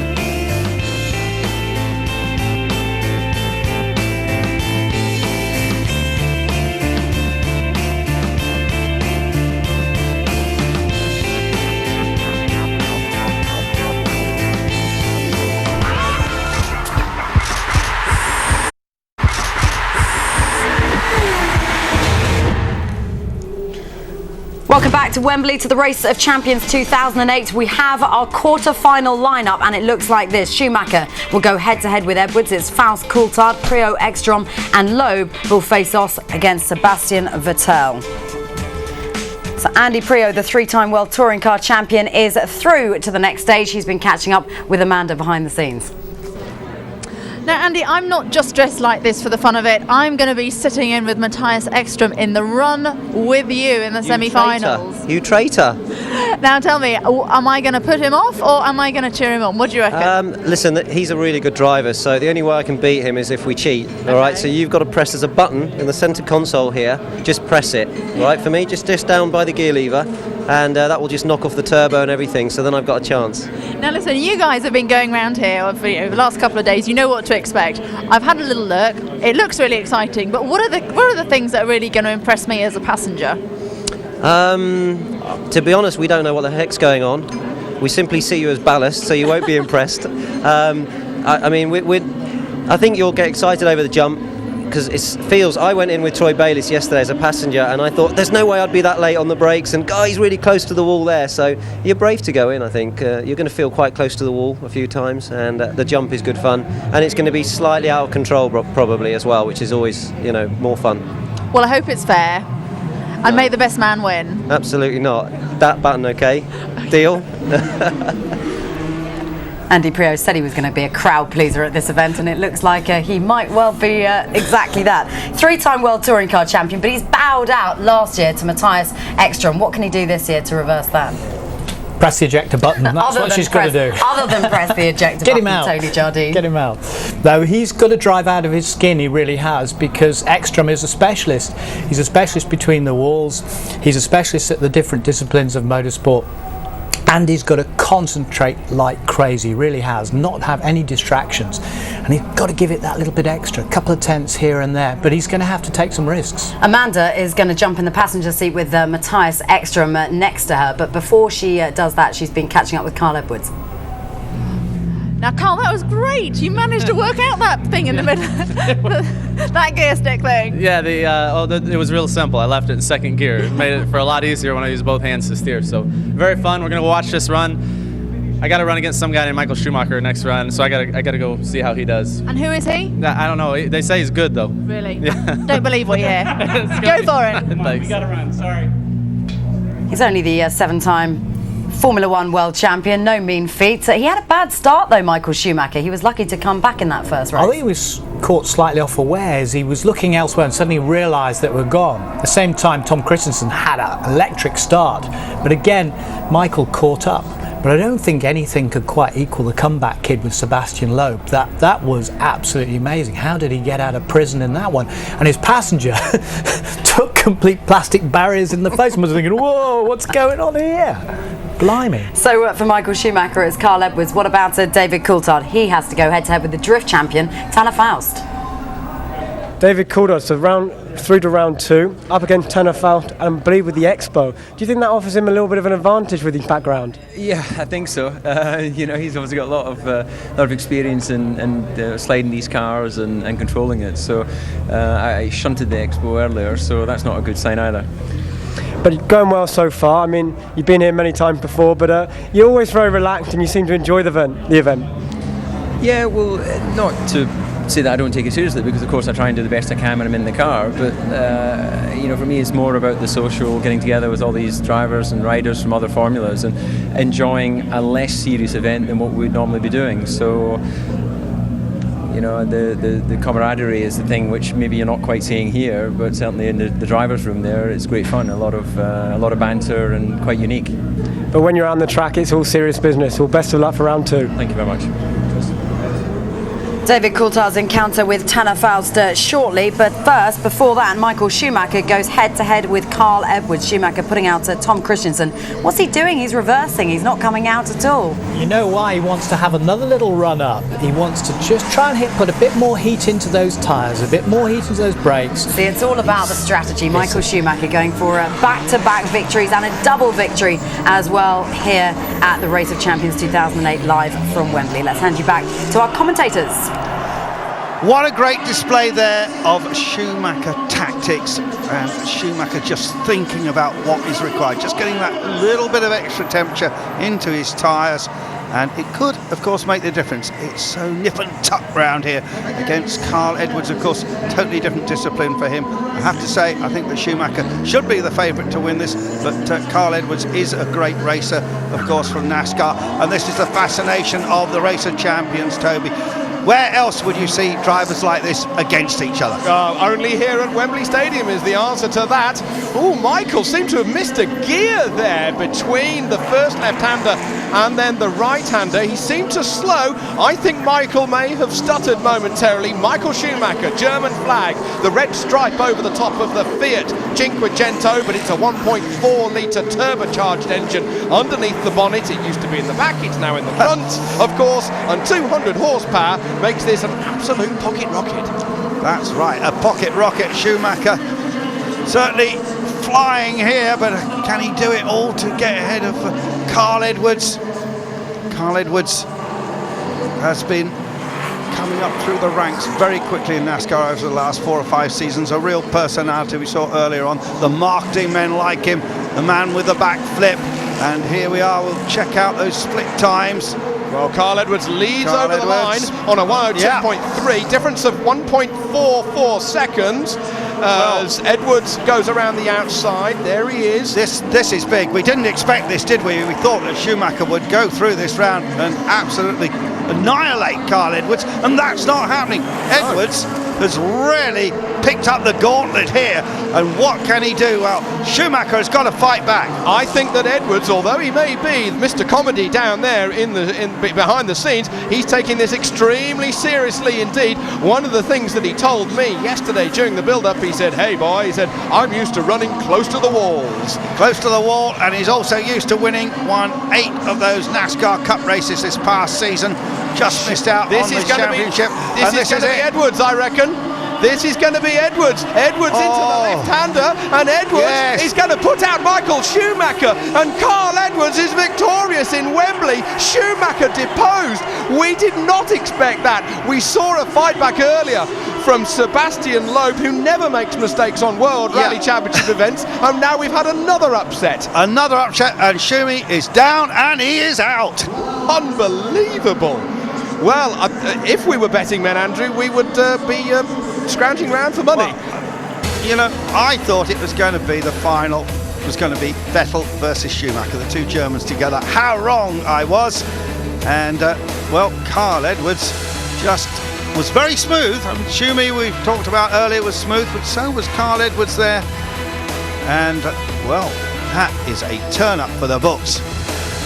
For me, Michael seemed to miss a gear or something out of the first left-hander. We might not have caught it on screen, but looking out of our massive commentary box window here, I just think he just stuttered. The car didn't seem to accelerate, and then it seemed to bark back into life, but the time had already gone. Right then, next up we have got Tanner Faust coming towards us with the KTM Orange KTM Expo against David Coulthard in the black and white one. Americans in the ascendant, and David Coulthard is going to race round here, and he's going to go past his Red Bull, which is sitting out there in the centre in a very special colour scheme.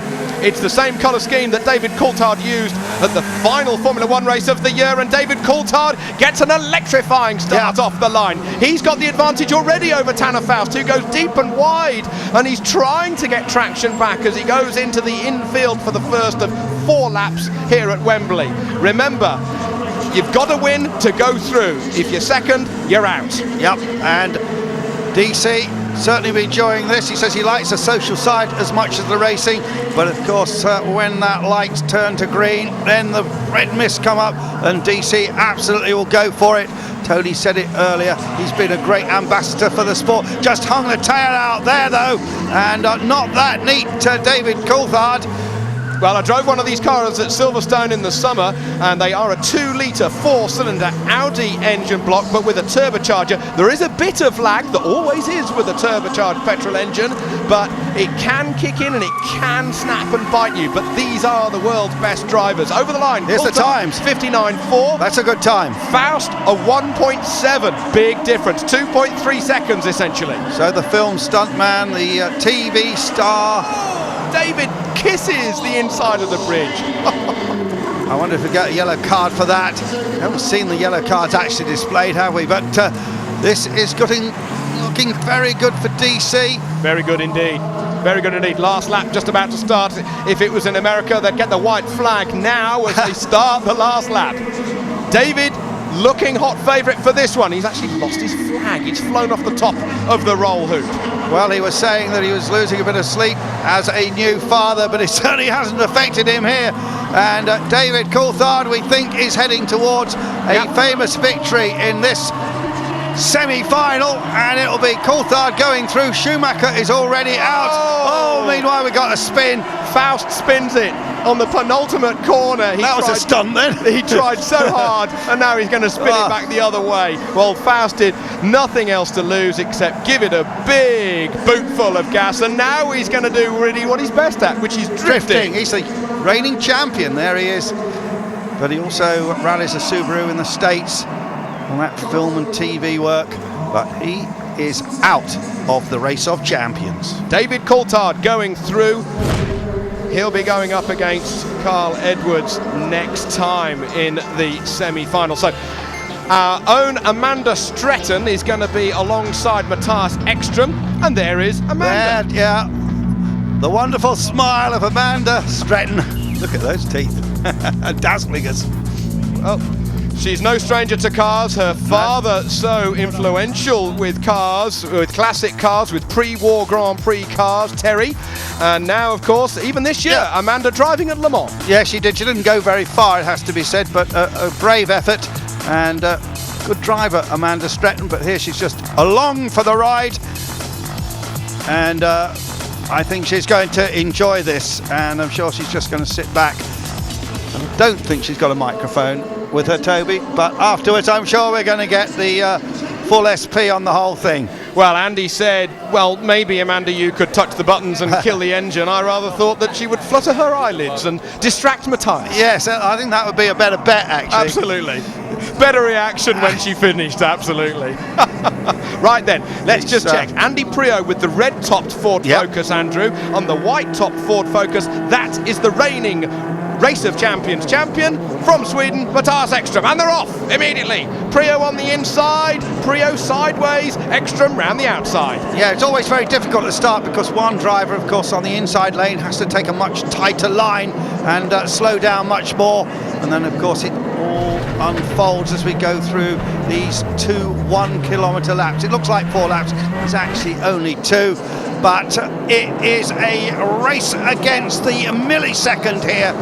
And who do you think is heading at the moment? Well, even Stevens, you have to say that the advantage before the race, before they got in the Ford Focus, has got to be with Ekström. He's so versatile with Skodas on Rally Sweden, on the ice, on the slippery stuff, with the DTM car. And yeah, the teeth are chattering down there with Amanda Stretton in the co-driver's seat. She can barely probably see over the dashboard because the co-driver is slung so lowly. And look how close it is. A tenth of a second between them. Amanda oohing and ahhing. Look at the whites of her eyes. Yeah, but Priaulx doing a great job, you know, to keep up with Ekström here. Andy Priaulx does enjoy this race of champions. He has had quite a lot of success, but it would be a major accolade to beat Matthias Ekstrom. And sparks coming from the car, and Ekstrom third in the DTM this year, but very much a quiet man out of the track, but he grows horns when he gets into a race car. Viking horns, what else would he grow, Andrew? Well, Andy Priaulx's got a lot of work to do. Andy Priaulx on the infield, the checkered flag unfurled, and actually this could be pretty close as Ekstrom got the flyer as he goes over the bridge. Now Andy's got the inside line. Come on, Andy! Come on! As he's going to beat Matthias Ekstrom. Yes! Andy Priaulx wins ahead of Matthias Ekstrom. Oh, that's fantastic. And Toby Mooney is just about to have a heart attack. Oh, I'm so happy for look at that. Andy. He's out of the car, he's driving it. And Ekstrom is not going to make it 3 years in a row. The third upset of the evening, Andrew. Loeb from going Look at Jenson Button, he loves it. The third upset of the evening after Sebastian Loeb, and of course Michael Schumacher being put out by Carl Edwards. This is brilliant. Oh, Andy, I'm so pleased for him. Well, Amanda must have distracted Matthias. Maybe she did. Let's well, I hope nobody's going to cry foul here at Wembley. Certainly not, certainly not. What a result. Yeah. Now then, Amanda, let's hear. Is she going to interview herself? That was so cool.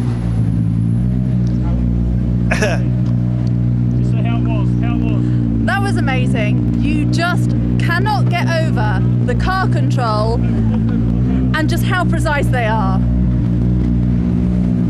And she's going to, I think she's going to get a word out of Priaulx as well. Matthias, I've got to say, fantastic job there, and I don't know whether to apologise for having got you out of the race of champions. No, I think it was simply up to Andy. He was quicker. The car was feeling good. I was a little conservative on my first run, and on the second lap gained a bit, but wasn't enough. Well, listen, I think you did an absolutely spectacular job anyway. Beautiful. Real honour to drive with you. Thank you very much. Andy! Did you press the button?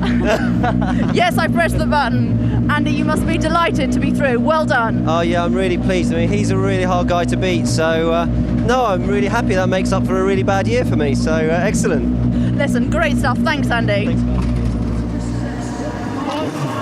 Well, Amanda right down there with the two guys we just saw in the previous race, but now we've got two Sebastians. I just have to say about my excitement of Andy Priaulx, when he started hill climbing in the UK, he was the guy who used to drive me back from the pub. So we go back a long way, that's why. You'll be pleased, that's why you were almost having a heart attack. But we're already on it with the two Sebastians, Loeb and Vettel.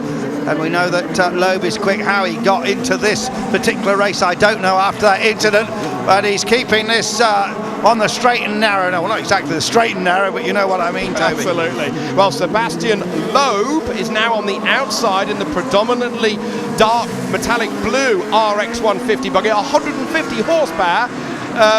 Same kind of horsepower as a GTI, a hot hatch from about 5 or 6 years ago, but these things weigh about a third of the weight. There's Sebastian Loeb, victorious for the first time on Rally Great Britain last weekend in Cardiff. Yeah, one of the last major events he hadn't won, made it his 5th World Championship in a row, unprecedented. But what can he do here? The two top Frenchmen against each other. Or Frenchman versus the German, sorry. Two Sebs, you mean? Yeah, two Sebs against each other. Yeah, and of course, Andrew, a perfect example about schooling of motor racing and rally drivers. The French Federation paying for Sebastian Loeb to come through the ranks. I was on San Remo in 2000, and this unmarked white Toyota Corolla blasted past, and I probably swore and said, my goodness me, he's rather fast. And of course, he went on to be a world champion. And Sebastian Vettel winning Formula BMW and coming through to now be in Formula One. Right then, halfway point being crossed now here at Wembley Stadium. So two absolutely top professionals here from two very different disciplines going head to head around this phenomenal course at Wembley. How they fit it in here, I don't know. How they build it so quickly, I don't know. And how they take it to pieces again is just a mystery to me. But it does make an absolutely wonderful arena. Checkered flag being waved, checkered flag being waved, and the red top is Sebastian Loeb going through. Good Sebastian time, Loeb, the Rally World Champion, beating Sebastian Vettel. So both the Germans out of this, and well, we've got some very interesting pairings going through, and certainly not the pairings that we expected.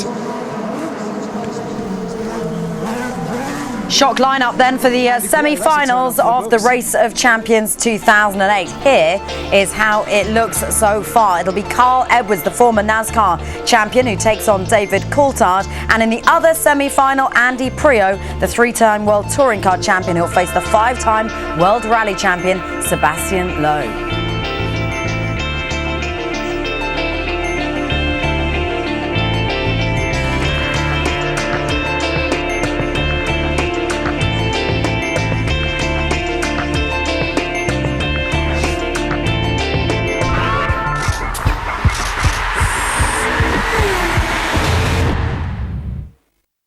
This Christmas, indulge yourself with seasonal cheer on Sky Sports. What a goal! The brightest stars from Sky One.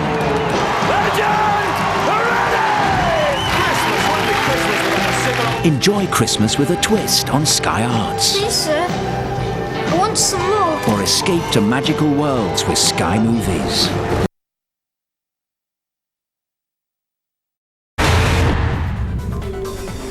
Expect the unexpected from the 2008 Race of Champions. The draw looks like this. Now into the semi-finals is Carl Edwards, the former NASCAR champion, who put out the 7-time Formula One world champion Michael Schumacher in the quarters. He'll go head-to-head with David Coulthard. For Andy Priaulx, the 3-time World Touring Car champion, he eventually got the better of Matthias Ekstrom, who put him out last year. So in the semi-finals, he'll face Sebastian Loeb, the 5-times World Rally champion.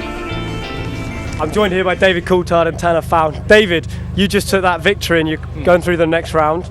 Everything's looking good so far? Yeah, all it's doing is delaying my chance to get back to the hotel and get in the bar. But no, that was, I think, so many different cars here, and it depends on what individual driver feels better in each of those cars. So far I've only driven the ones that I feel not too bad in, and I haven't driven the buggies today in any of the races, and I think once we get into the buggies I'm going to struggle. It's funny, every driver we seem to speak to that goes out seems to see the positive that they can get straight to the bar. Tanner, it was a close one, but a little bit of an incident in second to last corner. Yeah, it was pretty close. I knew that David had it though, and I spun in the second to last corner. I maybe could have saved it, but I was thinking, I'll put up some tire smoke if I can't win. Thank you very much, and get yourself to the bar and enjoy the rest of the evening. Yeah, I'm straight to the bar, that's true, thanks. Right, I'm now joined by Sebastian Loeb. Sebastian, now you just beat Sebastian Vettel, who was in the final last year. Do you think you're going to make it through right the way to the end? Difficult to know. It's so close. Yeah, some drivers are so close from the limit all the time that a little mistake and you can lose everything. So we'll see.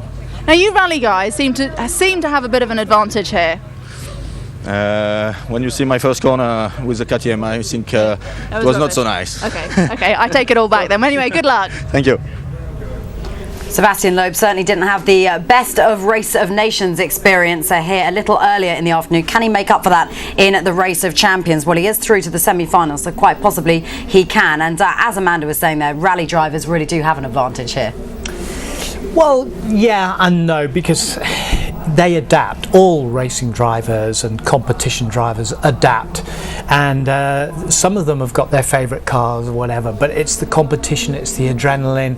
They know how to take a machine right to its absolute limits. I mean, Sebastian Loeb is a favourite of mine because he's an all-rounder. He's tested a Formula One car this winter in the Red Bull. He was 8th quickest amongst all the Formula One drivers. That's unbelievable performance. He stepped into a Le Mans car. He raced the Pescarello. He's probably going to race the Peugeot in the next couple of years at Le Mans and so on. So he is one of those great all-round drivers. I think where the rally drivers have a slight advantage is they do drive over lots of different surfaces. They do tarmac rallies, they do ice, they do snow, they do gravel. And the racing drivers don't do so much of that. But it's still an equal playing field out there when you look at the semi-finals on there and you look at Andy against Loeb and then DC against Carl Edwards. I mean, Carl Edwards driving a tiny little car like that when he's used to a big NASCAR car. So it's all to play for. Well, Carl Edwards gearing up at the moment, out there just ready to make his exit from behind the pits, and he's going to go head-to-head with David Coulthard. Earlier on, though, he put out Michael Schumacher. Well, Michael, it's been quite an afternoon. You managed to win the Nations Cup, but you haven't managed to win the Race of Champions. Talk us through your afternoon in the Race of Champions.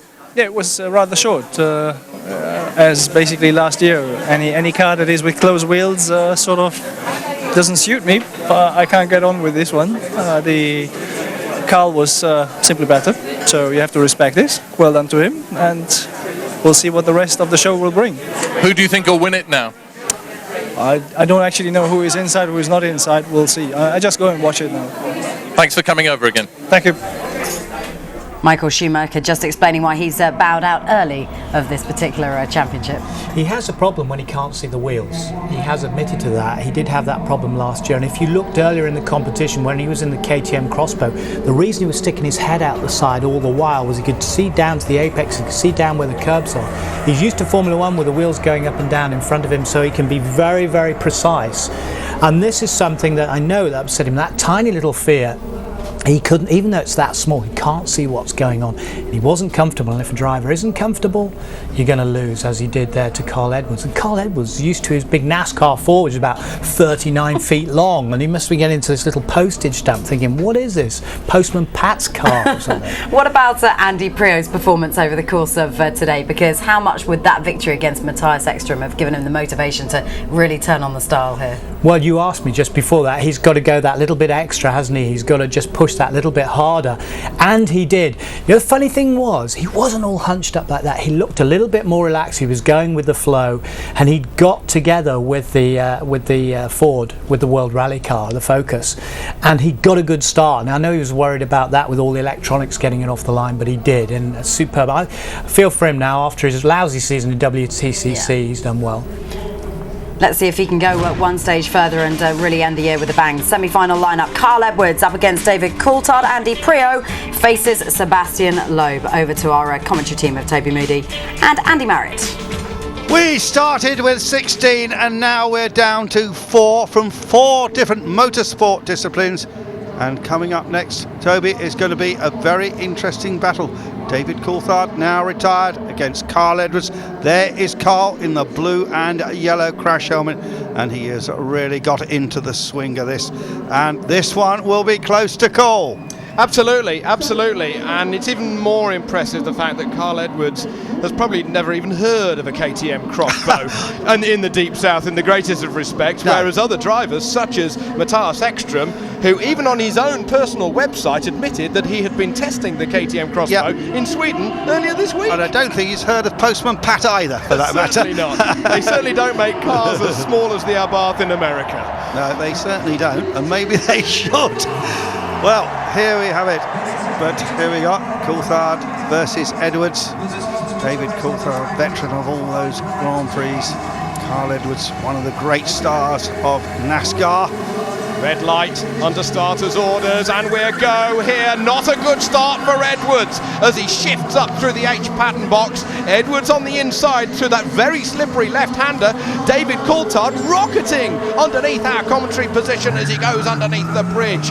Carl Edwards from NASCAR, David Coulthard from Formula One. This is the first of our semi-finals. And we could have an all-British final, of course, and David Coulthard is hoping that's going to be the case, and he's doing his best to make that happen. Carl Edwards at least will be used to the H-box gearbox shift. Yeah, few too many gears for him, I suppose, in this KTM. The KTM that's been specifically designed by Gerald Kiska in just outside Salzburg. The car is built in Graz in the east of Austria. And it's a real track day thriller, and it's fantastic fun out on the open road. David Coulthard on the valley, smoke pouring off the tyres underneath the carbon fibre chassis. Big save from David Coulthard, had the full opposite lock on, but look at his time. He's under the minute in the Expo here, Crossbow. David Coulthard really chucking it about. He must have a little bit of heat into the front tyres. Look at his eyes, wide open, as big as dinner plates through that semi-clear visor. Now we've got an absolute onboard shot from over his left shoulder. David Coulthard, last Grand Prix in Brazil a few weeks ago, got punted off at the first corner. What a sad end to his Formula One career. We're all urging him on to have a good result, but he's got a chance to get into the final here in the Race of Champions. DC is heading into the final. I'm sure he's got quite a heavy passenger by the look of him. The guy's helmet sticking up high, look, and his head flopping around with the G-forces.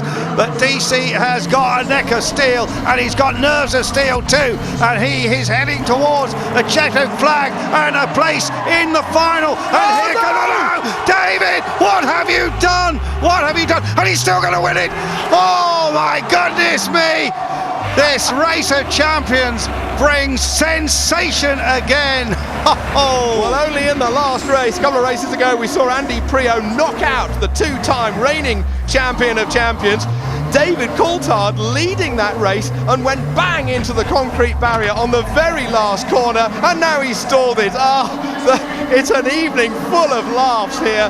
He's given up, he's going to get out, but the main thing, Andrew, he's in the final. He's in the final. I think probably what happened is he'd actually broken something, and so when he got to go out down the tunnel, then he locked up there. He was really trying so hard. Well, didn't really clip the curb coming out of there. A little bit of gravel flying around and the salt tyre flapping behind the pair of them. But this is the vital moment where DC lost it. Just clipped the curb. Did it unnerve the car a bit? Now there's Edwards on the replay. Yeah. There's David banging. Oh, look, yes, yeah, look. Broken the track. Look at that. He crossed the line with the front wheel all locked up. Oh, dear. Three wheels on my wagon. Those KTM mechanics have got a bit of work to do. Oh, the Austrians have been more than busy here at Wembley. Jenson Button had a big crash yesterday in practice, and one of the Red Bull racing mechanics from Milton Keynes has a wry smile on his face. Oh, David. But it doesn't matter. You're through. Wow. I can't believe the surprises that we're having here this evening. Now the question is, Andrew, will it be Andy Priaulx or Sebastian Loeb going into that final against David Coulthard? I'll tell you a secret. You only want one person to win this. And who do you want to win? I prefer Andy to win it, of course. But nevertheless, we're going to see what happens. So let's just check into the studio for a moment.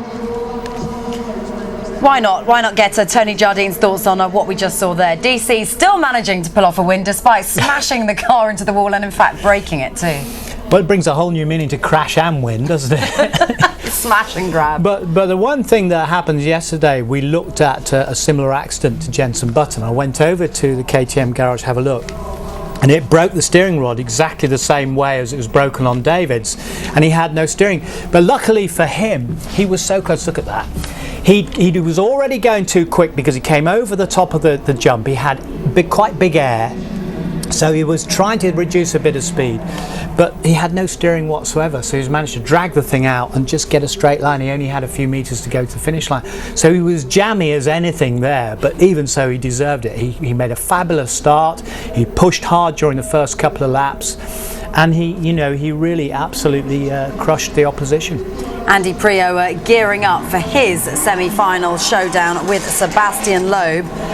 This could be a real showdown. Let's get it back to our commentary team, Andy and Toby.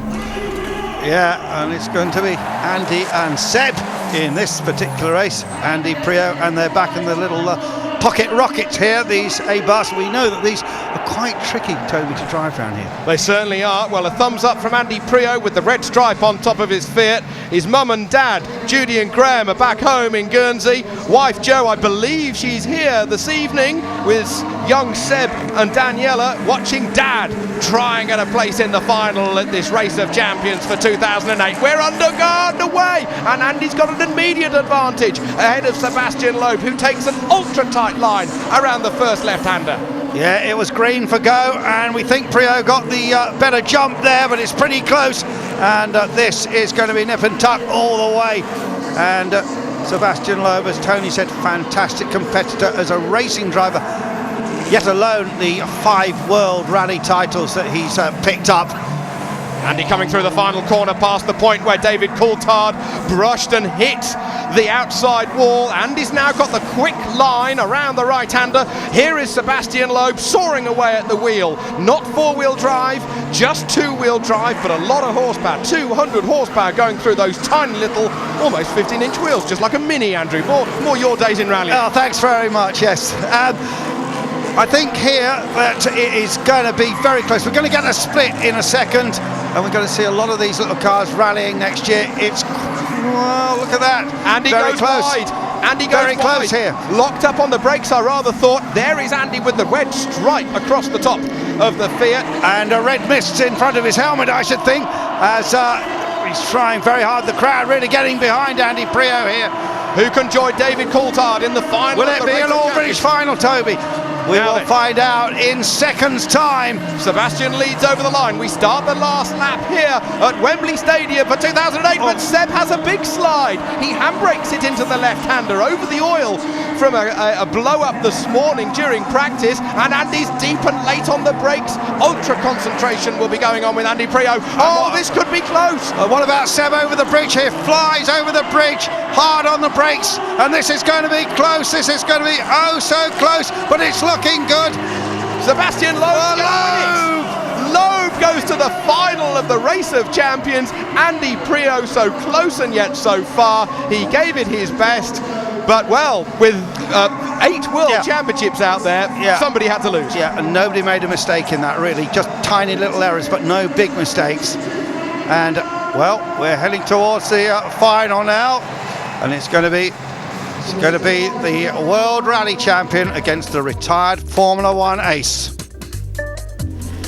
Despite the cold in the stadium, things are certainly heating up. It's David Coulthard against Sebastian Loeb in the final of the Race of Champions. That's next.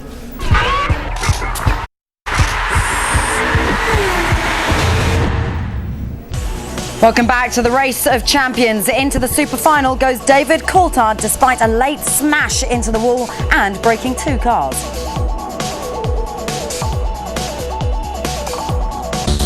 He's up against the Frenchman Sebastian Loeb. He's won here in 03 and 05. He is the 5-time World Rally Champion.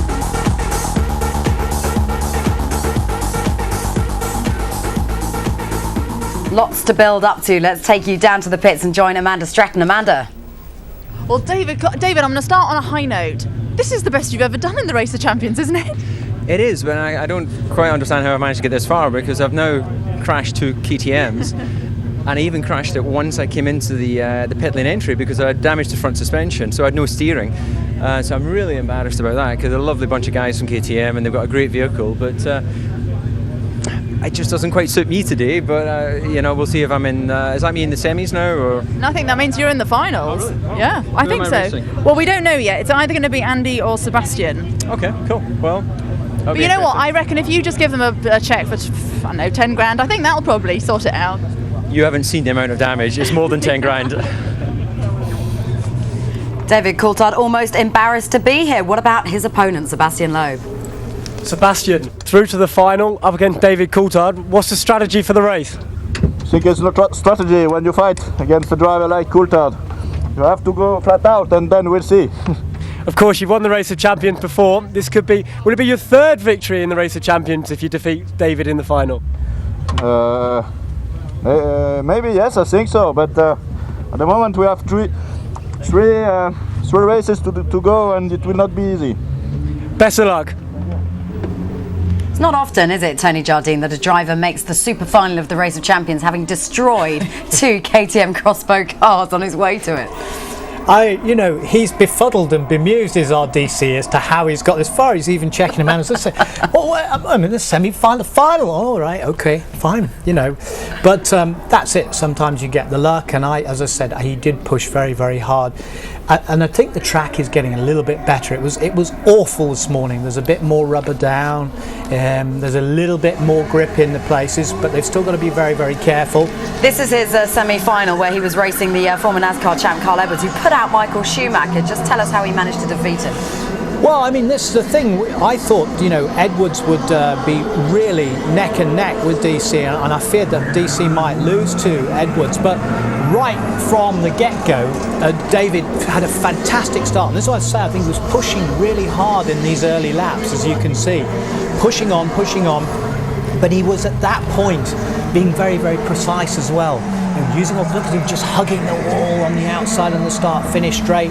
Look, a bit of full lock there as he was going in on understeering in, and you can still see the little bits where the cement dust was put down to put over on, and he clattered over the curbs on the inside there. But as I say, the cement dust was down to try and soak up that oil that was dropped before, and he was getting quite good air each time that he went over the jump. Oh, slight slide there, almost to kiss the wall, and you can hear the tortured tyres and the screaming coming through.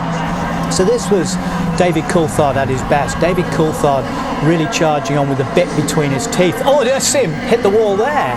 And he had another mistake that he got away with. Had he hit the wall again, of course, he would have had that 5-second penalty, which Toby has been warning us about. And fortunately for DC, it didn't happen. The worst is about to happen, of course. When he hit the wall and then broke the car, but managed to get to the finish. Look at this. His head really leaning into the corner, using the curbs again. It's almost like a motorcycle rider, quite appropriate considering that he is in a KTM.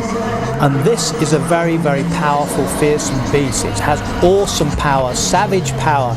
And on this tiny little track, again, just, there we go. Going too far, too fast, smashed the right front corner. He broke the steering rod, and still, from the jaws of defeat, he carves out a victory and gets into the final. What would it mean to David Coulthard after the year he's had, his final year in F1, to be crowned champion of champions here? A lot. I mean, that really would be make up for what has been a very, very difficult year. At the end of 2004, when he was released from McLaren, then he had got 4 extra years with Red Bull, and that revived his career. The man who's put this whole show together is a chap called Frederick Johnson. He's speaking to Amanda at the moment. Amanda. Well, Frederick, you must be really happy with how things are going, and what a surprising final, really unexpected. Yeah, not a lot of people would have imagined that David and Seb Loeb would go through to the final, exceptionally after Seb's big crash in the other heat. But, Race of Champions is always full of surprises. And what do you reckon? Who do you have your money on? I mean, it would be so nice if David could finish off his career winning the Race of Champions. That would be so fitting. But Sebastian Loeb won his 5th World Championship title this year. He's won the Race of Champions in the past. He's very, very fast. It's going to be very difficult for David. And it is. I mean, nobody can guess. It's all just too close, really. That's what makes the Race of Champions so special. When you put the world's best drivers in identical cars on a short track like this, it's going to be down to hundreds, thousands of a second between them very often. A slight mistake will make the difference. Now in the final we go to best of 3 heats. So, you have to win 2 to win it. So I would have to put my money on Loeb, but my heart is with David. Thanks a lot, Frederick. Thank you. If he'd put his money on Loeb in the last round, he would have been a wise man, because he put out our very own Andy Priaulx. Just tell us how he did this, Tony. Well, I think he did this because of his 2-wheel drive experience at the start of his career. Look at Sebastian Loeb, who was a French gymnast, and he represented his country. Incredibly fit, but he decided to switch to racing and rallying, and in his early days he was front-wheel drive specialist, and he ran in a Citroën Saxo in 1999. He won a lot of big rallies and caught the attention of Citroën, who took him on. And I think he used all those skills today to just nip past it. Andy did a good job. Andy did a fantastic job. We're building up to the super final of the Race of Champions to determine the champion of champions. Over to the commentators. And it is the best of 3, but very quickly I'm going to take you through Loeb's record. 02 was a finalist, 03 was the winner, 04 a finalist, 05 a winner, 06 a finalist, 07 we didn't see him competing. But he is looking for his 3rd win as they go, Toby. David caught him napping right from the word go there. David Coulthard on the infield at the moment with the black car. Sebastian Loeb, he's lost his flag already. The tricolour has flown off at the first corner. Sebastian Loeb, white roof. And both of these have gone through after crashes. David, of course, a really big one, and Loeb, of course, going through the barriers and lifting them over his car. So we've seen just sensation after sensation here, but this is the best of three in this Champion of Champions race. This is what it's been about for the last 5 hours or so. We've seen phenomenal action, but this one should be a real cracker, and there is Loeb working at the wheel. Wouldn't it be fitting for David Coulthard to be victorious at his last race of 2008 after that cruel luck at the Brazilian Grand Prix at Sao Paulo, punted off at the first corner. His Wings for Life car is in front of us at the moment on the infield. And look at the times. Look at the time, eighth of a second between David them. can make that up. He can make that up, and of course he will have a second chance. Well, Sebastian is used to these kind of tyres. They're a smaller version of the BF Goodrich tyres that they have used in the World Rally Championship before, but a similar cut to the tyres that he has used this year with the Citroen. David, he'll be used though to the pure rear-wheel drive machine. Yeah, and David, of course, didn't, when he talked to Amanda Stretton, even realise he was in the final. It's extraordinary, but David will be trying absolutely everything here. There he is, great shots on board with David Coulthard. David Coulthard coming towards the camera through the chicane. Another coat of paint between the wheel and the outside of the bridge. Let's hope he's going to keep it out of the wall this time, although it didn't matter too much last time. And it's going to be close. And look at this. They're coming towards a checkered flag. Oh, David's missed a gear. Oh, Sebastian's going to take the first of three. Yes, Sebastian Loeb for France. Already a winner for 2 years.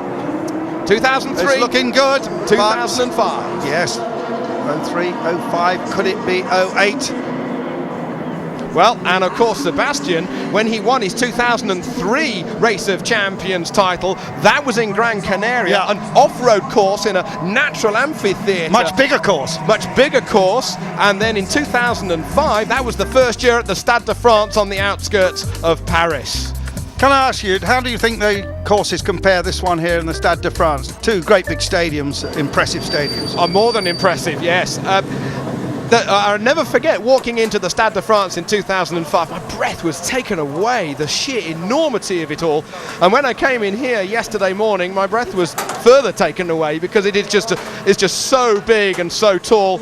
And well, with these gladiators, what a race we're going to see. Now, this is the second of three about coming up. Of course, this stadium cost £768 million to build. That's how much it cost. And all around the perimeter, it's 1 kilometre round. If you walk all the way around at the back of our commentary box and do a complete lap, it's a kilometre. Well, here we are, and well, he's massacred one of these already, has David Coulthard.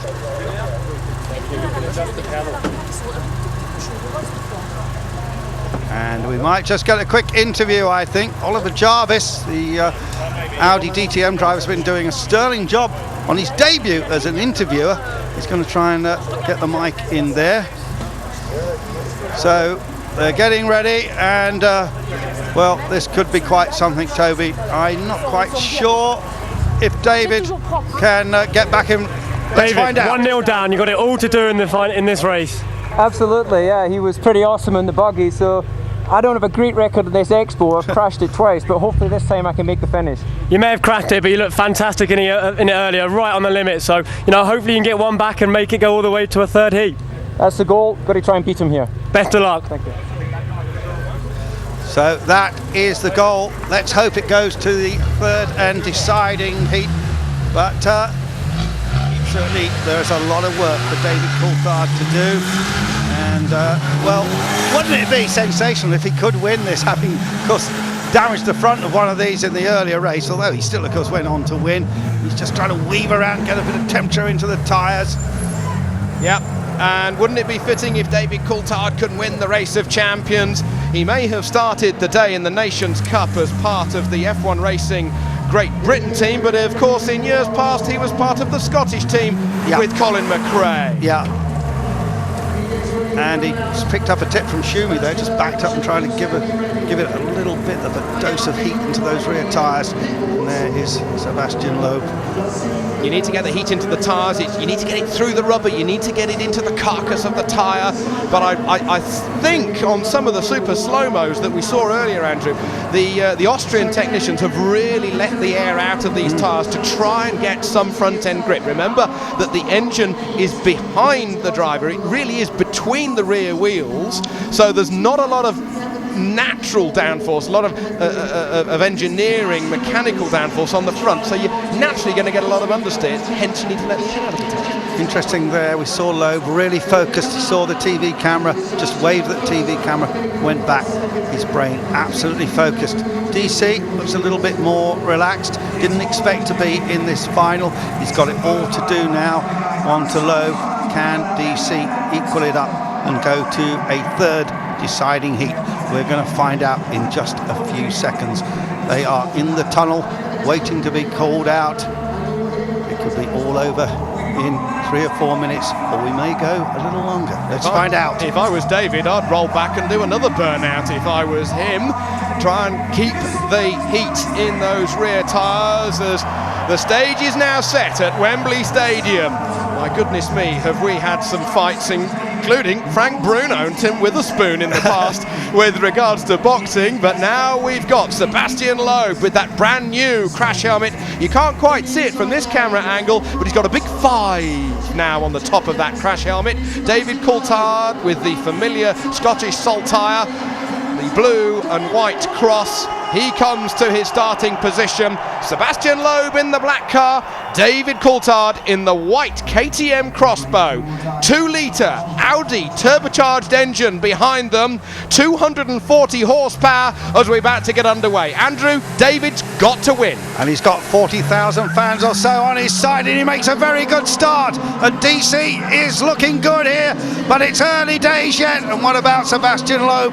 He's made a good start too, but DC, all that experience in Grand Prix, and he can still win this, but it's going to be tough. Sebastian Loeb, when we started with 16 drivers, made a massive mistake at the first corner whilst we were trying to distill our 16 drivers down to these 2 as David locks up on the brakes and he goes a little bit deep and wide. Big handfuls of opposite lock from David Coulthard. In a Formula 1 car, of course, they never cross their arms. No, he kept it out of the wall though and still keeps up that momentum, and in just a moment we're going to find out what it is at the split, and that'll give us some idea.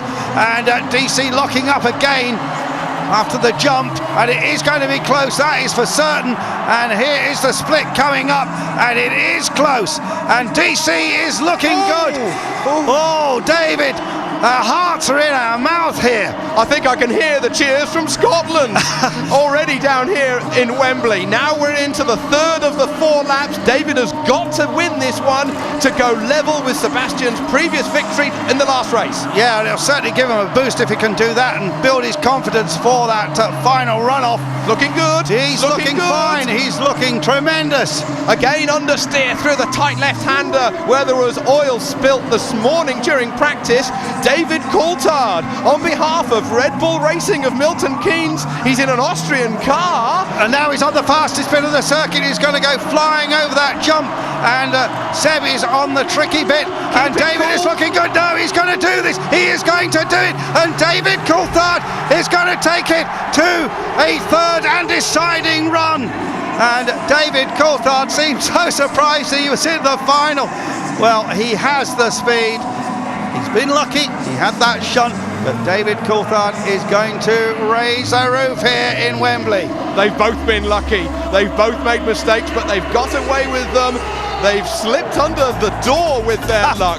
Sebastian Loeb gets beaten by David Coulthard. They both had massive opposite lock moments. They had to take another handful of lock on the steering wheel. And my goodness me, the perfect finale. And just think that David had crashed that car just a few minutes ago. And what would that do to his confidence? But he got stuck in there, and just sheer concentration, sheer driving brilliance has taken him into a final runoff. Live pictures from in the depths of Wembley Stadium here. Now look at that walk. That's a walk of a man that is very, very focused. I think it's a stomp rather than a walk. Yeah. He's got a real stomp on.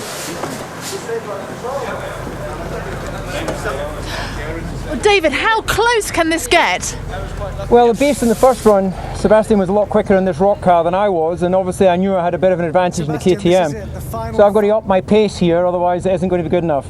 Now, I mean, I would guess that this car is probably more suited to you. Is that right? Well, I'd like to say that was the case, but you know, for me it's like a little mini rally car. So, you know, what is he, a 5 times consecutive world champion? But I'm going to go for it. You got thousands of people out there cheering for you, David. Let's hope you finish on a high. I'm going for it, so let's hope so. Okay, please. Thank you. Thank you. That would be a nice trophy to add to all those Grand Prix cups, wouldn't it? Yep. They're all back in Twynholme. I think his brain's gone up another gear now. He suddenly thought, I could win something that really means a lot. And nobody expected me to do this. And he has certainly got the racing concentration on now. But as he said, Seb Loeb's a difficult man to beat.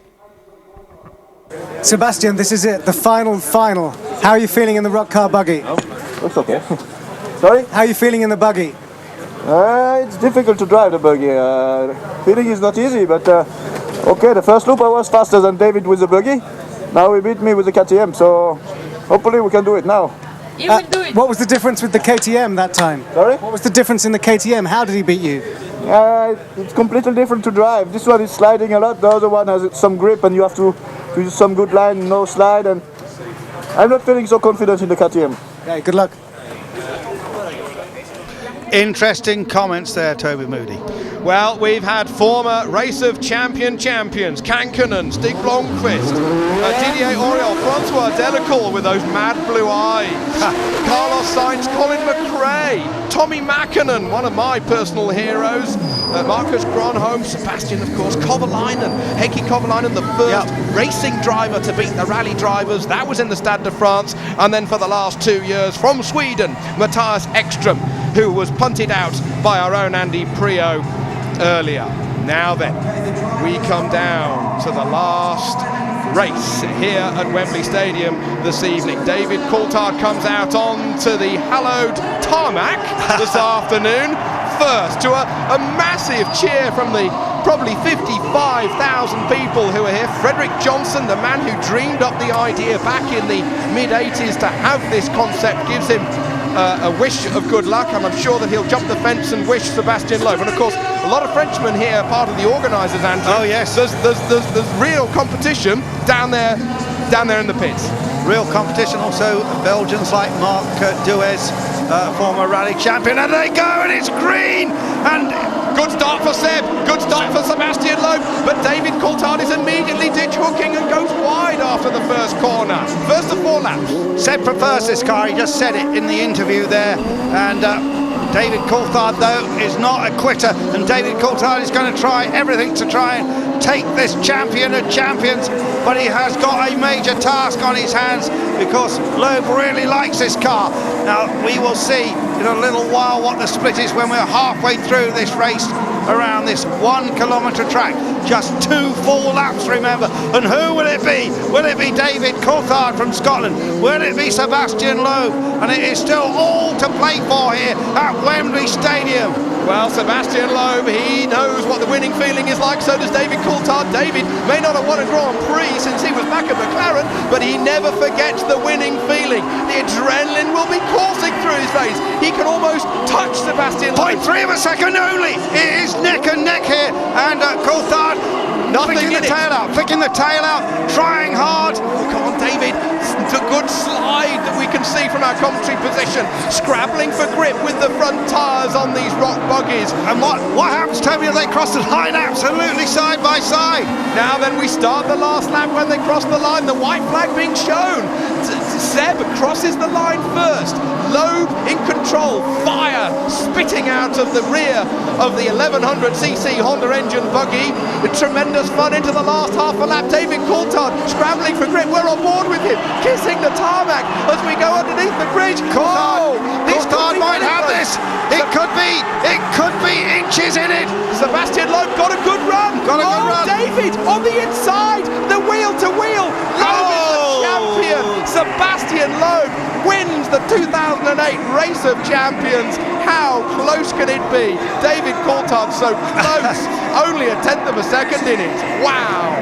Well, this event has lived up to all its hype, to all its expectations. But Sebastian Loeb, one of the favourites coming in, wins it for a third time.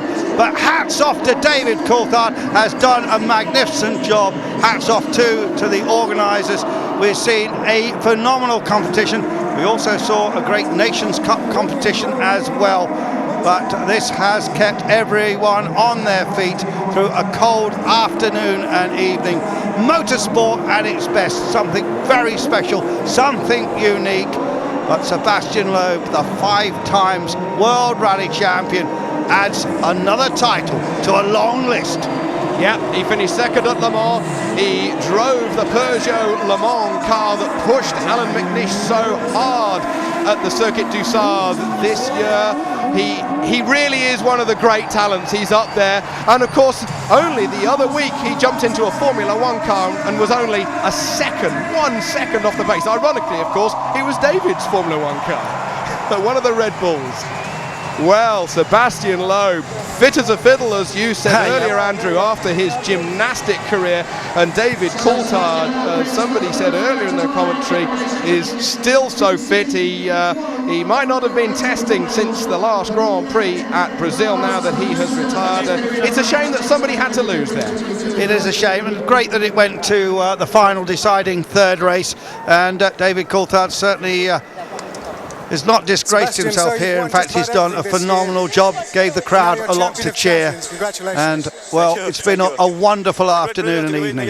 Race of Champions, because last year I couldn't come because I have a baby now, so we came again this year. And very difficult start. I went off in the first break of the race, and then since that it's going well, so finally we won. Really happy. Well, you kind of spoiled David Coulthard's party, though. How do you feel, David? It's no embarrassment to be beaten by a 5-time consecutive rally champion. He's a great driver, and I'm just very happy to have made the final with so many good drivers here. Ladies and gentlemen, champion of champions and runner-up.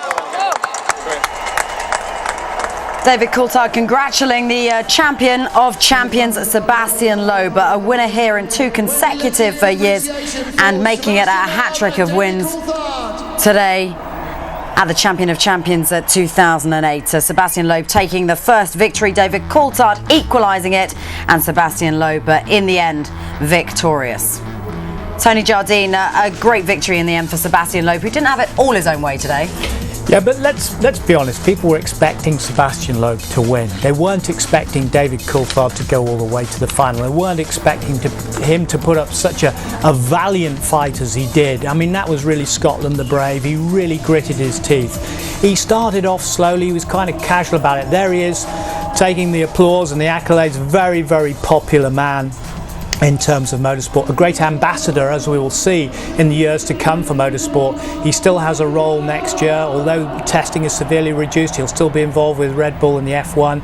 He'll start his career in television as well. And then you're looking at Sebastian Loeb, 2 of them together, 2 great drivers. But Sebastian Loeb broke more records again this year. 11 World Rally victories. That is a record, never mind the record of the 5 championships. He'd never won Finland before, which is the preserve of the Vikings, basically. He won that, and he ticked that off his list. The second one he'd never won was Wales Rally GB, and I drove in that rally, and I know how bad the conditions were. It was really tough. And I also drove in Sweden earlier this year, and I came round, and in a ditch there was Sebastian Loeb, upside down on the car, seemingly out, but they got it back in the rally, and he finished in the top 10. He's a great sportsman, a great driver, and you look at the 2 of them together. This is a great end to a motorsport year where you see the different disciplines of motorsport, in this case rallying and Formula One, coming together. They appreciate each other's talents. BC is very, very respectful of rally drivers and all the different surfaces they drive over. I think, you know, Frederick Johnson is right that this is a unique event that you can bring together the 6 different disciplines from motorsport at the end of a season, celebrate it and all compete, but in the spirit of friendship as well. Yes, they want to win, but what a fantastic time we've had. What a great time they've had, and there's Seb, 3rd time that he's won this. I will say this to you, Didier Auriol won it 4 times. Can Sebastian Loeb make it a 4-time winner in this? I'm sure he can at the moment. He's a 5-time World Rally Champion and a 3-time champion here at the Race of Champions. What a day it's been from Wembley. When we come back, we'll react. Will be the Henry Toyota Memorial Trophy, and that will be presented by... Welcome back to Wembley, where today 50,000 spectators have enjoyed a motorsport extravaganza, culminating in another win for Sebastian Loeb here in the Race of Champions. David Coulthard was a valiant competitor. He made the runner-up spot, he made the super final spot, but not enough to beat this man, Sebastian Loeb, a third of a second in it in their final showdown. It came down to the final race, a best-of-3 competition, but in the end, David Coulthard didn't have enough to take it away from this man. Sebastian, fantastic end there to the Race of Champions 2008. It couldn't have got any closer.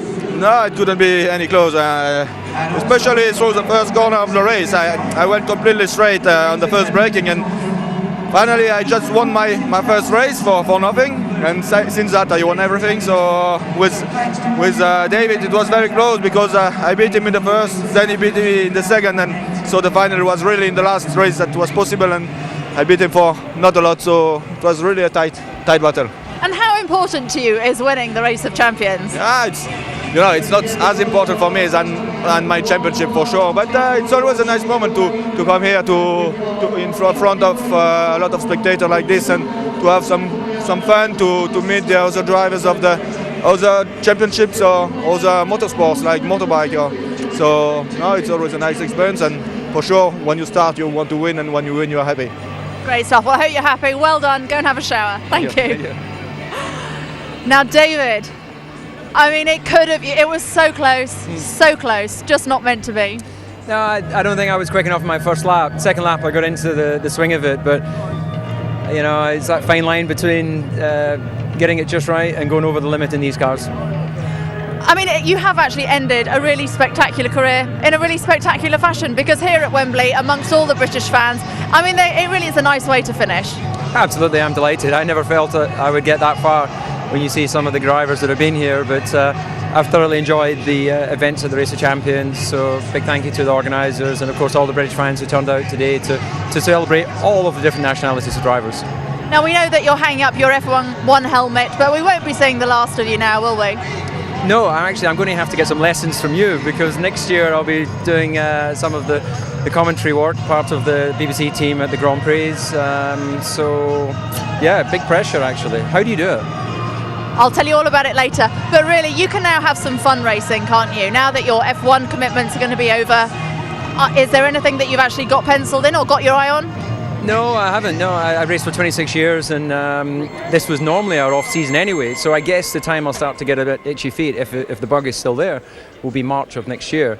I'm committed to go to all the Grand Prix next year, so that's going to make it difficult. But beyond that, who knows? Maybe I'll get interested in something else.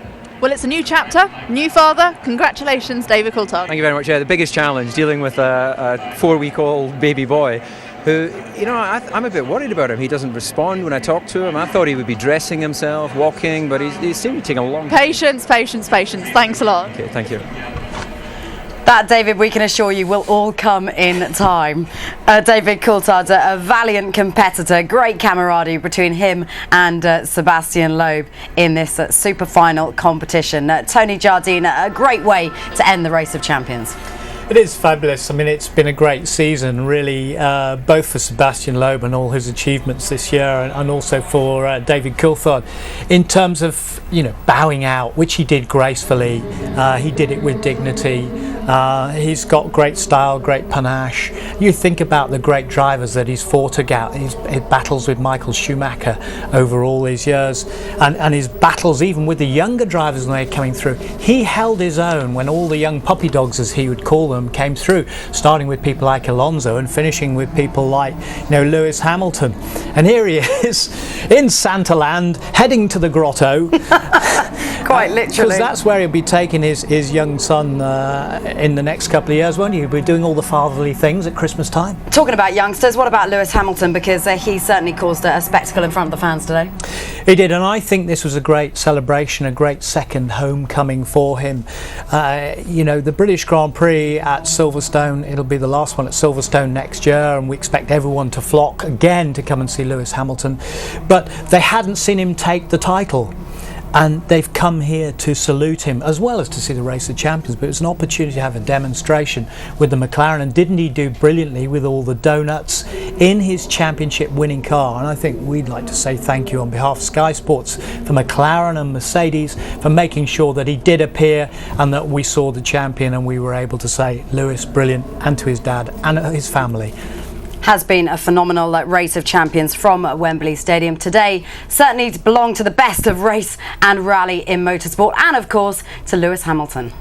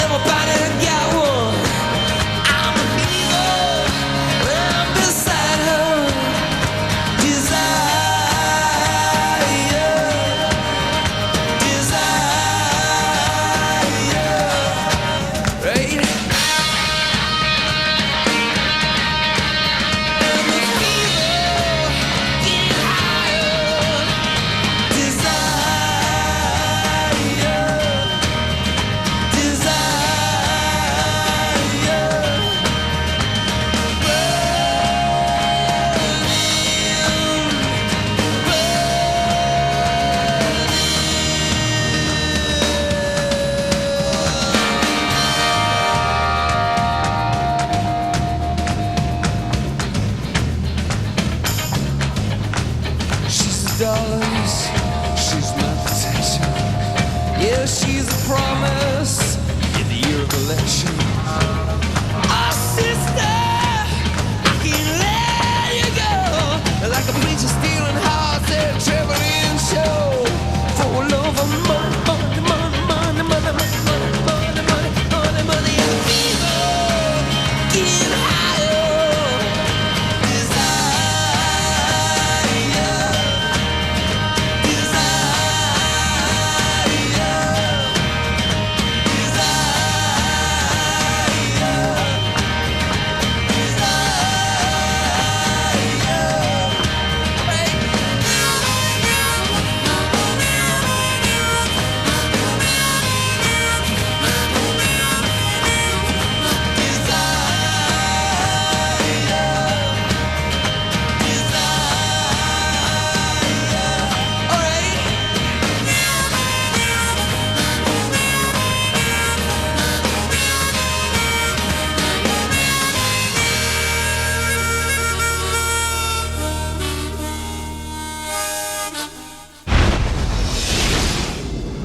More sport, news and views at Sky Sports.